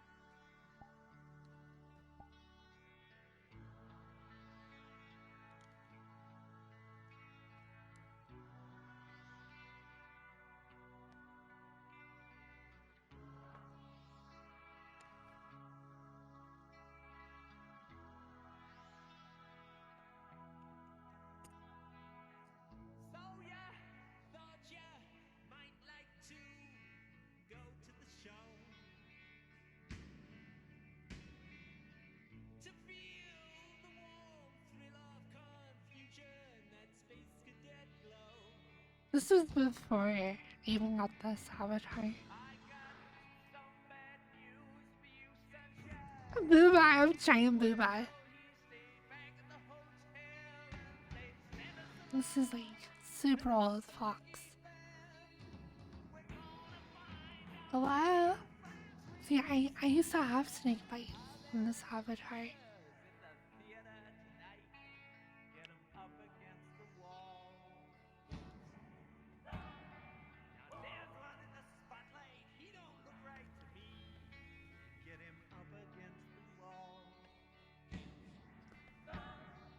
really get a lot of.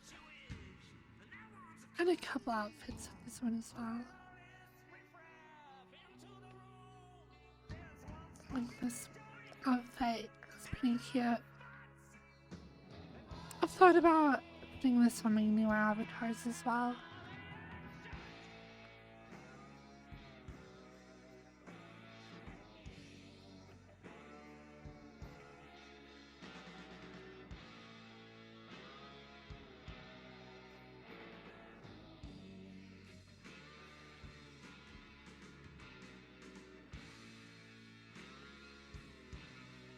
And for like 2 weeks, I used this avatar.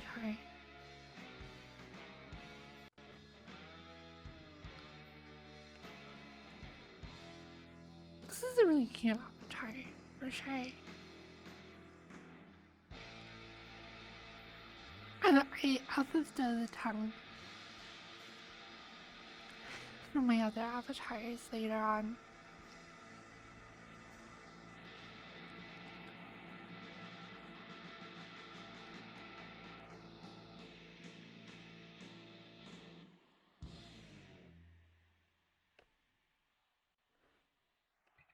Yeah, the glitter here is a little too aggressive.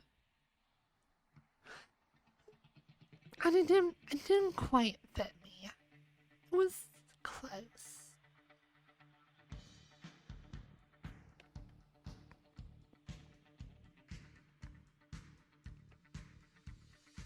Yeah, and then I got that other avatar.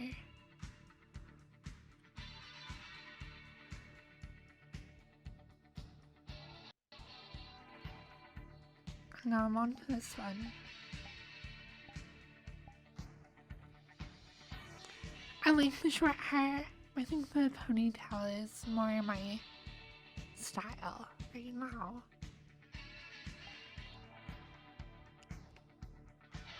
I want to add long hair back on as well. So this long hair is so stiff. I'm kind of styled in a way I don't love.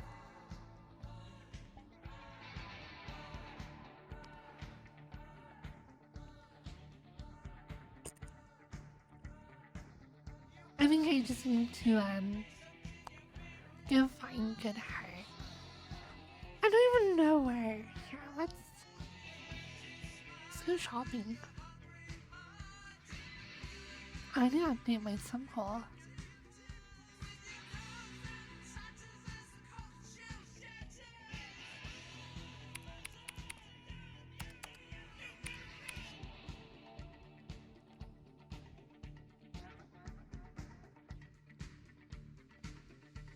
Let's see, I don't even know where to like.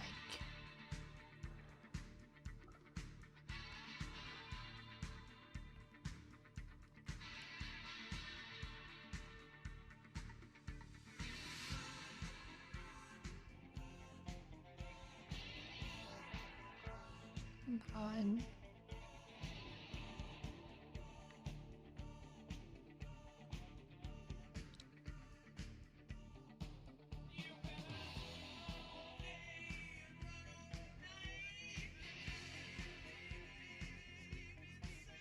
And that one.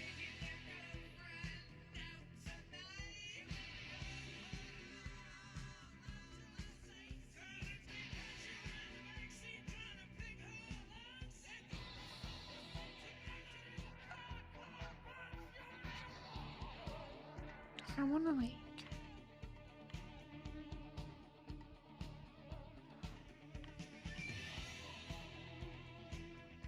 go over here.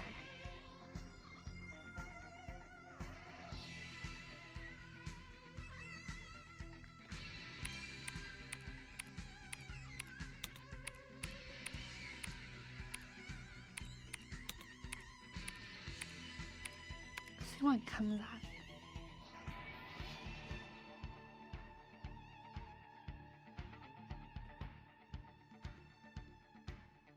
These are all free, but hey guys, I heard you like Firefox. I put Firefox in your Firefox. Yeah, I still need to configure the tongue as well.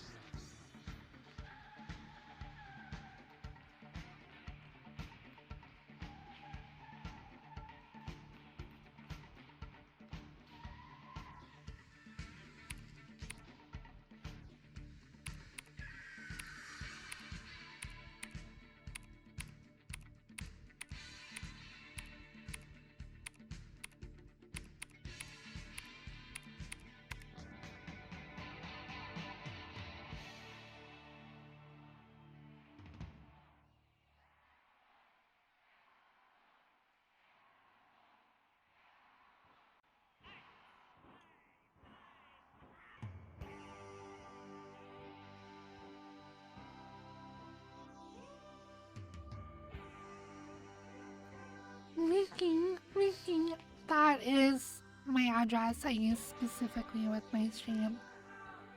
Kind of more for business. I don't know. I don't mind too much if people see that address though.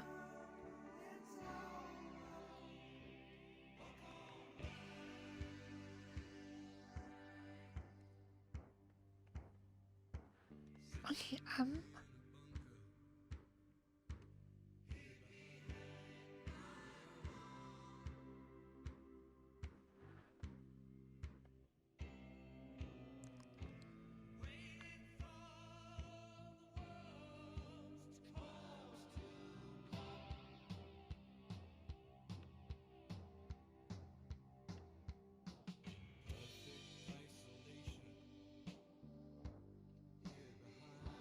it's really hard to do in VR. I don't have the precision to grab the corner. Come here, corner. There we are. Mario.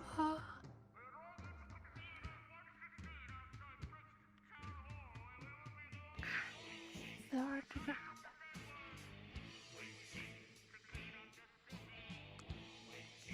Okay, let's see about that size.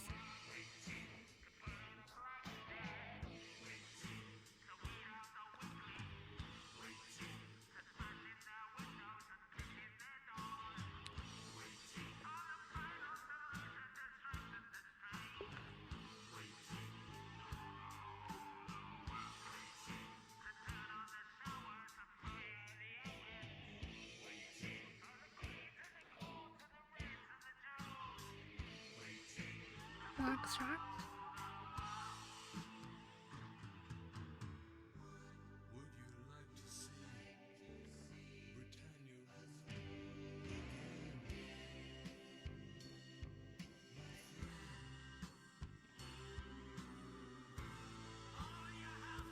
There it is.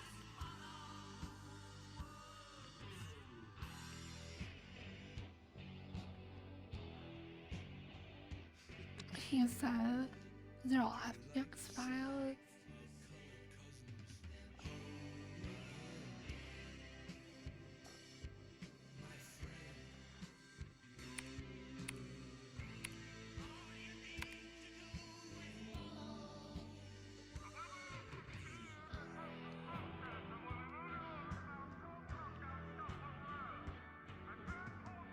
What are you doing? I don't know. Just looking at stuff, I guess.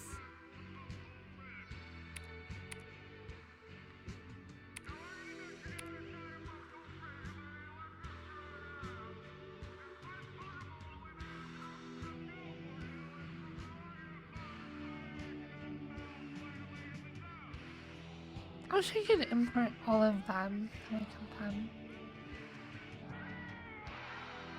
You have to like import them all individually, which is super annoying.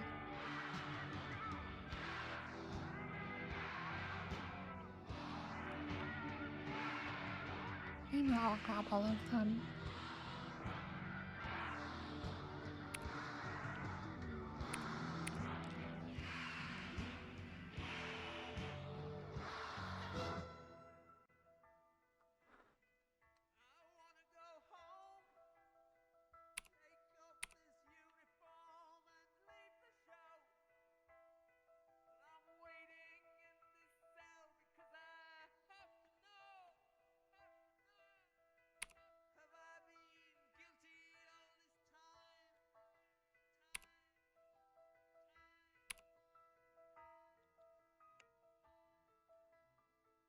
This is weird to do in Blender.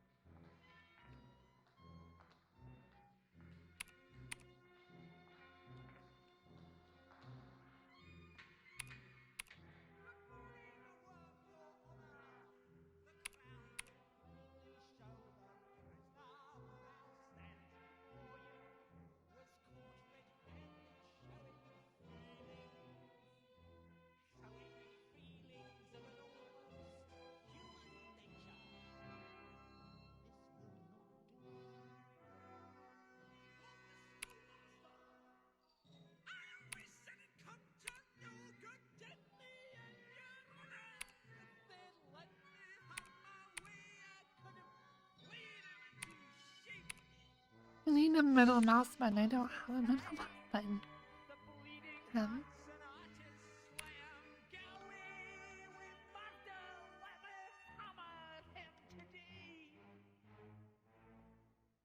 those are a bunch of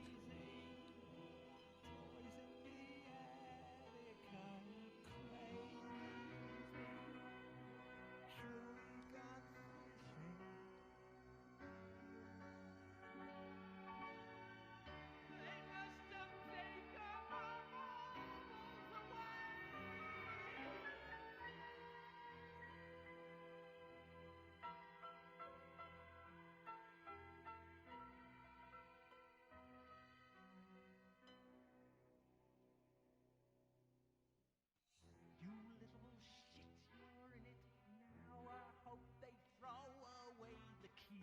You should have talked to me more often than you did, but no, you had to go your own way. Have you broken any homes up lately? Just 5 minutes, Worm, Your Honor. Him and me alone.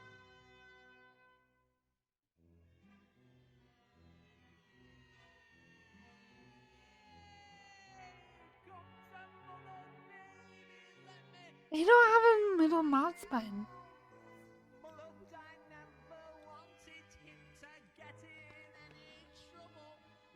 I want to be able to look at me.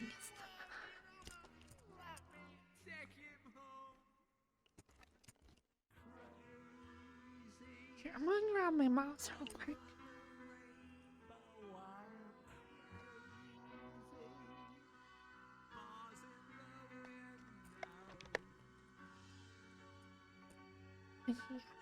Here's my mouse.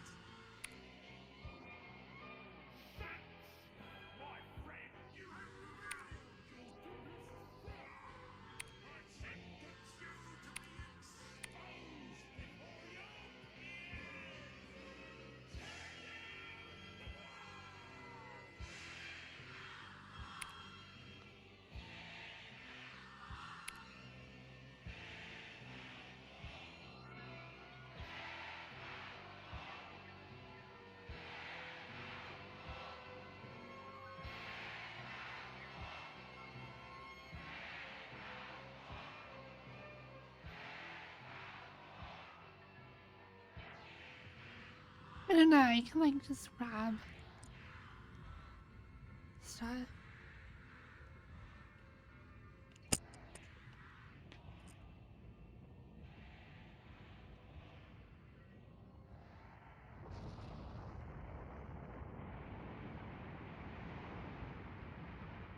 I should have done this different.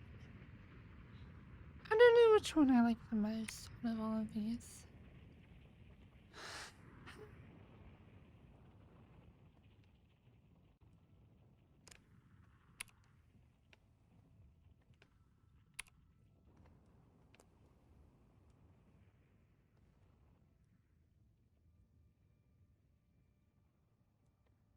One looks cool. I like this one, I think.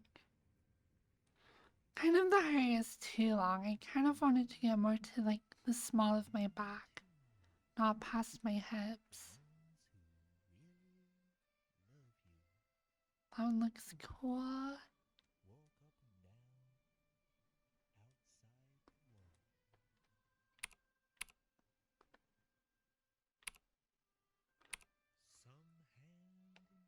Let's try this one.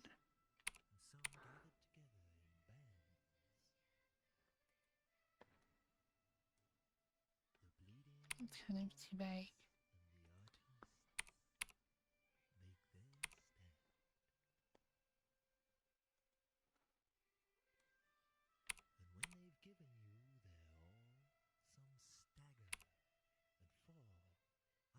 It's a lot smaller.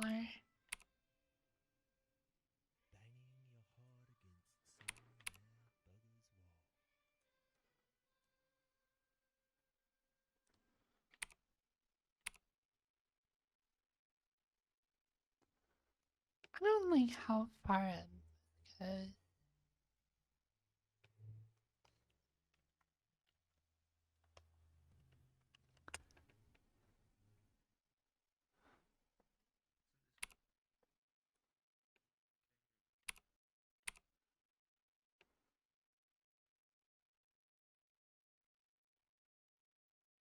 These are all still too big.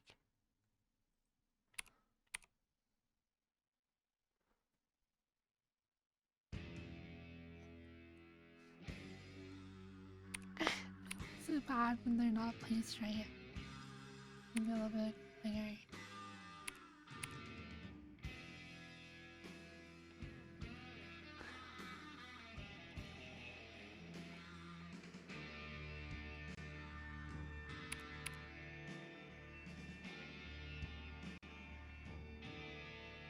I don't hate that one though.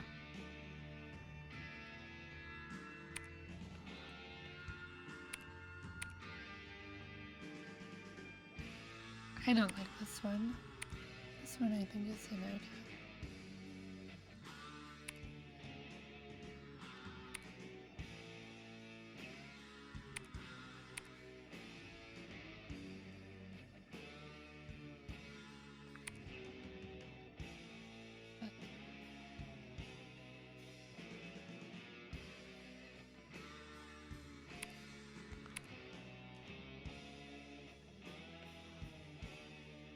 I don't like this one. Even if I got positioned right, I don't think it would work well.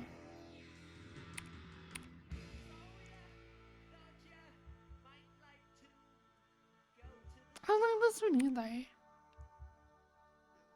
I don't like any of these so far, really. I mean, one or two of them I think was okay.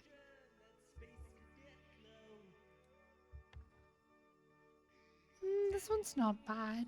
I like that it has a ponytail. It's so crazy though, look at the volume of hair. I like how it looks up front though.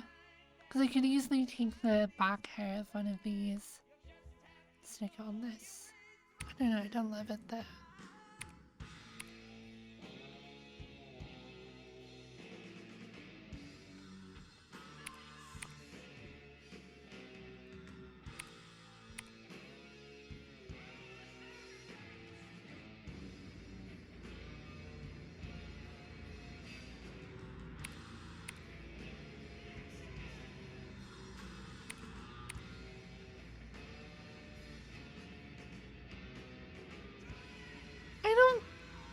I don't know, maybe I'm not sizing any of them correctly. I don't love any of these. Oh no! Third time, let's see, let's grab another album. I love this album, okay? I can listen to it forever in the background.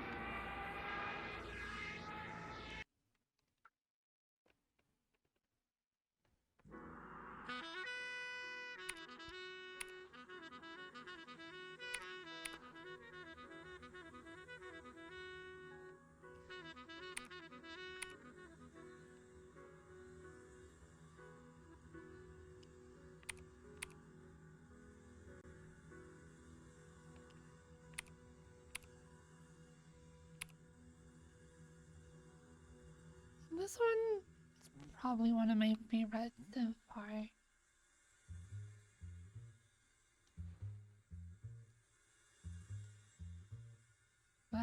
Oops. Okay, apparently this is not the best way to do Blender work. I'm using a virtual keyboard and like my wireless mouse that keeps on having issues because I'm too far away from my computer.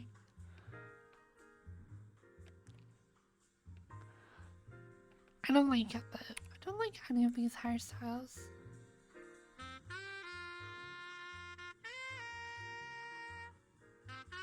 I don't think I'm gonna find one that like we'll have to look for a while.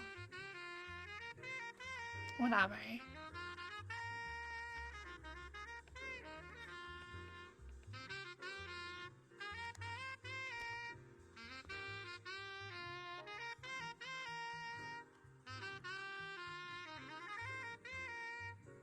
Hello, Jolteon, Jojo, Yan.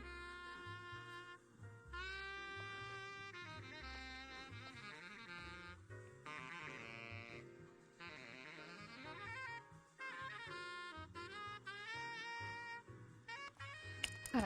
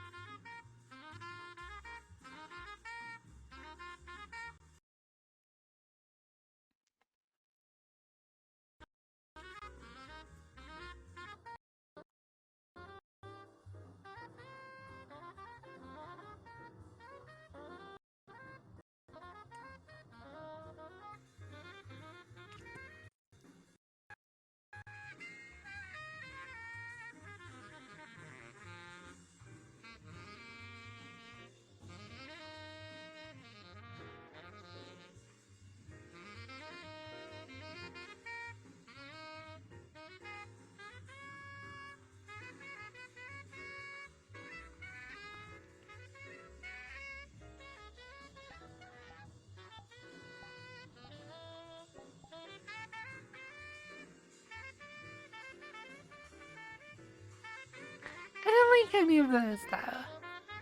Finding new hair is gonna be hard.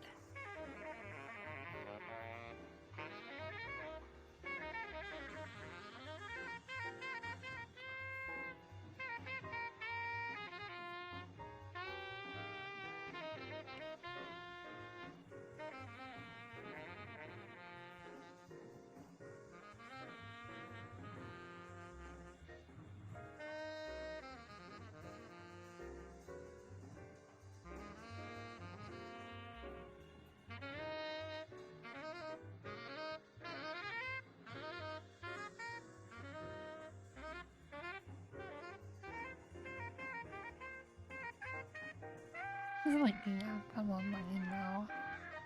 Sorry. It's just been something that I'm not. There is. I would say.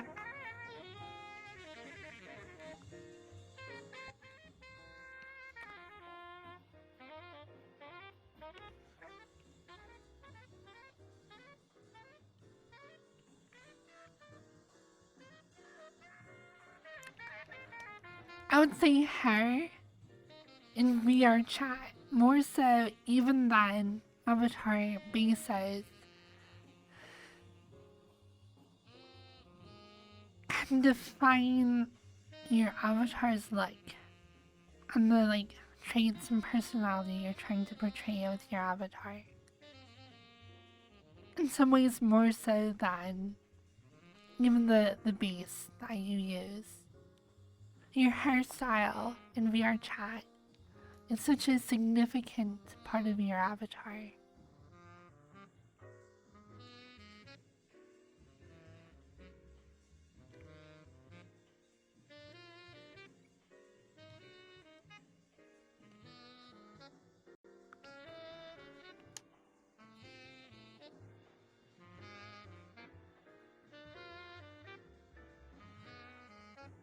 I don't know. I'm wondering if I should use this hair and then try and add detail into it so you can see strands better.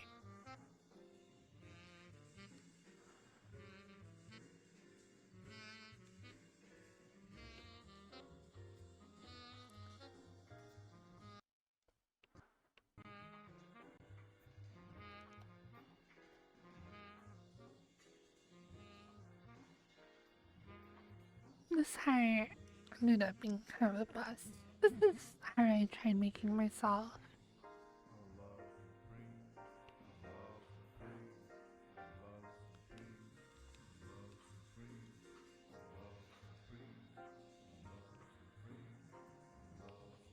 Was my first attempt at her.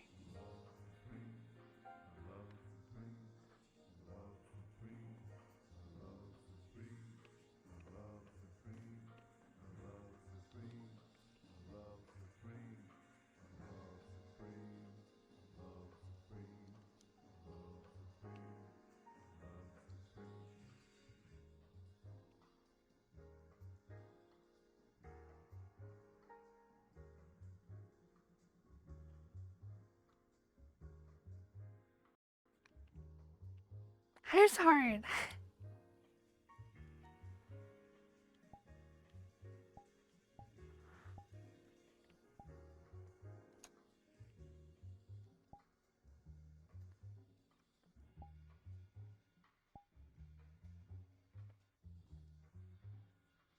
Because this heart is definitely the coolest.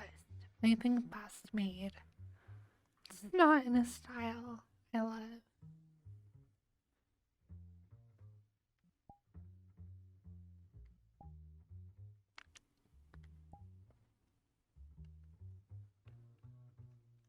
It's hard. Oh my gosh, it's already 3 p.m. Wow.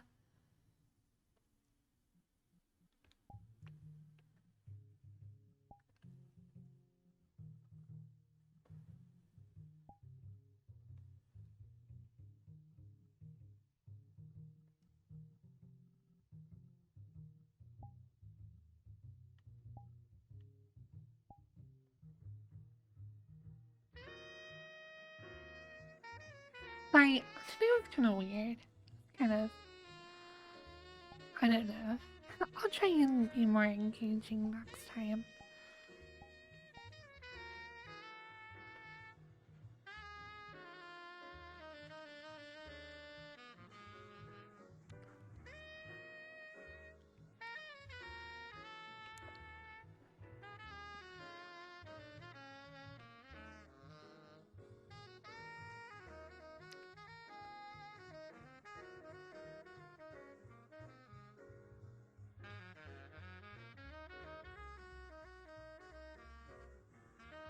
He's a good person to read today. I'll read someone that I don't normally read, just like not Mingo or Crumpet. Someone else for once, Lamau. The hole is on.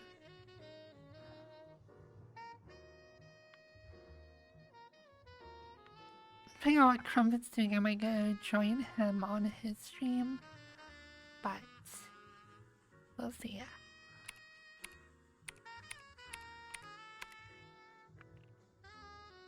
Burger meow, burger. Tavin is on. Jufa, Snumble, Bump. I do like reading Snow. That is true. I do read her pretty common.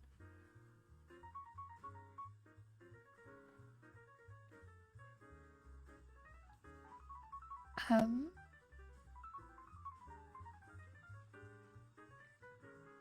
don't really know of other people. So my followers have Snow, Jufa, Tavin, Crumpet.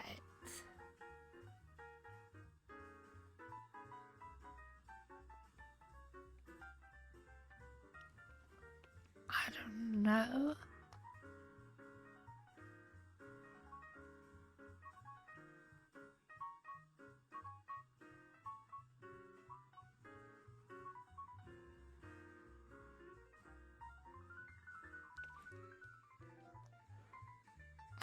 Let's do Tavin. I don't read Tavin. Let's do Tavin. That was a good suggestion. I was trying to be between Tavin or Snow. And I'm like, I read Snow enough. I do want to read Snow more though.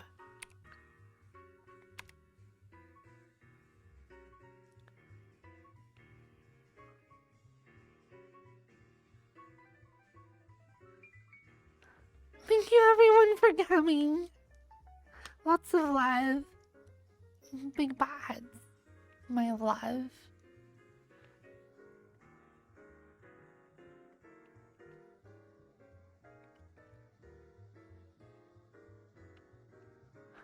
Mwah. Yes. Tomorrow, more sexy stuff. I'll try and get my maid outfit done and do stock RP with you guys. Maybe I'll get another sexy outfit. Something absolutely borderline. And, we'll see.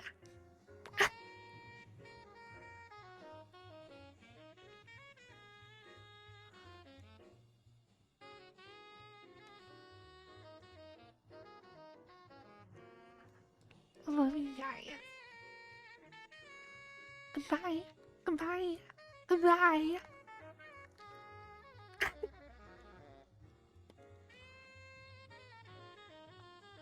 Winter's here. Take care of yourselves. Uh-oh. And my battery just died on my headset. I guess that's okay since I love my stream anyways. Bye! Uh-oh. Oh no, I misplaced my mouse. Still locked. Stop looking! And